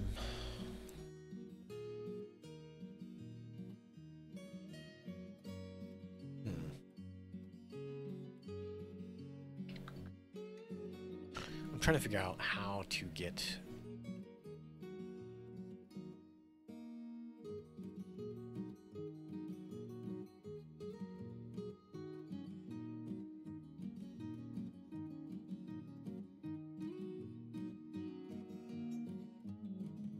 Let's see, well, they put the turkeys down here. I put turkey here.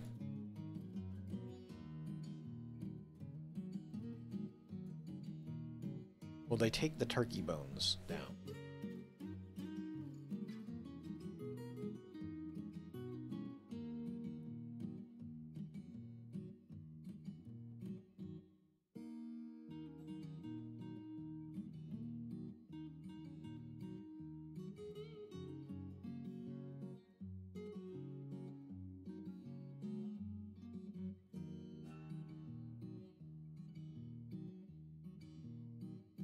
What I got for prepared meals? Some dumplings. Hey, we got some turkey pizza.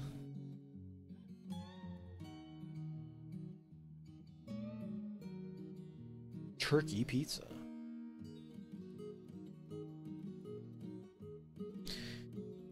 Turkey pizza. The ingredients are superiorly minced Hypalothosaurus.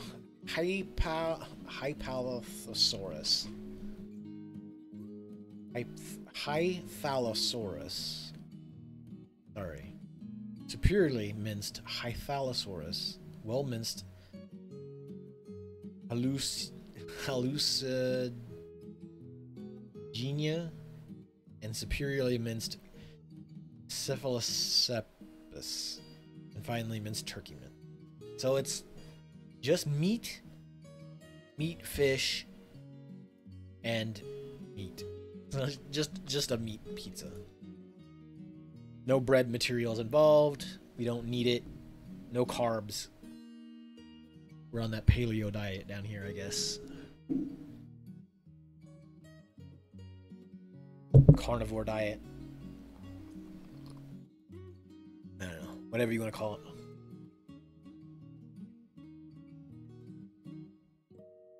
Cow milk.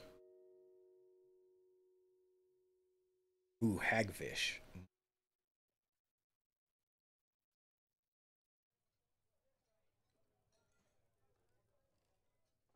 Random llama hanging out here. Not sure what it's doing.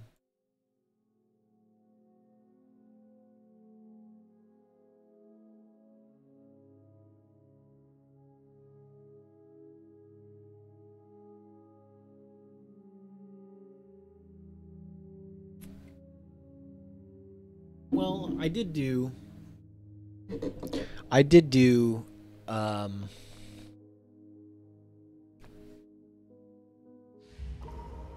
I did do some videos and stuff, just strict, like straight to YouTube stuff. Um, when did I see? I'm trying to think of when I first watched the Mario Party TV stuff. I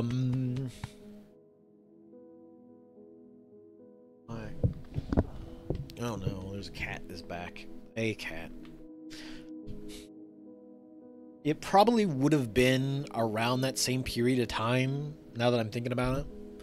Because I want to say that I was watching some of that stuff as it was getting put onto YouTube.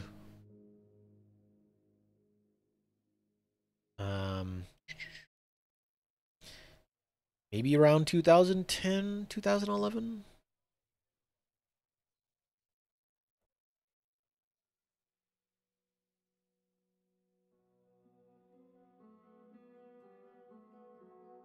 It would have been after. It would have been after working at the casino.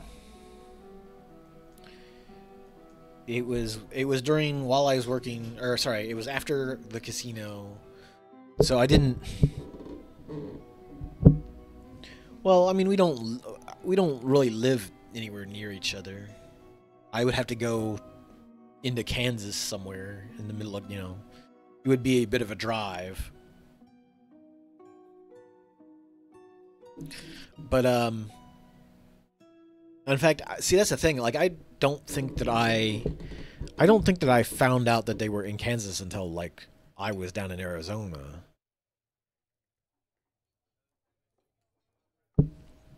And I only found out that because I think was it Clell? It was either Clell or Holmes talking about going to um like the Mizzou Smash stuff. I think that they were like they would link to it. And that's the only reason I found out. I was like, you guys are going to like stuff in Mizzou? Like, huh? So I assumed that they were nearby somewhere, and it wasn't until later that I found out they were in Kansas. So I was like, oh, okay. That makes sense.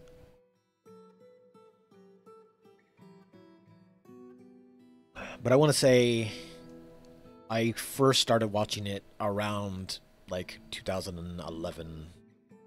2010 to 2011, somewhere in there. And it was because it was something I could throw on late at night. I was when I this was when I first started having the gut issues in general. If I was having real bad days or real sore days, it was pretty easy for me to like stretch out and watch, watch Mario Party stuff late at night, kind of to wind down and go to sleep. This was before the era of like large scale like video essays. There wasn't. There was. It was that, and like you would have Let's Play series and such. Like people would still make that. That was people were still doing video game series that you could watch. But like there's like some of that stuff was like the longer longer videos that I wouldn't have to worry about. I could start up and watch and kind of fall asleep to without like worrying about like them shutting off in the middle of the night while I'm still trying to go to sleep. They were long enough that I could fall asleep to, as opposed to like somebody's Let's Play. Unless they had like a full playlist that I could sit down or that I could just click onto, which I did with some folks. And in fact, I still have I have a sleep playlist essentially. That if I feel like I need to have something going on in the background, that I can just kind of click the playlist and just let that play.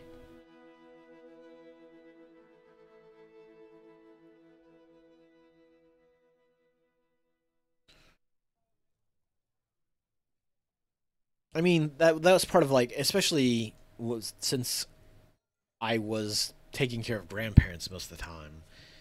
Um, so with the one grandparent, when it was just my grandmother back here,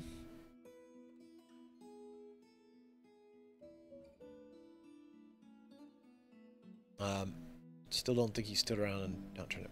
I'm not. I'm not.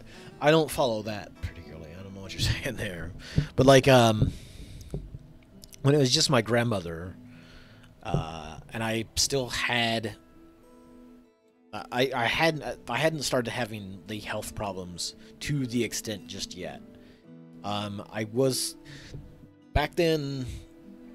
I'm trying to think. Is that so? I did some copyright work for a while, and I'm trying to think. It might have been around that period of time because it was something I could do from home.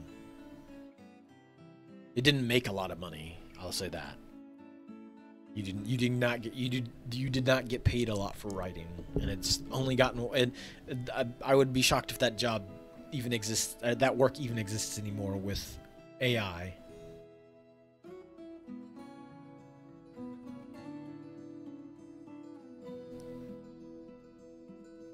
Oh, gotcha. Yeah, I mean, that's the thing. I was still. Yeah, I mean, so at the time when it first started happening. Ooh, let me scoot a little bit. Oh. Like when that stuff first started happening, the worst of it, like the stomach. I would have belching and stuff. It was weird. It wasn't like it didn't feel good, but it wasn't the kind of problems that I would deal with later. Like it was mostly just that kind of belching and irritation. The real problem was that while I was up, or if I was out moving around, so I think my mom does have like some mild IBS type stuff. It's not anything like it's not nearly as bad, but it's enough to where like she's getting to that point where like she has to start watching what she eats because she'll get that same sort of irritation. And I'm just like, hey, you should probably start watching your onions intake, your garlic. Don't eat anything too spicy. Watch your tomato sauce. Don't eat a lot of tomato sauce, etc., etc. Because she gets she'll get a bunch of acid reflux type stuff. She'll grab some Tums. She'll have a Tums festival occasionally. Like I said, at first I didn't have Olivine door. Hey, let me check that out. 1 second. Let me see what this door is all about, and then I will continue some exposition. Oh, that's a pretty good door. It's an olivine door. All craftsmanship is of the finest quality, the highest quality. It is encrusted with cushioned olivine cabochons and pear-cut smoky quartzes, studded with aluminum and encircled with bands of fungi wood. This object menaces with spikes of smoky quartz. On the item is an image of dwarves in turkey bone. The dwarves are traveling. The artwork relates to the foundation of Dinnercall by the stream of evening of the Tomb of Coincidence in the early spring of 50. My eye real quick. On the item is an image of what? Granite Rained? An image of Granite Rained the cave spider silk shoe in pigtail. So the door just has an image of this shoe on it. And this, so just in case anybody doesn't know about Krug Smash, I would definitely recommend checking out some Krug Smash videos sometimes. He does like hand-drawn artwork of things like this, and he will add those details into his little pieces of art. And it's kind of humorous that you'll see all this like kind of serious stuff, and then it'll just be like, here's this picture of a shoe over here. So you're talking about this door that just is like, ah, yes. Here's a grand mural of our dwarves founding this this fortress here. Also, there's a shoe off in the corner. Huh? So what else is here? On the item is an image of Lorban Bronzebreaths, the dwarf, and dwarves in llama bone. Lorban Bronzebreaths is surrounded by the dwarves. The artwork relates to the ascension of the dwarf Lorban Bronzebreath to the position of king of the Tome of Coincidence in 10. Yeah, I definitely dig Krug Smash videos. He is definitely what I would say if anybody wanted to check out edited Dwarf Fortress content that is more narrative driven. He definitely is sort of, it's basically role play. It is basically he takes the ideas, the processes that he wants to put into a fortress, and he like kind of cooks that into the idea of what the dwarves are doing there at that location.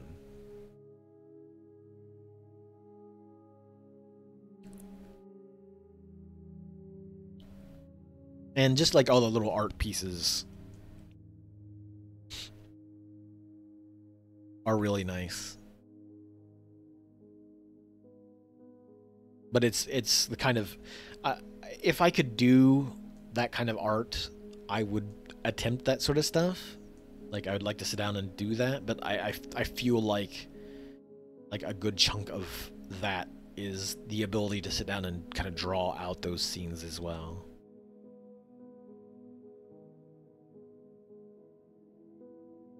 Like I think that's just kind of like very endearing to be able to like sit down and draw out the details.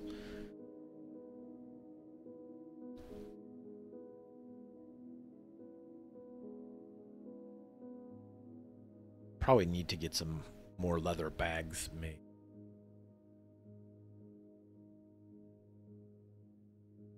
Boom, boom. Let me see. How long have I been working on the 5 hours? So it might go to like 5:30. I'll go to about 5:30. I'll take a break. I might play maybe an hour or so of King of Dragon Pass, maybe? I mean, it'll take me some time because I will have to like try to figure out how to play the game again.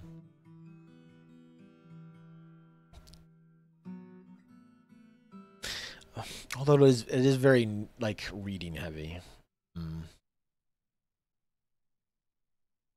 I mean, I'll give it a try. We'll play just for a little bit, maybe like an hour of it. See if I can manage reading a lot.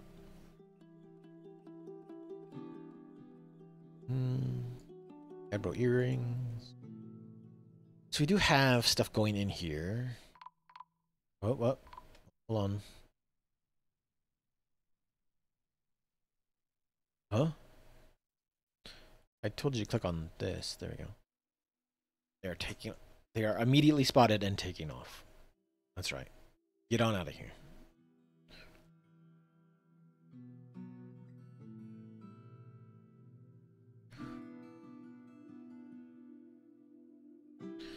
Stone. Stone. Yeah. Nothing too exciting there. See if I can get some more geodes.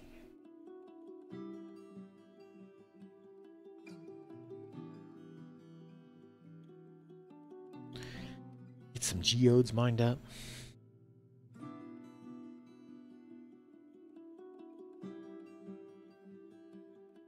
Mostly ornamental geodes. That's okay.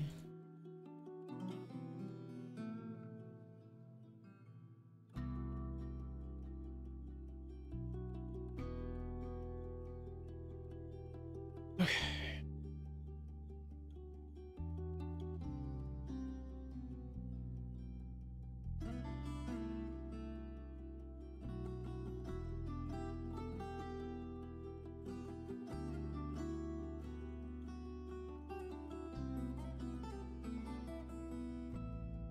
Got a lot of metal outside here. Cassiterite. Be nice to get in there and farm that at some point. Or mine that, rather. Chromite. Bauxite.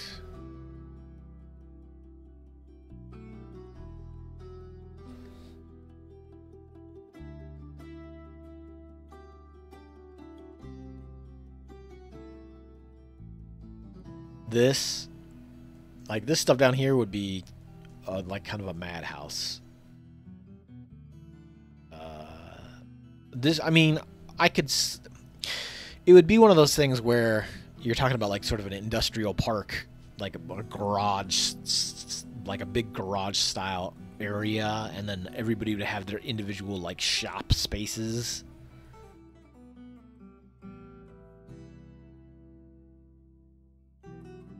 Like I've seen some places that are like that. Oh crap! Sorry, Kit Kat. I did not mean to spook you. I would say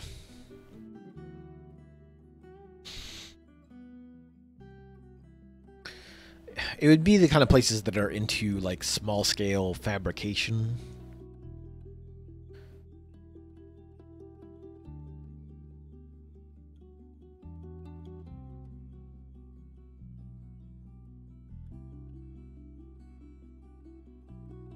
Or even like garages.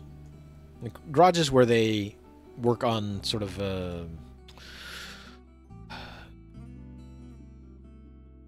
where they do restoration and such. That way you have all kinds of different sections of the garage that are like sort of divided out to working on a particular task. It just, you know, it obviously wouldn't be this kind of clean. It wouldn't be these square areas like this in a garage. Most of the time, like a lot of similar stuff just gets kind of crammed into one space because that's just where everything ends up being. But it'd be sort of a similar idea anyway. I need ash. Let's make some ash real quick. I believe I do have... Let me double check to make sure. Okay, I do have... Yeah.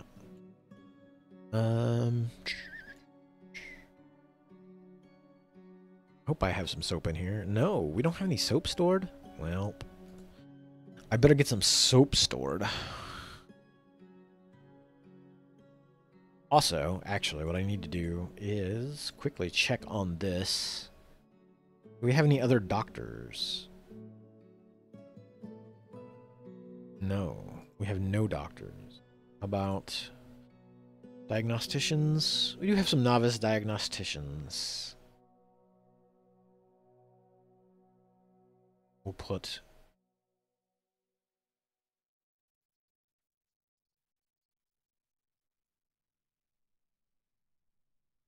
we'll put some extras in these slots here.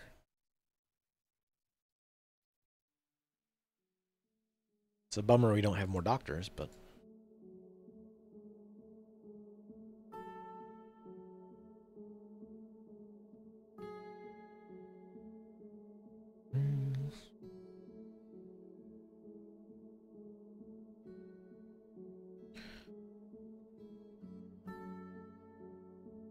let's see.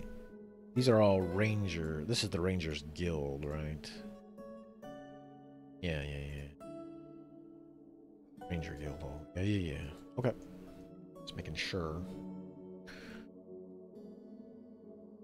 Because I know there are some people that will go and get that will make things like Doctors Guild halls pretty early on, just so they can get more people learning doctor skills without having to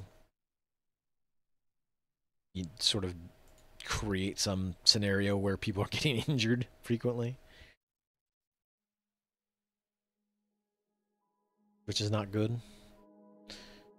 It's sort of the easiest. It's like in RimWorld, there are people who will like do that. They will sort of attack neutral or keep some raider captive, and they'll let him out just to beat him up to get somebody else that they can work their medical skill on, and just constantly level up their medical skill that way. A caravan, hey. Nice. And it didn't give me the error, or the message about them being unable to make it here. So, even better.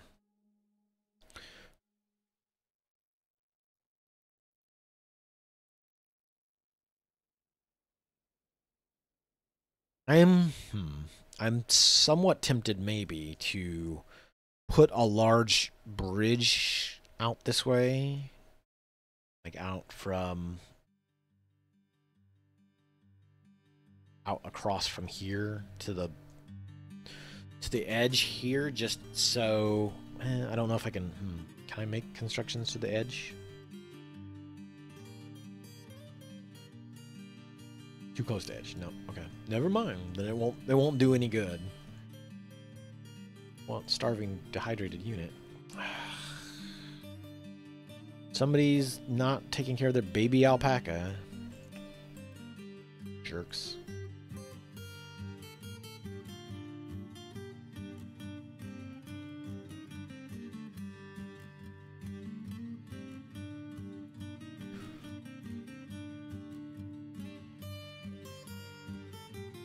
Hey, the caravan's made it here.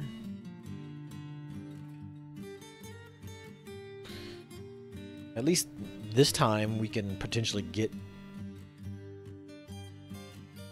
bins. We can potentially get some trades done.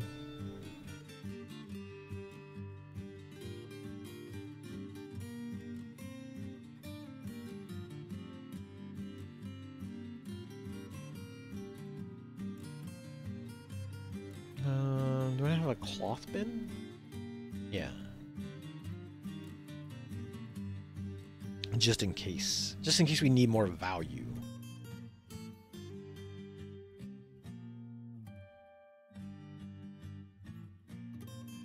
Sand bearing items.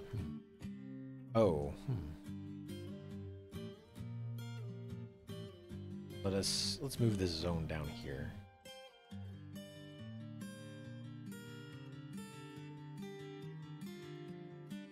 Do it that way.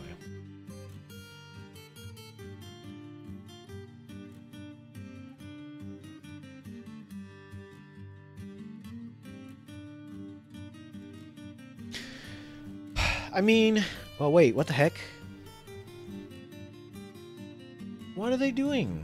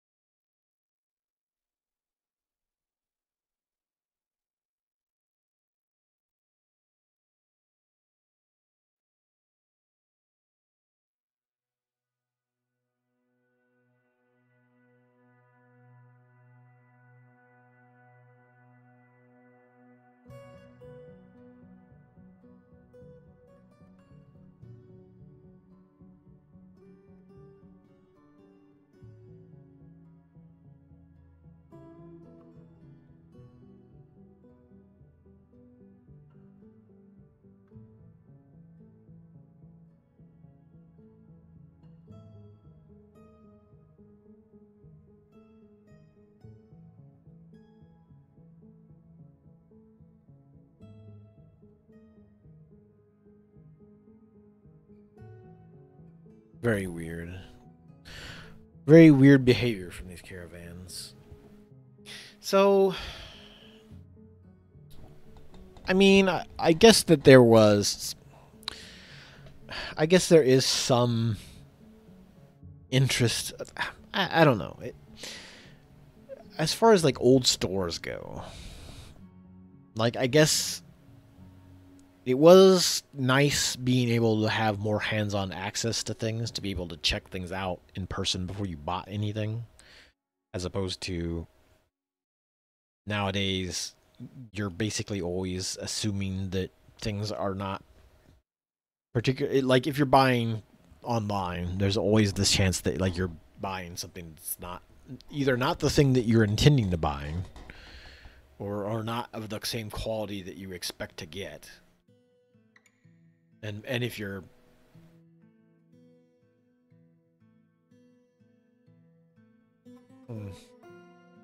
I mean, I don't.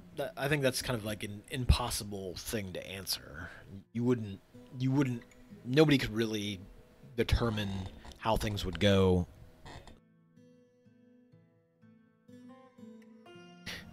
It's very difficult for anybody to be able to sort of look back on that, or rather, like to have those sorts of things going on in the world at large, or a different viewpoint in the world at large, that's sort of detached from like the current worldview. Like I don't know how, like how much of that stuff would make sense to you, or because like I said, it has its interests. Like I get, it's sort of the dilemma with magazines, I would say. People loved getting magazines because you would get these sort of like little slices of information, these little interesting tidbits here and there. What is going on?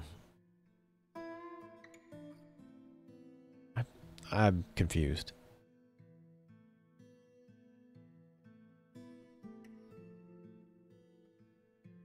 I mean, yeah, I mean, you could, yeah, you'd have to find books or look up specific things about uh, like documentaries and things, and you would have to be reliant upon somebody creating a piece of media about that thing.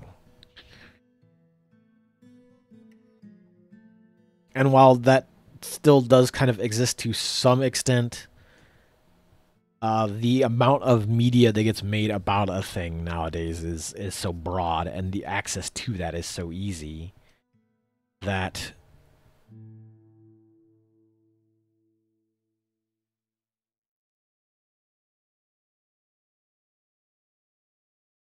you get a far broader scope of viewpoints these days in general from just anyone and anything, which has its upsides, has its downsides. Okay, so there's that. Well, I mean, I don't think you necessarily have to have a sense of accomplishment in learning things. Like, you should want to learn things just for the sake of learning things.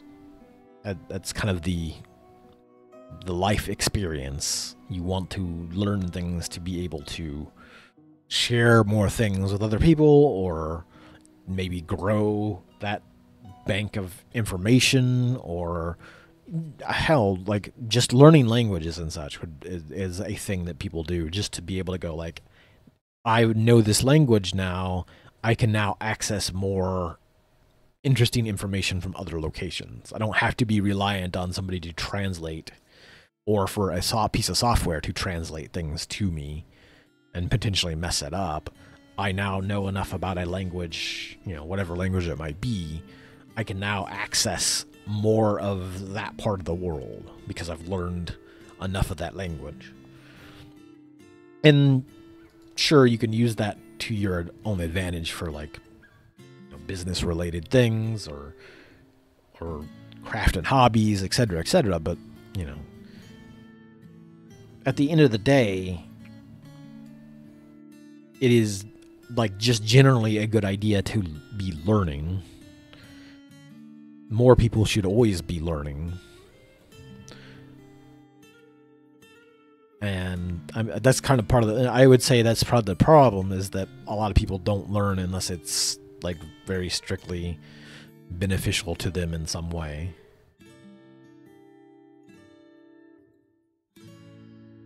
And I mean, like economically, or you know, they learn for a very specific purpose rather than just the sake of learning new things, broadening horizons.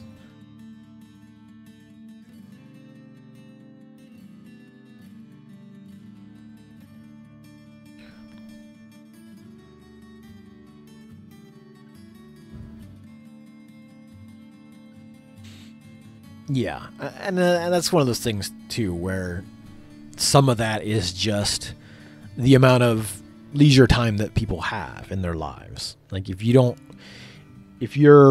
especially if you're working like multiple jobs, if so much of your downtime is revolving around labor, around a job, getting to it, managing yourself around that job, it leaves you with so much less time to do things that are still kind of considered work, because it's still can be very hard to sit down and read a thing and learn a thing, and languages especially, like having to sit down and really work at a language it's a work. It's difficult. And if you don't have extra time or an extra allowance of stress in your life that you can, take on those tasks, it becomes harder and harder to do that. You're not going to take on a task of something that's going to might make your life more difficult, or might make things more stressful, if you don't have that capacity for it. You can't,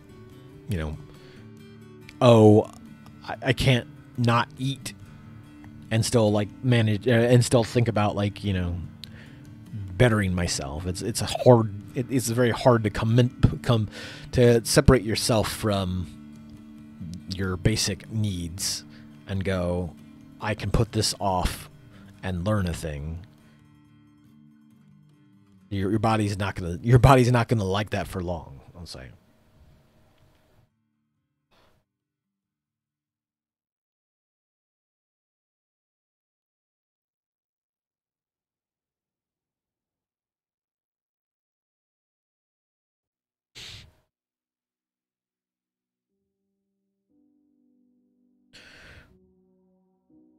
Yeah, I mean, and that's kind of the thing. That I would argue is sort of one of the the problems with like higher education in general, is that so much energy was poured into creating it as just a thing that was designed to churn out more specialized workers, rather than finding reasons to educate yourself and then turning that into a potential, if you needed a job in that sort of sector, like using some of that information and creating new work, or creating new career paths, research and technology and all that. But so much of that require, especially when you get into like really cutting edge stuff, it requires so much money and so much technology, so much input that's outside of just education, that it's very difficult for anybody to get into like the cutting edge of bioengineering. It's not, you're not going to do that in your garage. You shouldn't do it in your garage, I'll say.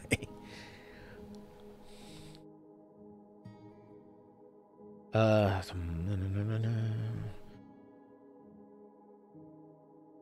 You know what? I ought to just start having them bring me Gabbro. So I can have Gabbro around. Wood. Yeah, give me all that wood.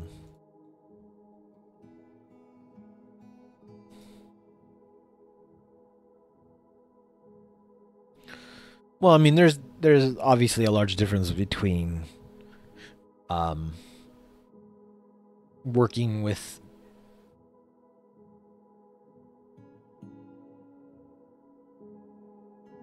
well, I don't know that you could feasibly work with some things like as a household or like as a, you know, a garage task. You couldn't just the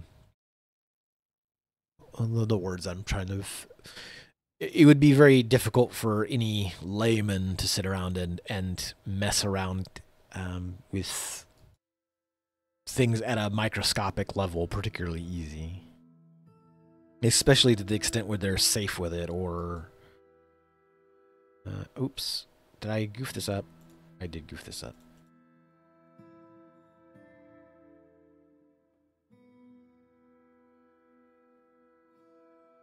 Again, like I wouldn't want somebody playing doctor in their garage practice or something.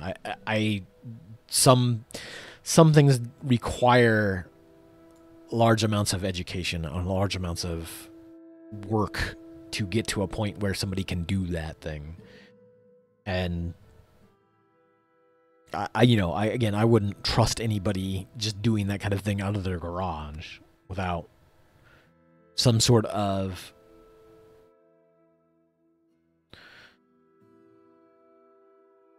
yeah. Well, and that's kind of a thing at large. In the world we live in at large, a lot of folks have sort of a distorted view of how yeah, like at one point in time, a bunch of us had gotten the idea to open a store together, and it was one of those things where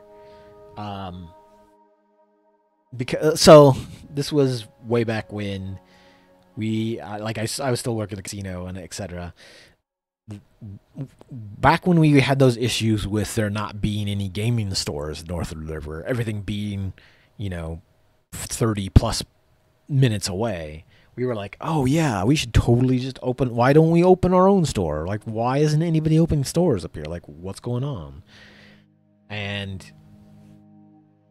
you know, after we sat down and started looking through the numbers, it was just like, oh, yeah, of course nobody's opening stores anymore. You know, nobody's opening these stores because like the profit margins are so thin and the amount of rent and expenses you're going to have are so high. Like, it's just going to be a thing that's just at the end of the day really isn't worth it unless you have a nice nest egg sitting around that you can sit on long enough to get your name out there, because people are still going to have to break out of the habit of going other places and coming to you.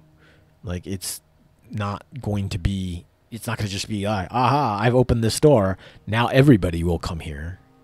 Haha. No, they won't. They don't know you're there, that they're very used to going to another place. You know, especially with gaming stores, because a lot of times you have all kinds of events there. People will order stuff and have it sent there. You just end up with a lot of you have a lot of reasons that people end up going to a place that aren't just the convenience of it being closer.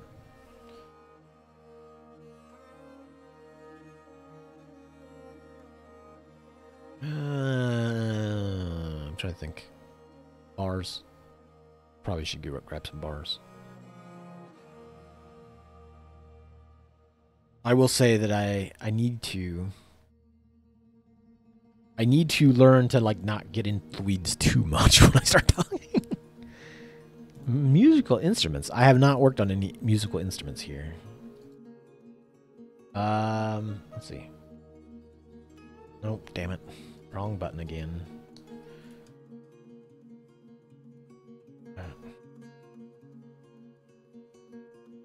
Caravan unload, please.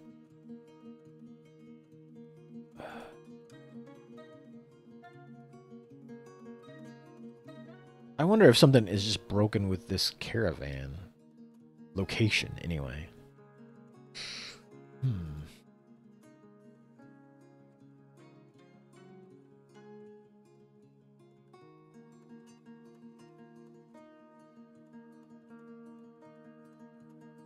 Unless they accidentally just dumped everything on the ground there. I mean, that could literally be everything that the fortress was supposed to bring in, and they goofed up.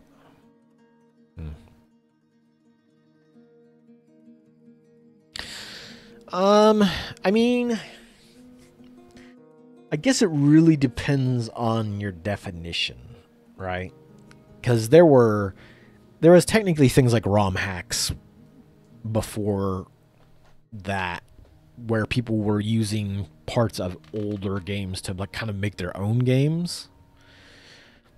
But I would also say that at some point, most games were indie games. Well, most PC games were indie games because, like, a lot of people could just sit around and make a game in their house.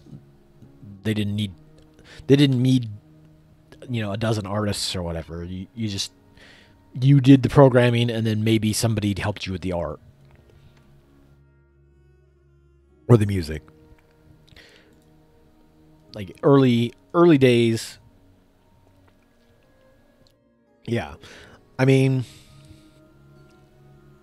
I guess that's just the definition of it, though. Like, you would say indie gaming is sort of like in the gaps between what used to be just game manufacturing or game programmers, and the industry that exists now, which are, large studios. What's going on here? You're not here anymore.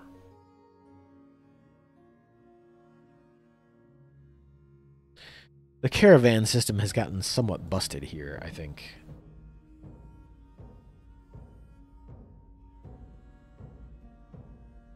Well, I mean, to some extent, though, there are ROM hacks that separate so much of the game itself from the original IP that they're ripping from. Like, there are definitely some Mario or Mega Man ROM hacks that don't really have anything to do with Mario or Mega Man. But yeah, I mean, I could see that it wouldn't really count the same. Like I was saying, like I would say that indie, you would qualify it as that gap between what used to be just game product or like a game studio, which was just some people at their house or whatever. It's sort of that gap between that and big studio stuff, where you can still make a game with a couple people and still make a high quality game that can compete with the larger studios to an extent. Like, obviously, for like, indie games aren't going to have the same sort of like graphical fidelity or sound design, etc. Like, because that's the amount of work and scope that goes into that kind of stuff tends to require entire departments to do that stuff. But that also doesn't necessarily mean you have to have those to have a game. Eric Barone.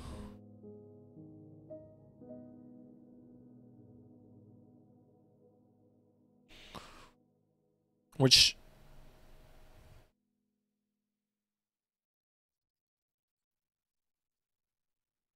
have embarked on their journey, huh?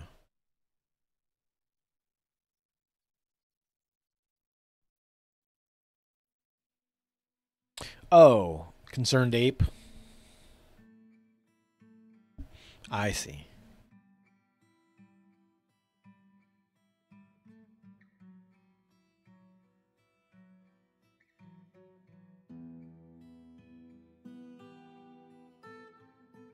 I don't. That. Hmm, I'm confused. Um.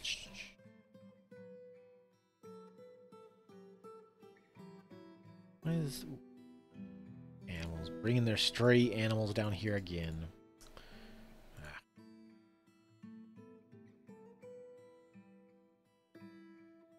okay.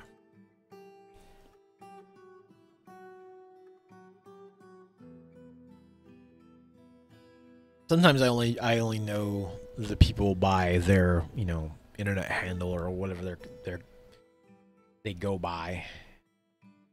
So when people say when you use their like actual name, I'm just like, huh, who?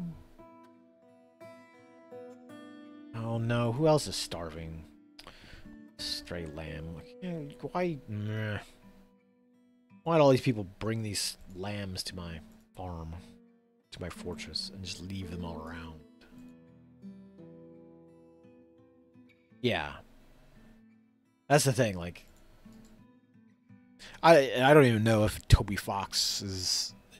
That's. I assume that's not his actual name. I mean, it could be, but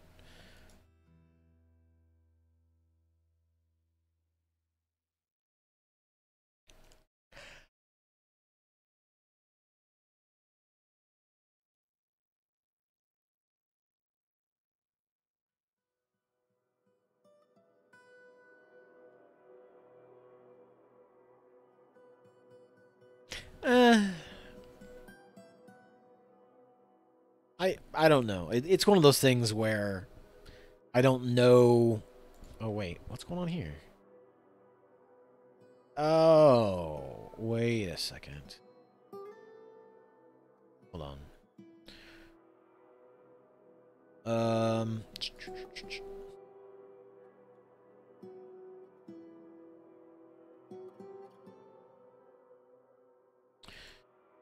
there's not. Hold on. Hold on. There's no merchants trading. I don't know what you're talking about.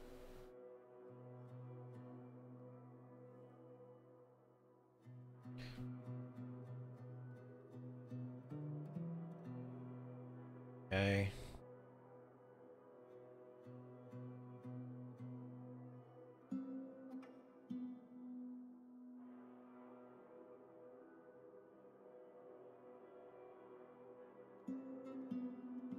They down here unloading their goods? I guess.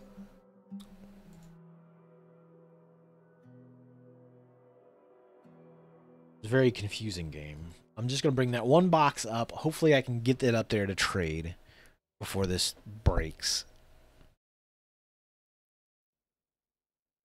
Gotcha. Okay. And that's the thing on modern day. Everybody kind of just uses various internet handles and and you know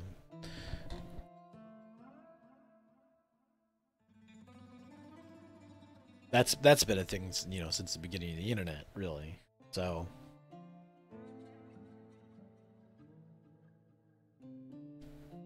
and even with like game production, even because some of the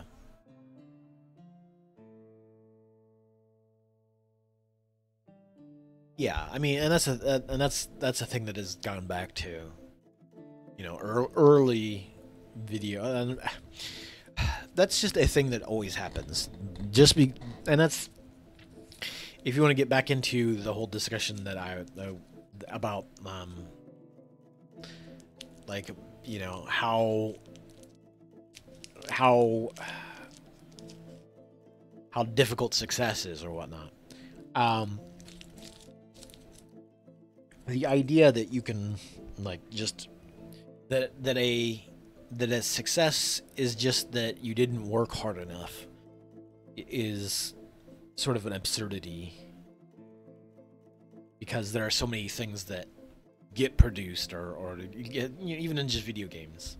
There are so many games that get made, and you can like kind of put them side by side and go, well, you know what? These games are pretty similar. They've had the same amount of work put into them. There's no reason why both these games can't be successful, but that's just not how it turns out. And you know, with video games, especially with games, it could just be, oh, hey, a game took off because some big time streamers played it. It took off because it got popular in some corner of the internet. Some broad forum just was like, hey, we're gonna play a bunch of this game, and everybody started playing it, and then it just carried on from there. I mean, yeah, that's marketing is sort of a big studio thing mostly. You do see it with some smaller game studios, but a lot of the times that's a thing that. Where are you going with this milk that you account? That's probably what's happening. They probably keep grabbing the animals out of that thing, out of the pen there, and then don't take them back to their pen afterwards, and they just leave them for somebody else to pick up, and somebody's not doing it. But yeah, I mean, that's the same thing with a lot of things out there. Like, you talk about people like doing Twitch channels. Like some channels take off, some channels nobody ever is watching. You know, it's just sometimes that could just be merely a case of people don't know you're doing a thing, or sometimes it's just you're not doing the right thing.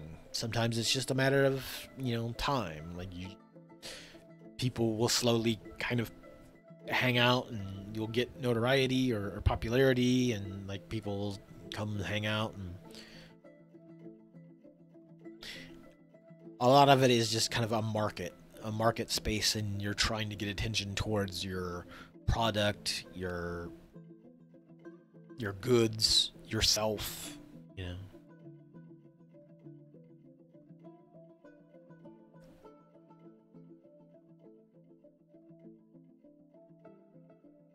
And I think that's one of those things where you.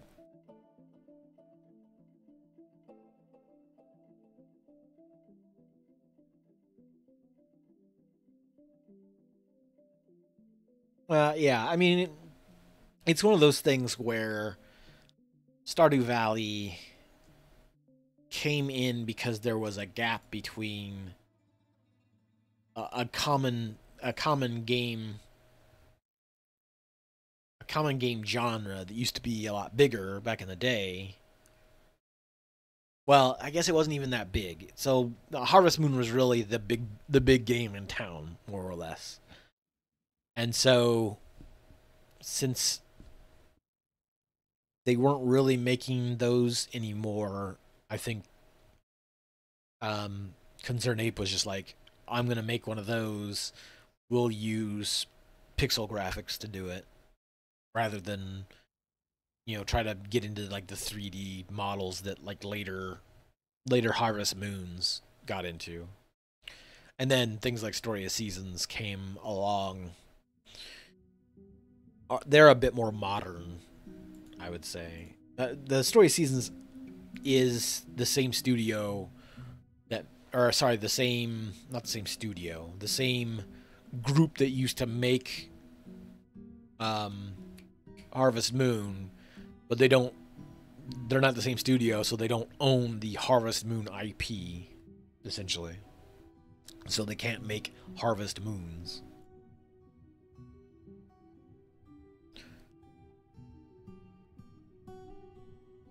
Oh.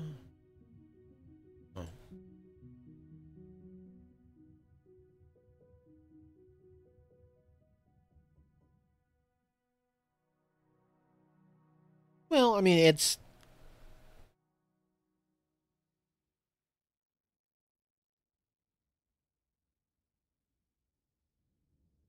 I mean, that kind of stuff is always hard. Like I said, you're going to get it is just an extra layer of stress that you are adding onto yourself to do that kind of thing, and with you know with a potential that nothing comes of it. Like, it could fall apart. Where are these turkey gobblers going? Or they're poults, aren't they? They're not. Yeah, straight poults.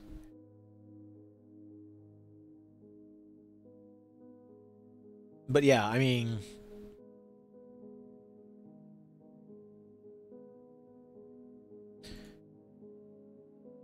the the reality is that relationships like that can be fickle, but they can also, like, it could, through no fault of their own, like, fall apart just because of the stresses, the the economy at large. People do break up and divorce and stuff all the time because of economic hardships, more or less.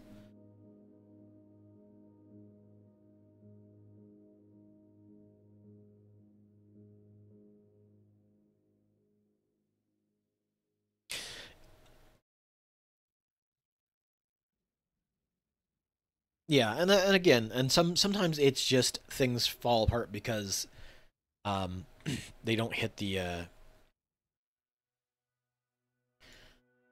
like, because there's not really a niche for it, or there's not really an interest in a particular thing, so it doesn't really grab attention. What the hell?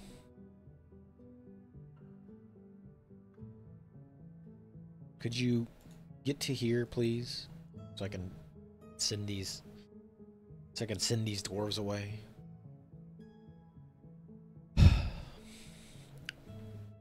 Yeah. Well, I mean, but that's the thing. Like, obviously, it wasn't her just working. Like, they were both working.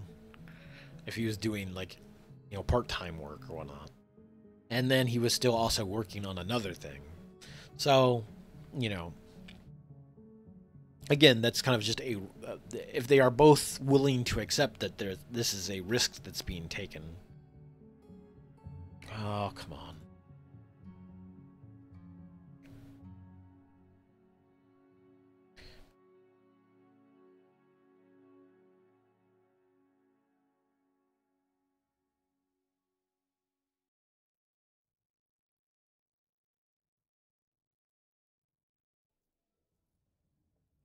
Bugged. Wait. I assume that's a dwarven trader.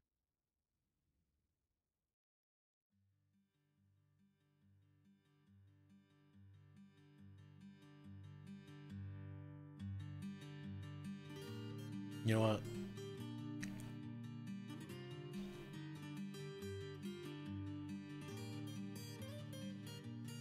Might just send them off because they are just sitting around being buggy, and I don't really, I don't really appreciate that.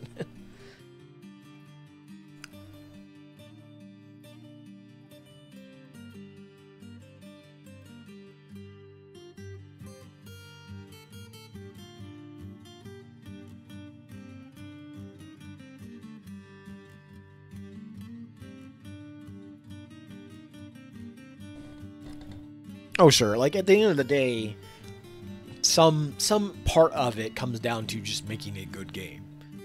Not that not that all games that succeed are good, but if you make a game that is fairly solid, tight, and like has sort of an interesting flavor to it, some interesting mechanics, you will tend to find at least some success.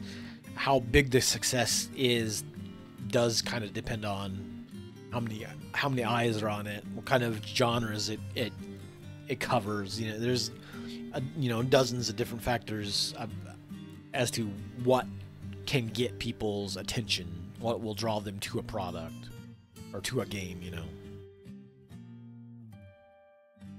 to any piece of media. Oh yeah, it's definitely a lot easier to. I mean, it's both easier to get attention, but harder to stand out amongst the sea because everybody who's making a thing is still using the same platforms to kind of push it out there. So it is like it is crowded, more crowded than it's ever been. But there's so many other easy ways to get access to attention, potentially get access to attention. I might just have to make them leave. Ah, fine. I'll just send you guys off. Oops, nah, don't do that.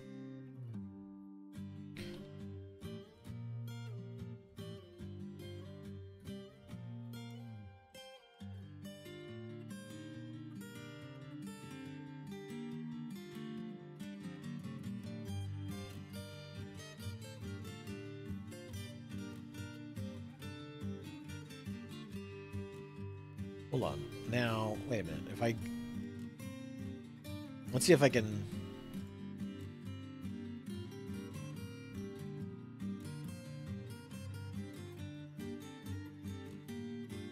Nope. What?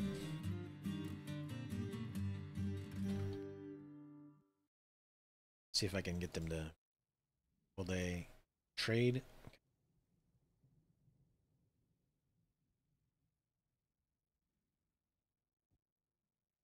See if I can unstick them, and if they are still stuck, then I will. I'll just send them on their way, and we will continue on. Trade? Still I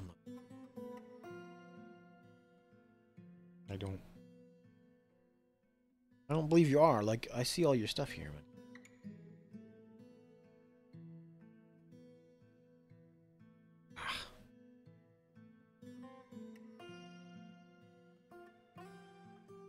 No, dang it. Hitting the wrong button.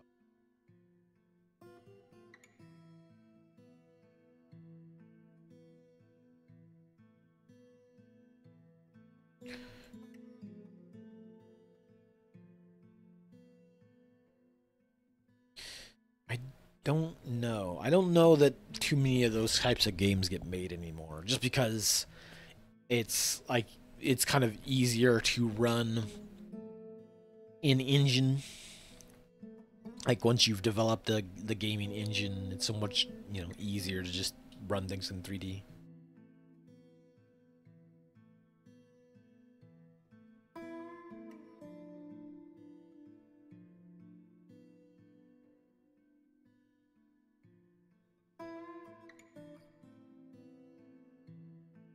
Do this. Yeah, I mean it would be it's one of those things where you're going to be essentially adding a lot of extra work, and you would have to figure out a reason for why you would want a sort of 2.5D look to things that would make it worth the hassle, I guess.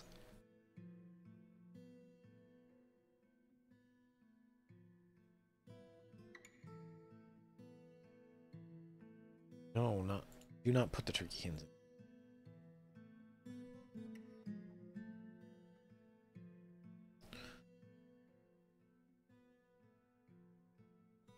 And that's the thing. Like some game types or some game concepts don't really have a place anymore, just because like those types of games aren't necessary. They are rather you don't even need to have those. Oops.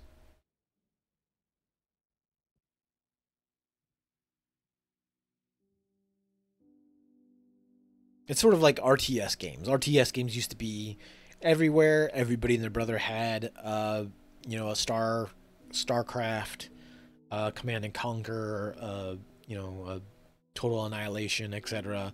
And now nobody makes those games at all. I mean, they're not particularly commonplace if anybody is making them.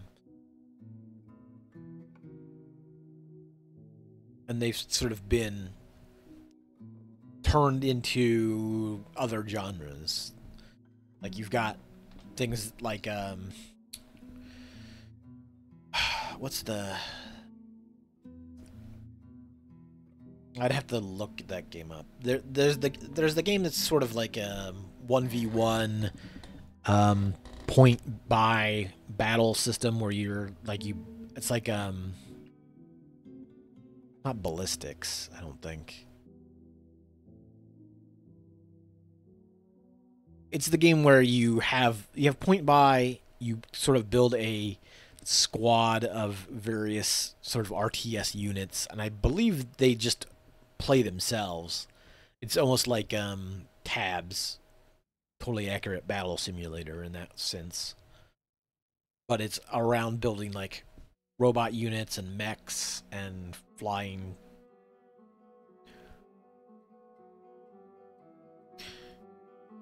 Well, so single player campaigns don't really, no. I mean, once you've completed the single player campaign, you've completed the story. Some of that stuff, like StarCraft used to be huge multiplayer stuff. Like that was sort of the esport back in the day.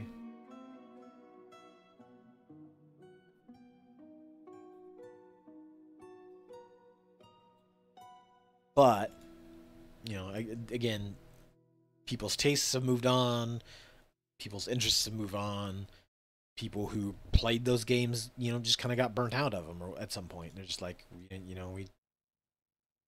don't want to play this game anymore. We've played the game enough.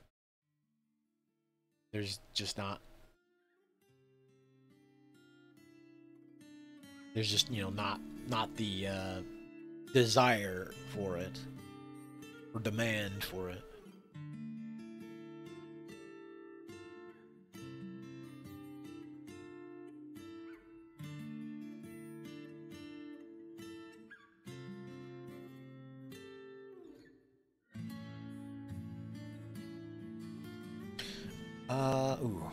I am. Let's see.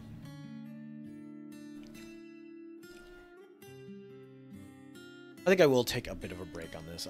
I'm not getting a super ton done, and the caravans are kind of bugged at the moment, which is kind of a bummer. I'll see about maybe saving and reloading and seeing if some of that stuff fixes it out. Maybe I'll check it later tonight. See if I can get that working again. Kind of a bummer.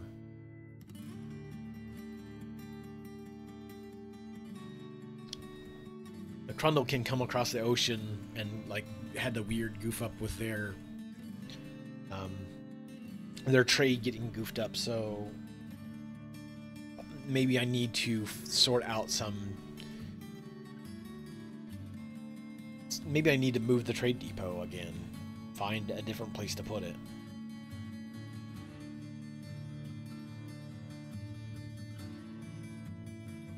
Yeah, I mean, there's that to some extent. Although, I mean, there's definitely games. So like Tunic is like that. It's not a puzzle game per se, but it is the kind of game where you want to go into it entirely, on your own. Like you don't want to have any of that stuff spoiled to you because that's part of the game, figuring stuff out. So long as you know that that's that kind of game, then if you know ahead of time, like, hey, if I'm ever gonna play this game, I better not watch anybody else play it.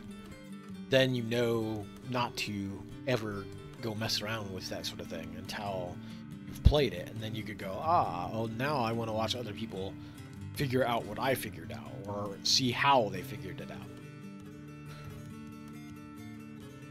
Sorry, I'm trying to adjust the mic a little bit there. Hopefully the weird squeal is not getting picked up. Anyway, I'm going to take a pause on this real quick. I'm going to get up, go to the bathroom, stretch, and then I will come back and do some farming.